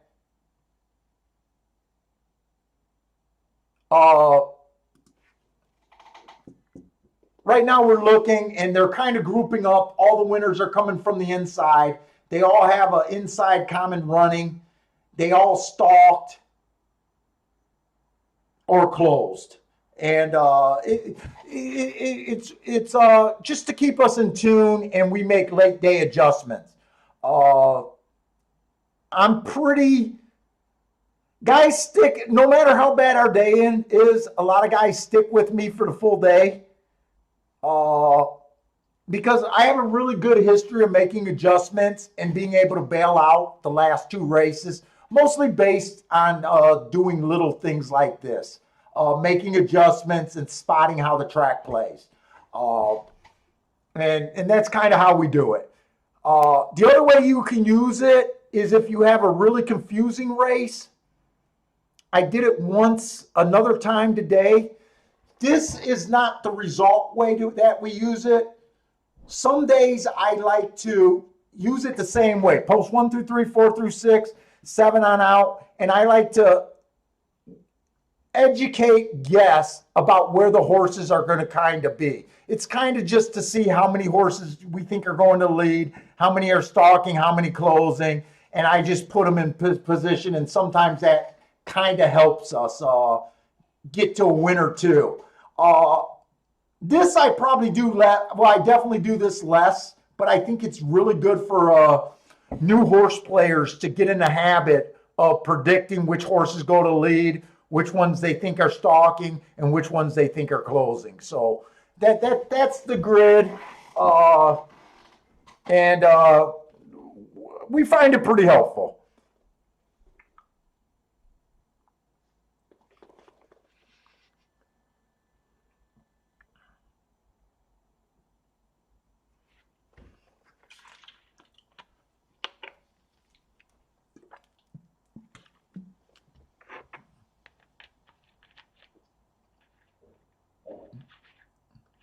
Hey, Paul, did you not like 7 and 10 rate? Let's just put it this way, Bender. When I was looking and deciding to do the pick 3, I was doing it quick. I knew I was going to go wide in the first leg. I don't like investing a lot of money in the pick 3s. You know me, I'm a double player.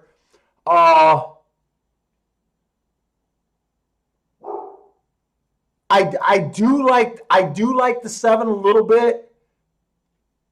He has the exact same running style as a 6. I just thought, for some reason, you know how I don't like speed figures? I kind of use the speed figures even though I say I don't like them. But I see these weak speed figures, and then last race he kind of ran his best race. I knew I wanted to go thin.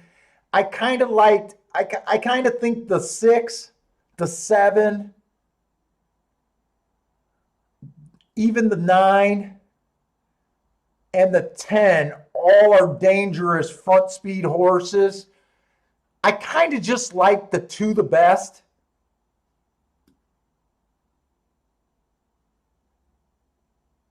Son of a bitch. Wait a minute. No. Oh, that's the 10th race. 10th race. No, I like the 1 the best. I'm getting the 9th and the 10th.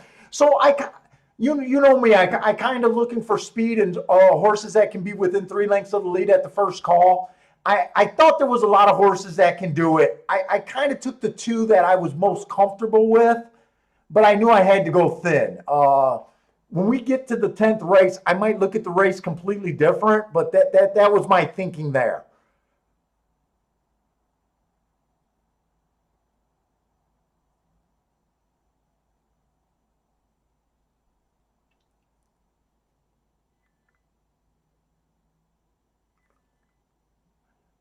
Yeah, I was when we were going after it, and I was like, I'm alive to the 2, and I was like, this is not the 2 that I liked. It's the race before. It's this race. And I'm shocked it's I'm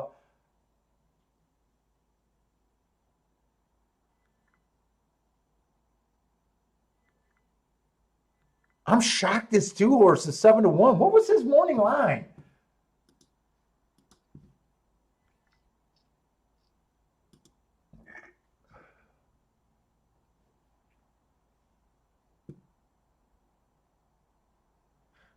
Oh, I guess I can't see the morning line now.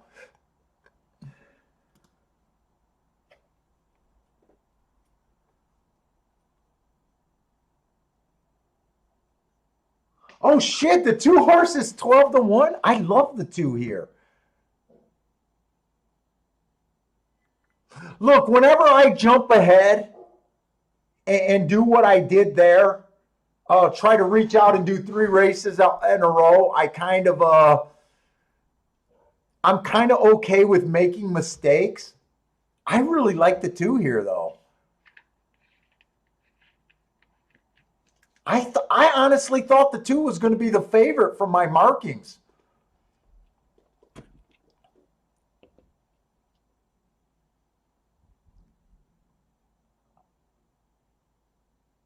I thought the 2 and the 7, I definitely wanted to be alive to. Who are they betting here? Okay, so they're betting the 7. That's why when I was looking at the doubles, I was like, holy shit, I can't believe they're paying that much, because I assumed the 2 was one of the was one of the morning line favorites. I'm actually super stoked about him being a shot here.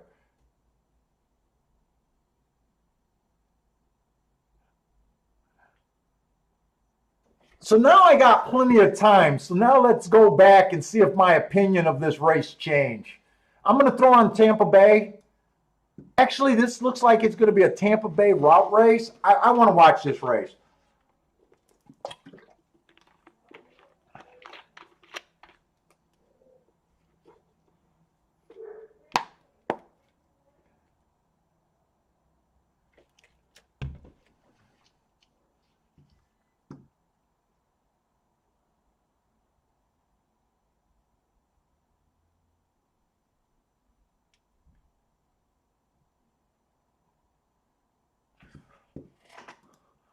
Who is Steve talking about 3 Heart Horse?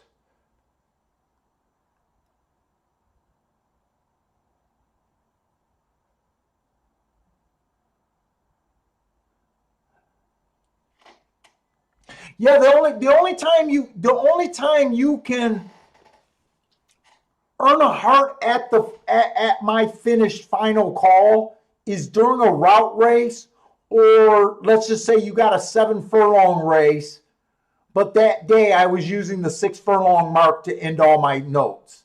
You usually you can't earn a heart at a finish of the race, because a heart means you went too faster than the fastest winner.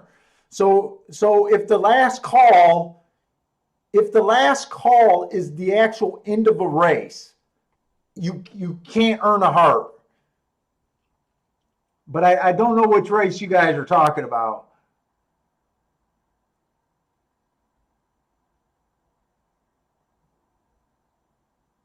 Oh, Steve's using the heart, but he uses a little different philosophy. He does things with pars, I guess is what he's saying. So let's see. They need to slow these turf racing down. 23-3. That's what I expect there more. The last race went 22-4. And so far, we've been kind of right about, even though we haven't played a race or handicapped a race, they have been definitely coming off the pace so far at Tampa Bay.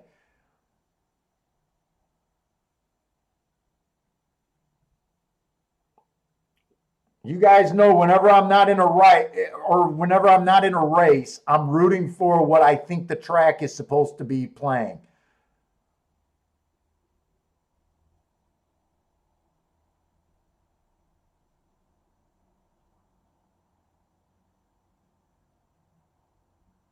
And this 3 is holding up pretty good.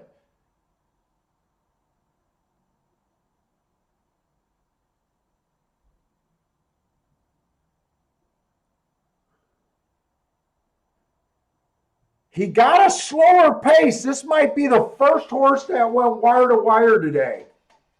He went 23 and 348 flat. So there was one horse today that went wire to wire.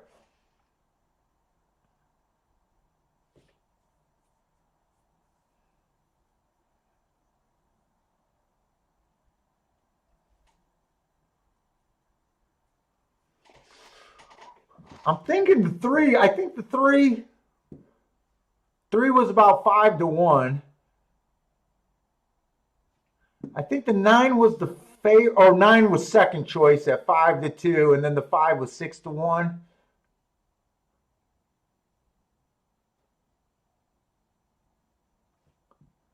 I don't know. I'll be interested when we chart these races today and going forward at Tampa Bay.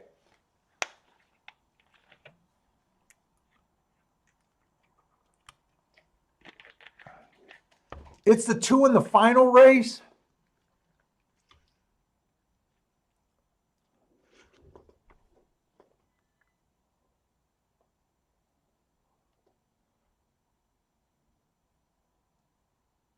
Oh, it's the 2 in this race. This race.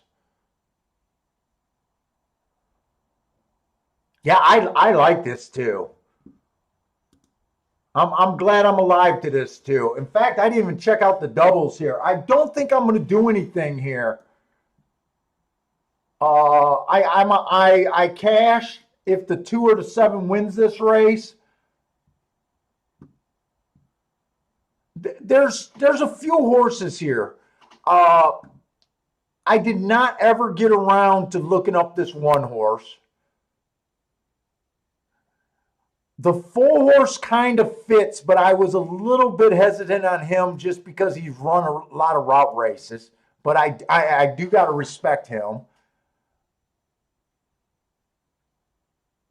The 5 horse, to me, sometimes he's a little too far back. I'm a little worried about this 5 horse.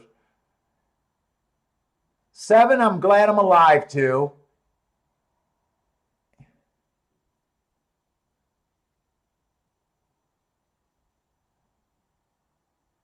I pretty much got what I want here. I really want to be right about this too, though. I don't even know what doubles I'm alive. I'm alive to the 2 and the 7, but I haven't checked the will pays there.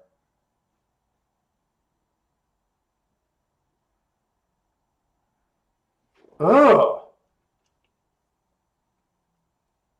The double to the 2 is paying 24-1. The double to the 7 is paying 14-1. It's not worth saving. I just gotta sit out here and just hope to be right. Joshua Kuhn's taking a win play shot on the 2.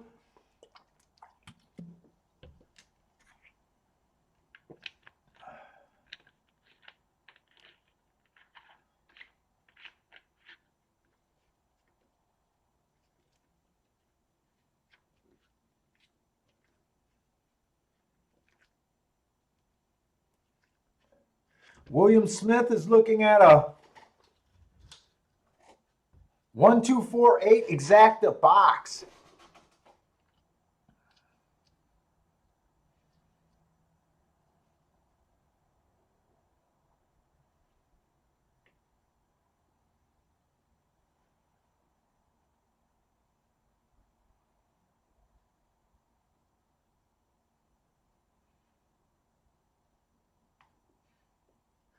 I never seen who did Bender like here?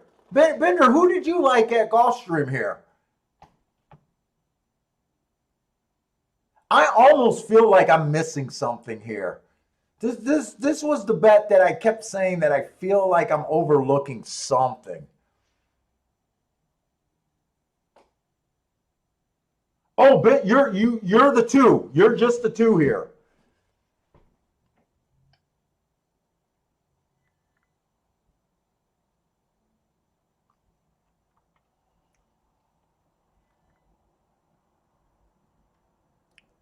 Yeah, if the 7 wins this, we'll be alive to a pick 3. We would have cashed a double. We'd be alive to 2 horses in the pick 3. But I think if the 7 wins here, it looks like it could be in danger of a pick 3 that I personally don't even want.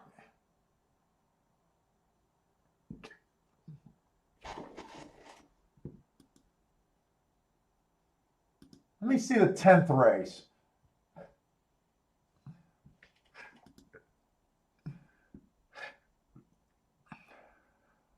Because in the 10th race, I keyed off of, oh, wait.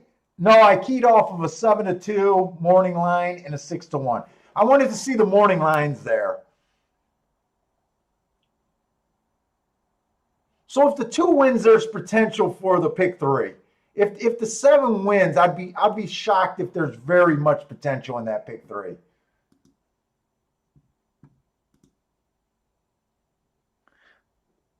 I think I hit the last pick 3 I played on with you guys. I don't know if I've done more than 2 or 3 pick 3s in the 2 years that I've been doing this. And I know we hit the last one. Howard said, "Yeah, I get never be unhappy about cashing a ticket, but there's tickets and then there's tickets." And let's face it, there's some tickets you should never have. Like a pick 5 ticket that pays $29. You can't bring the wood up heavy enough to tell me that ticket's worth it.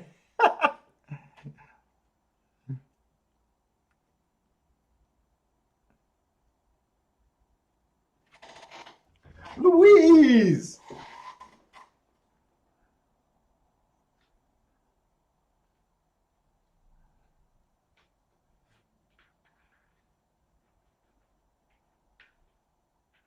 Oh, Steve B got the 2, 5, 7, 10 here.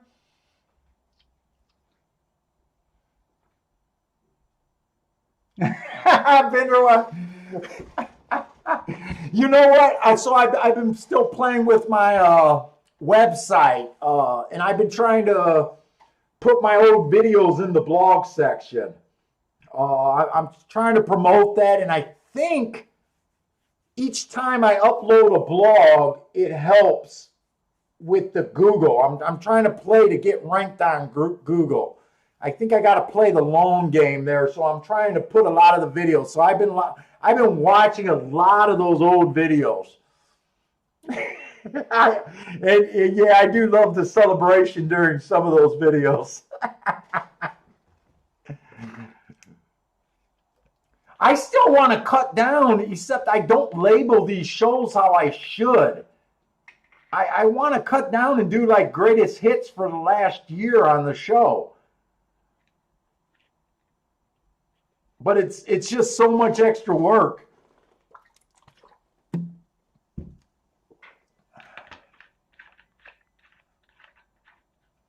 That's like every day when I went to the racetrack. I know it's a good day if I'm the only one standing up and yelling my brains out. Addicted to the long shots, baby. I love that when the entire crowd is silent and it's just you and maybe another guy yelling your guts out for a score. Oh my God, is that a feeling?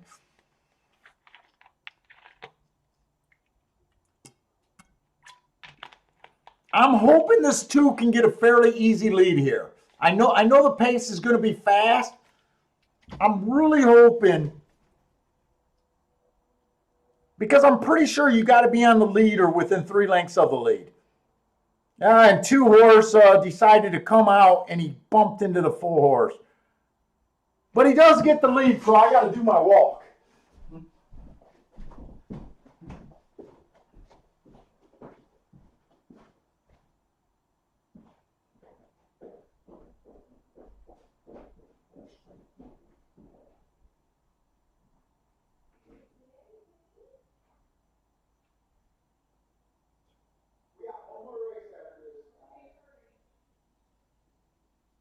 You are so gorgeous. You are cute.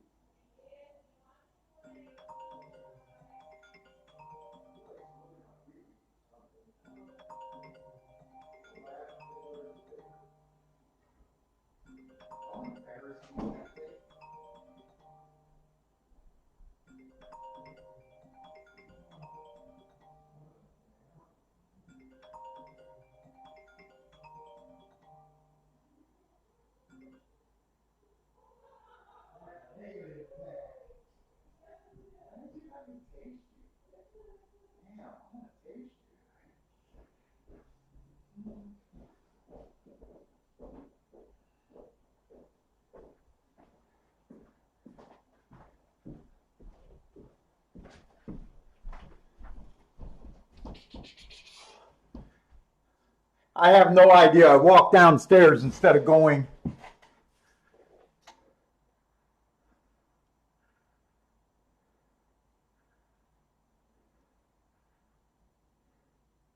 Two win? I guess going downstairs and petting the dog and kissing my wife might have paid off, hopefully.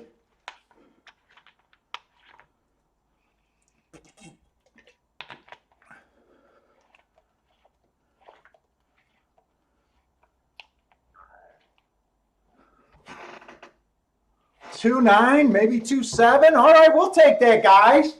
And we got 21 flat, 44 and 3.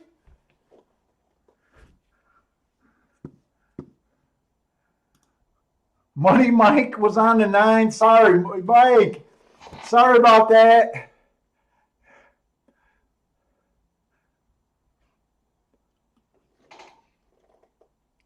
Joshua Kuhn, I think he said he did a win place bet there, if I remember who did the win place bet. Hey, Mizzou man, I don't know if I seen you sneak in here earlier today.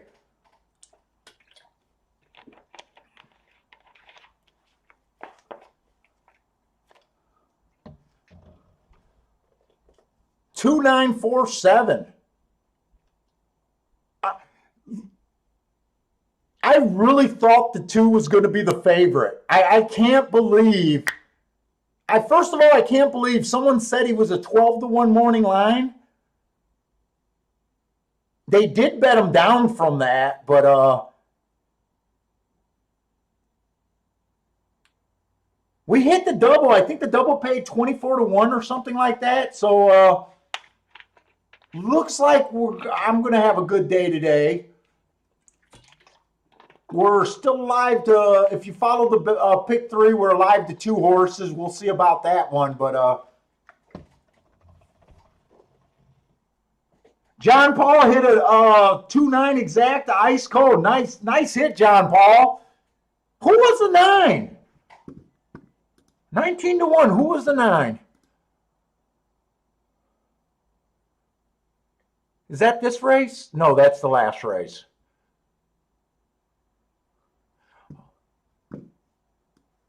So 2, when I walked away, he had the lead, and at the end of the race, he had the lead. I'm assuming that the 2 horse went wire to wire. I think I'm pretty safe to think that.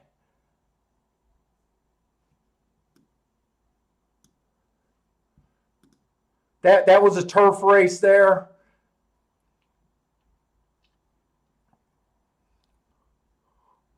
Who was the 9? I want to see who that 9 was. Was the 9 on the radar or not really? That's the 8th race.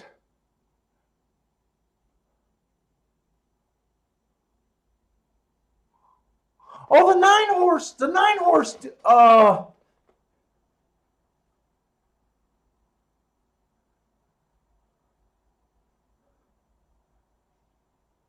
The 9 horse does kind of fit on the within 3 lengths back at the first call. I didn't see where he ran today. Nice hit. $25 on that ticket. That's a nice ticket. Well, what does that's got to pay $100, $70 to 1, $100 to 1, $104 to 1. Nice hit. $25. Fucking real nice hit. Quarter of a Rolex day. Fuck yeah, it is. Oh yeah, 25 to 1. Oh, or $25. Yeah, fucking yeah. $2,500 hit there. Congratulations, John Paul.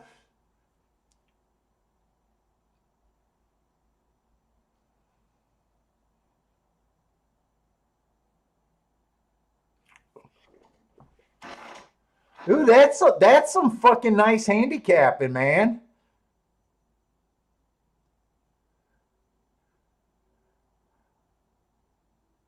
That's some really nice handicapping.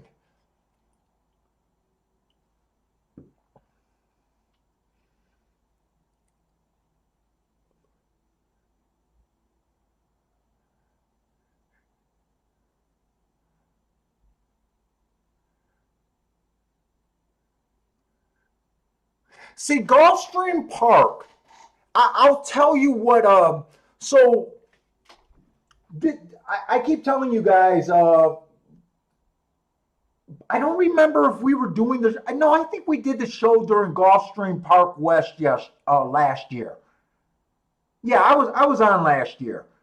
Uh, this is the first year that Gulfstream Park West that I can remember mirrored the biases at Gulfstream, where they were almost identical.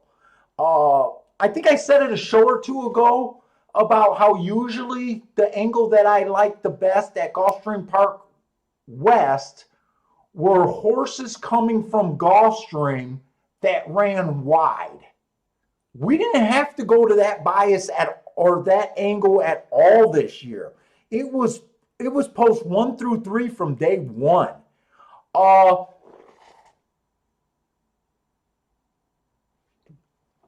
that's on the dirt. Now on the turf, you guys know how Gulfstream Park, the turf sprints are usually a mandatory play because speed has been so dominant. It's like it never changes. It's you got to be on the lead or within 3 lengths of the lead. Well, usually, so Gulfstream Park West does not run as many turf sprints as they do as Gulfstream. You always got little samples. I think we're only at about 20 some races for the entire meet. So it's really hard to get a grasp of. But in prior years, all those horses that tried to close and were deep stalkers, like coming from 4 lengths out, they used to be in play on the turf sprints here. But this is the first year where it actually mirrored Gulfstream the entire year. And my year is done at Gulfstream Park West because I got company tomorrow. I think tomorrow's closing day, but I won't be able to play or hopefully I'll be able to watch. But I don't know. I don't think I'm not going to play with company over. That's for sure.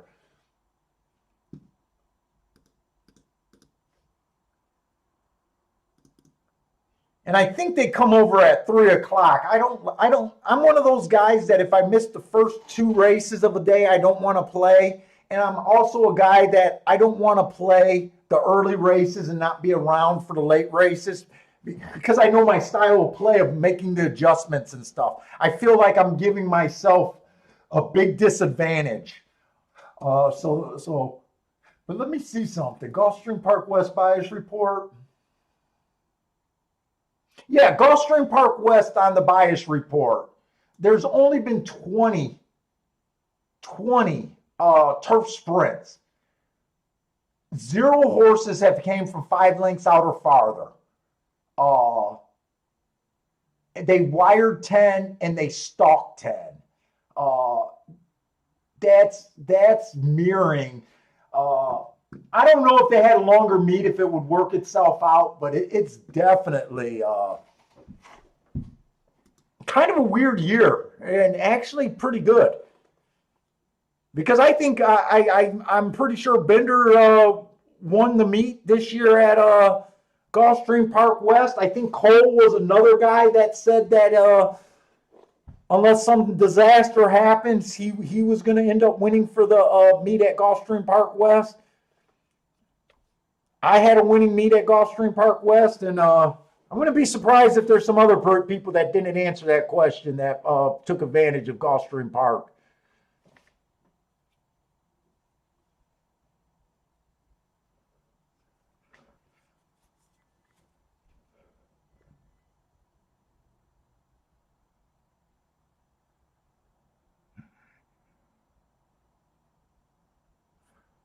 Oh, I wanted to see where that 9 came from, and I missed it again.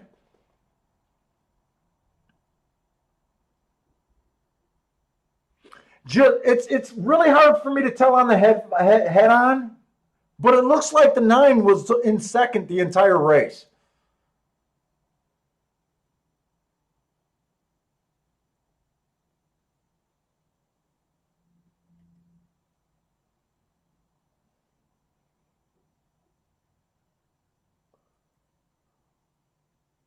Yeah, 9's in second the entire race. So speed and stalkers, man.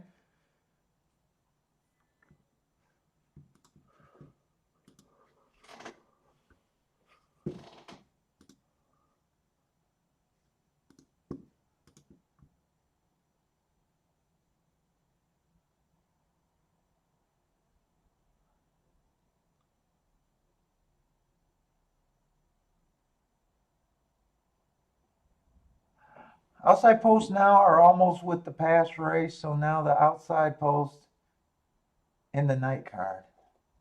That must be a conversation that I haven't been following from Louise.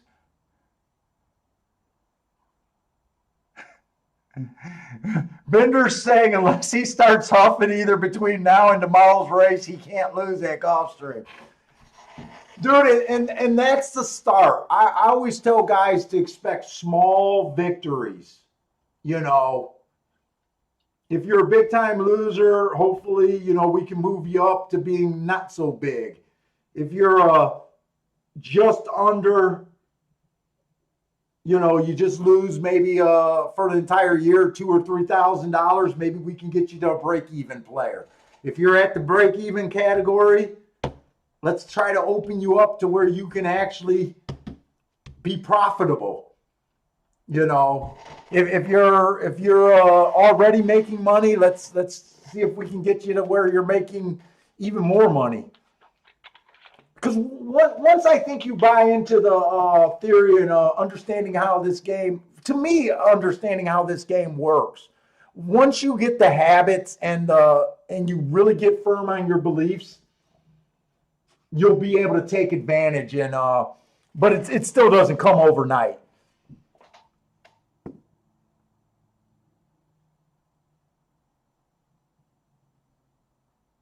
Bender's saying you know what? So I'll tell you what. So I met Bender, or I'm sorry, I met Parsons probably about 2 years ago, maybe 3 years ago, most online. And it took a while before he started helping me out.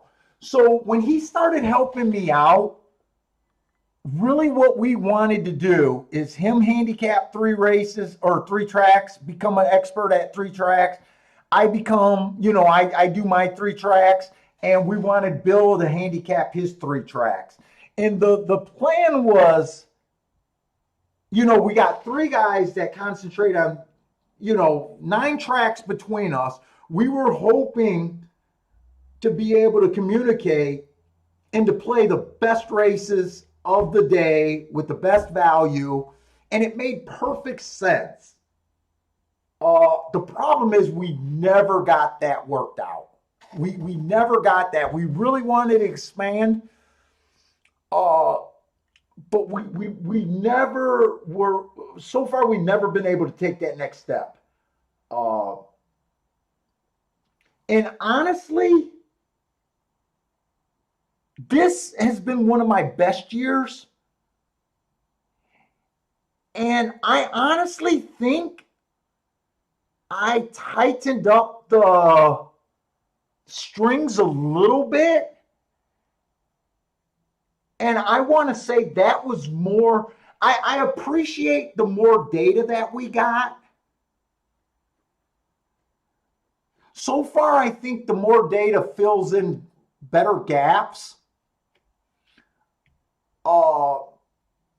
But actually, I went the other way. I went to even squeezing my plays down to be even less, and not more. I honestly thought it was going to be the other way. I thought with all the additional information, this has not only been. It's not only that I played less races this year. We played more Monday, Tuesdays, and Wednesdays this year. But even that, I didn't want to dive that heavy, even though I had all the information for those tracks too. I honestly, I'm honestly like burnt out. I don't always think more is better. Uh, we might eventually come to doing that trying to get three guys to be responsible in doing the work. We might continue to look that way, but in a way, I felt more tired than this year than any other year, and this is a probably the first year when I'm loving my days off. I guess with all the extra shit, it's feeling like more of a job to me. Like before, it never felt like a job when I just kept track of my 6 tracks, and I'm kind of surprised by how this year played out.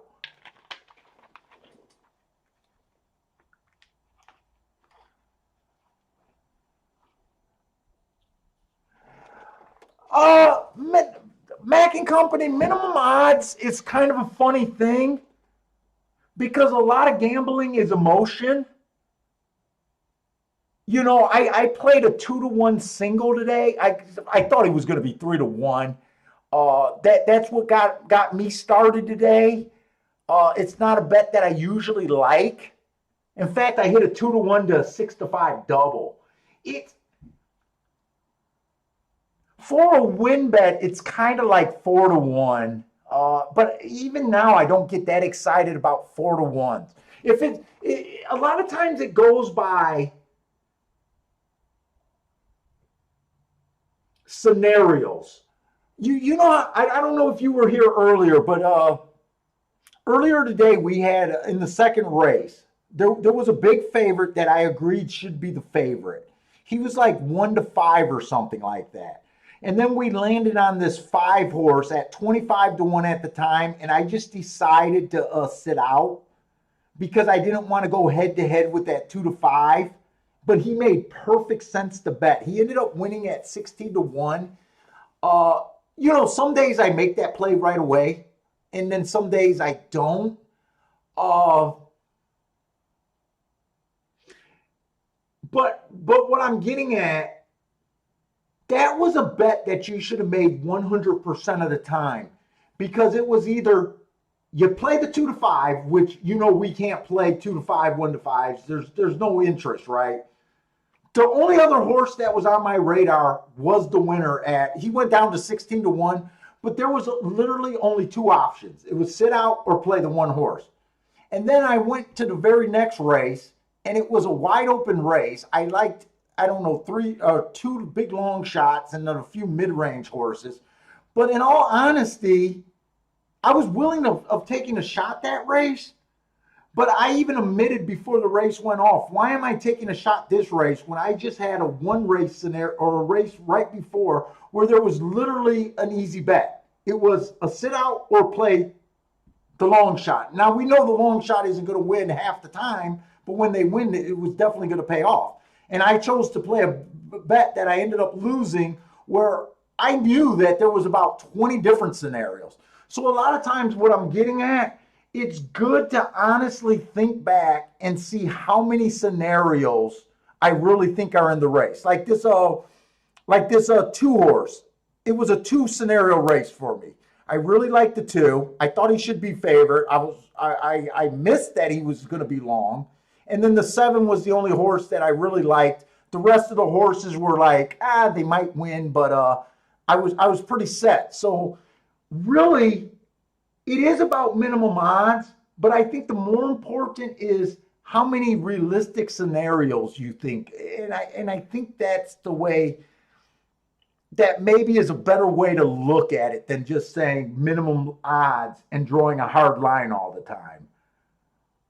Uh, it's a tricky game. Remember that race? I don't know if you were here or it was on the air a couple shows ago.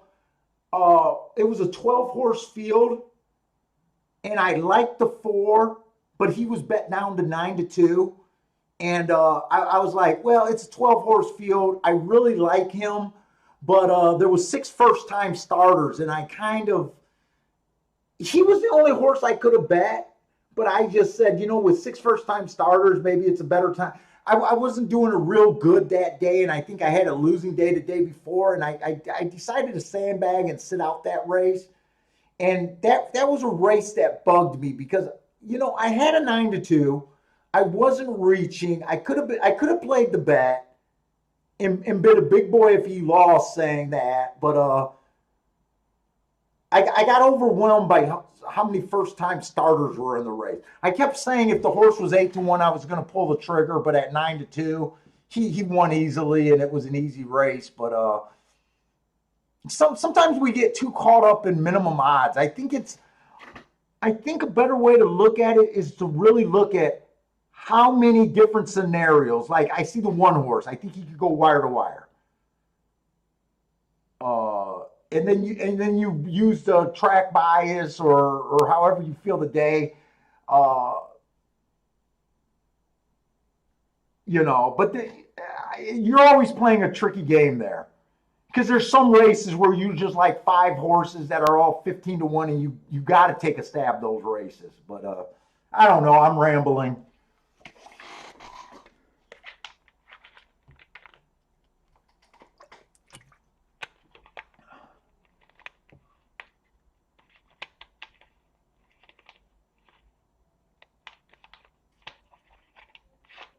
Yeah, Bender, I know this is your first year of keeping up so much data.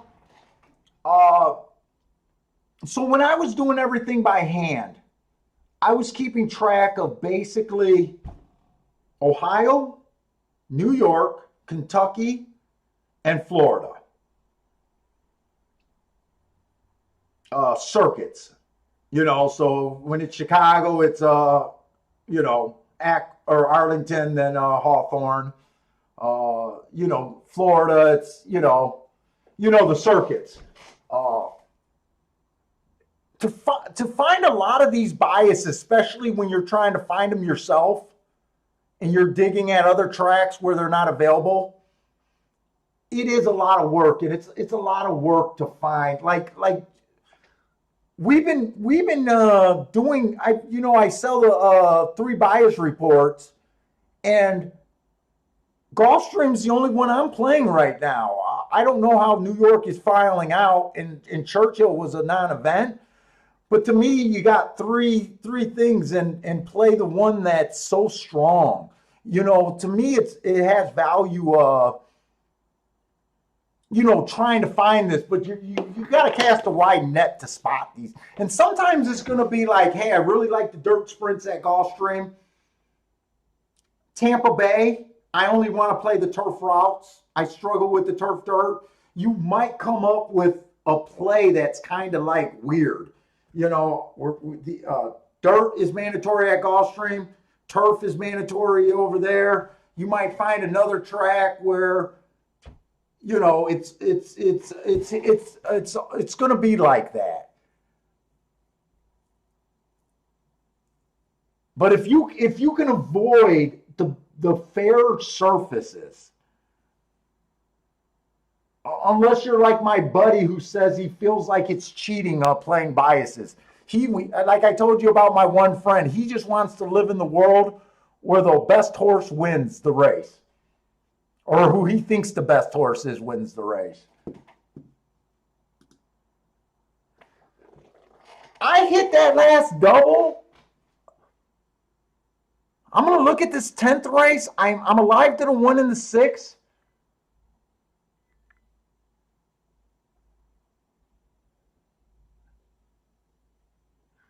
I'm alive to the 1. I definitely want to be alive to the 1. This is a sprint. So we want speed.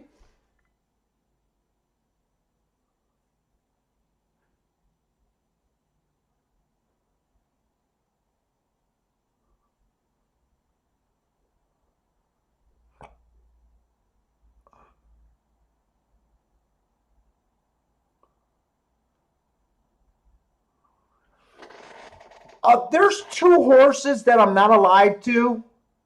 that they're kind of forcing me to do a saver bet. Wait a minute. Let me see that double. Or I'm sorry, I'm not even alive to a double. I'm only alive to a pick three. I'm alive to a dollar pick three. Let me.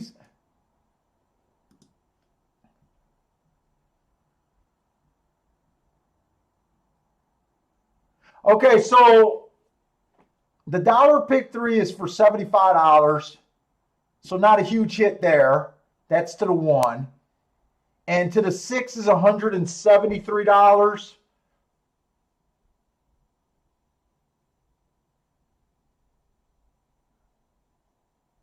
I'm having a good day. I don't think I'm going to double up on anything here, like, betting the one in the six anymore.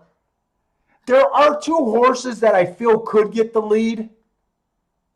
Actually, there's three horses: the 7, the 9, and the 10. The 9's 5-1. I'm willing to put a couple bucks on the 7 and the 10. And in fact, I'm only willing to put 10 bucks on both of them. It's not worth doing anymore, and I probably shouldn't even do that much. But I want to screen. I kind of want to have a 20-1 if a 20-1 wins. So I'm going to leave the 9 off. If the 9 wires, he beats me. But I am going to bet the 7 and the 10 here. Just 10 bucks each. So I'll actually be basically alive to the 1, 6, 7, 10. And honestly, because I did that saver, 1's probably the worst outcome. If 1 wins, I get a 75 back, but I threw $20 away in a saver, so only a $50 extra. If the 6 wins, it's $173, so that one's not worth it. But if the 7 or the 10 wins, it gives me 2 more outs of about $100 each. So, or no, $200 each actually. So I'm willing to just throw that back.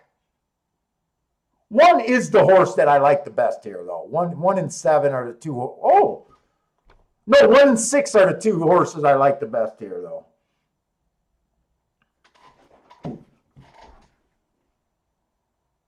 Oh, Hog Creek Hustle just won. Oh, Bill might have played a bet if he's not in a blind right now. In a hunting blind.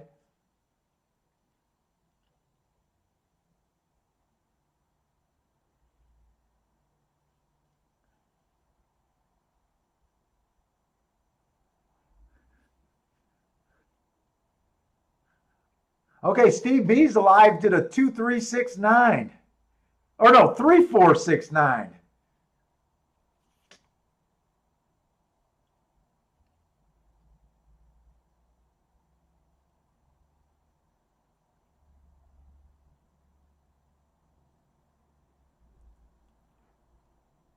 Five's the only horse I'm sitting here going, who's the 5?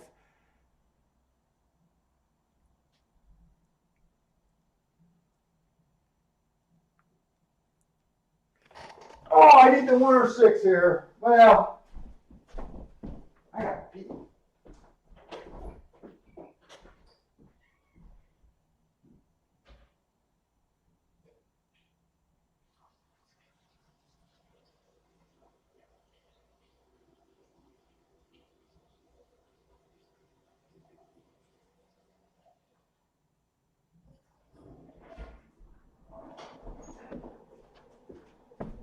Fuck, I had to go. I couldn't even wait.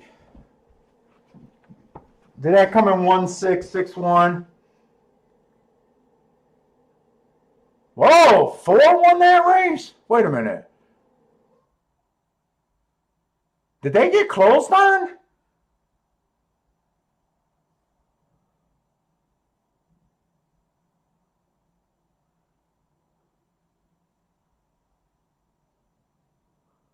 I couldn't even wait. I had to go to the bathroom.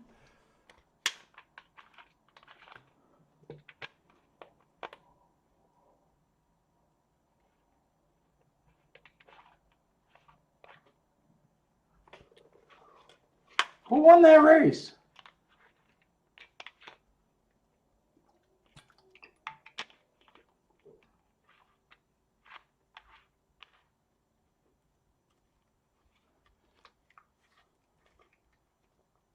Hmm.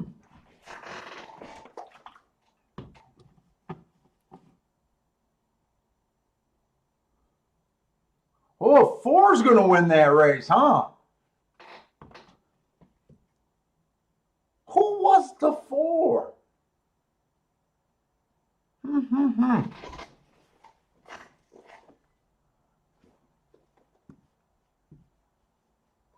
Who was the 4 there?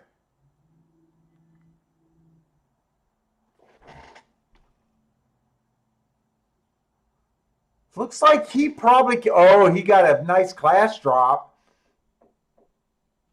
What did he go off at? Oh, he's second choice. Okay.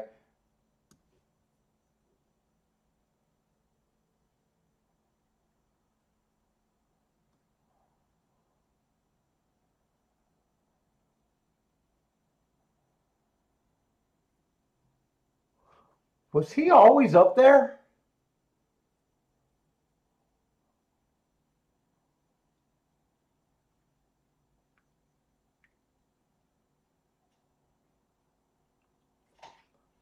Hmm.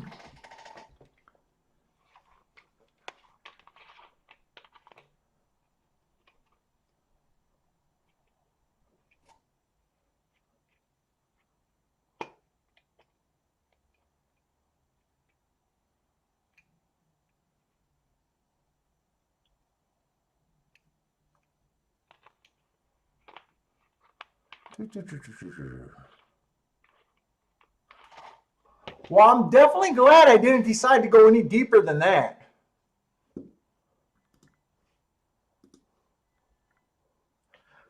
Let's see. I think Jeffrey Bourne had. Oh, wait, was it Jeff that hit the double? Steve B hit the double in the pick 3. Nice hit, guys.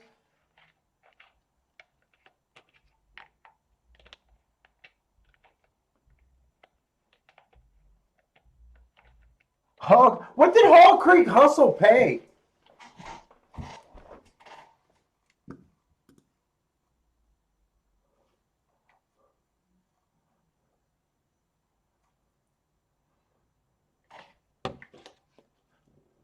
Let's see. There was 4 horses across the track, I think, at one time.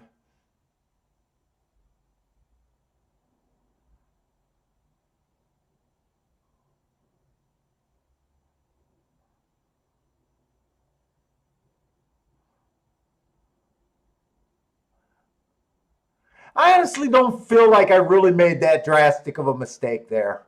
I don't think I made a mistake for the way I was thinking. I kind of just want to see where the 4 came from.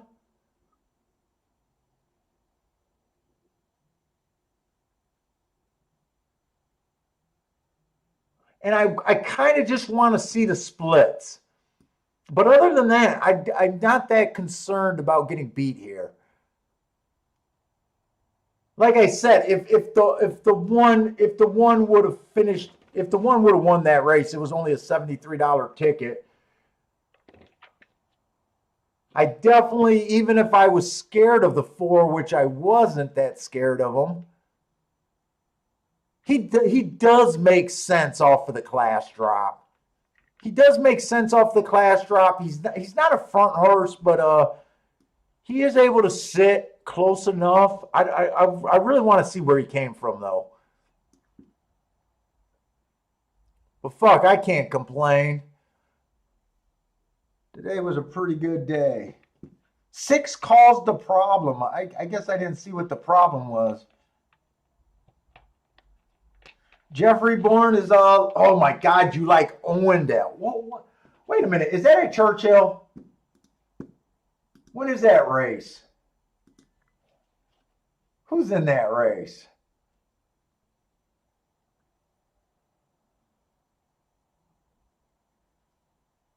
By my standard, Silver Prospect, Mr. Freeze, Brody Express. Oh, Code of Honor looks like the chalk right there.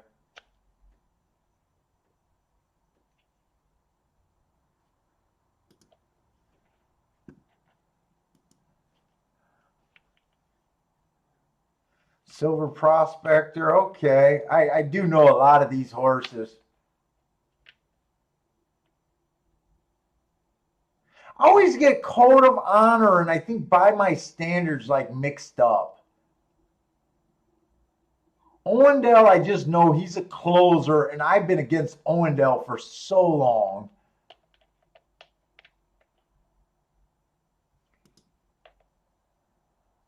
Take it easy, Bender.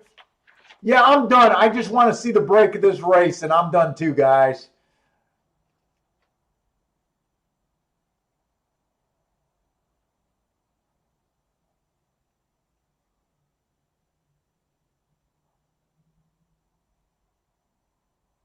Oh my God, the four had to come back from that far back to catch them. Okay, you know what? I'm really okay with that race. I'm really okay with that race. Now I want to see 21 and 1. Okay, we got legit splits.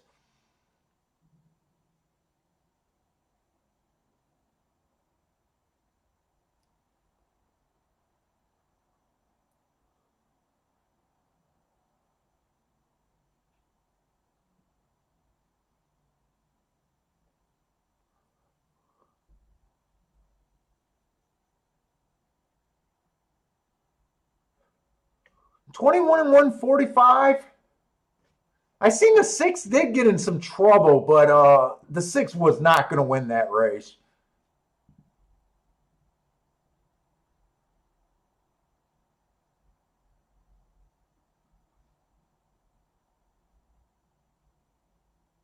Yeah, I'm honestly not that ashamed by the one was my horse there, and he ran his race. I don't really see a real excuse.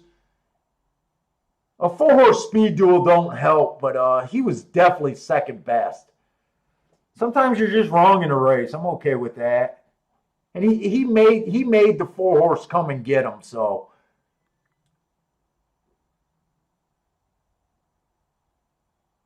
I just want to see this.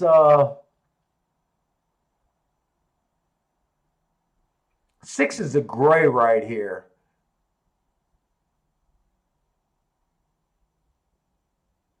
He did the right thing. There was no reason to claim. I just wanted to see how bad that bump looked. That bump didn't affect anything. That bump didn't affect anything. All right. Well, it turned out to be a pretty decent day, especially for a lot of low price horses today. But I'm just glad that 2 came through last race. But anyways, guys, looks like the chat room did pretty good today. This is my last day at Gulfstream. I won't be able to play tomorrow, so you guys that keep playing for the weekend, good luck. Plan on doing the show Thursday and Friday. Or, Thursday and Friday of next week. And, thanks for joining me today, and good luck for the rest of the weekend, and stay safe out there, guys, and see you next time.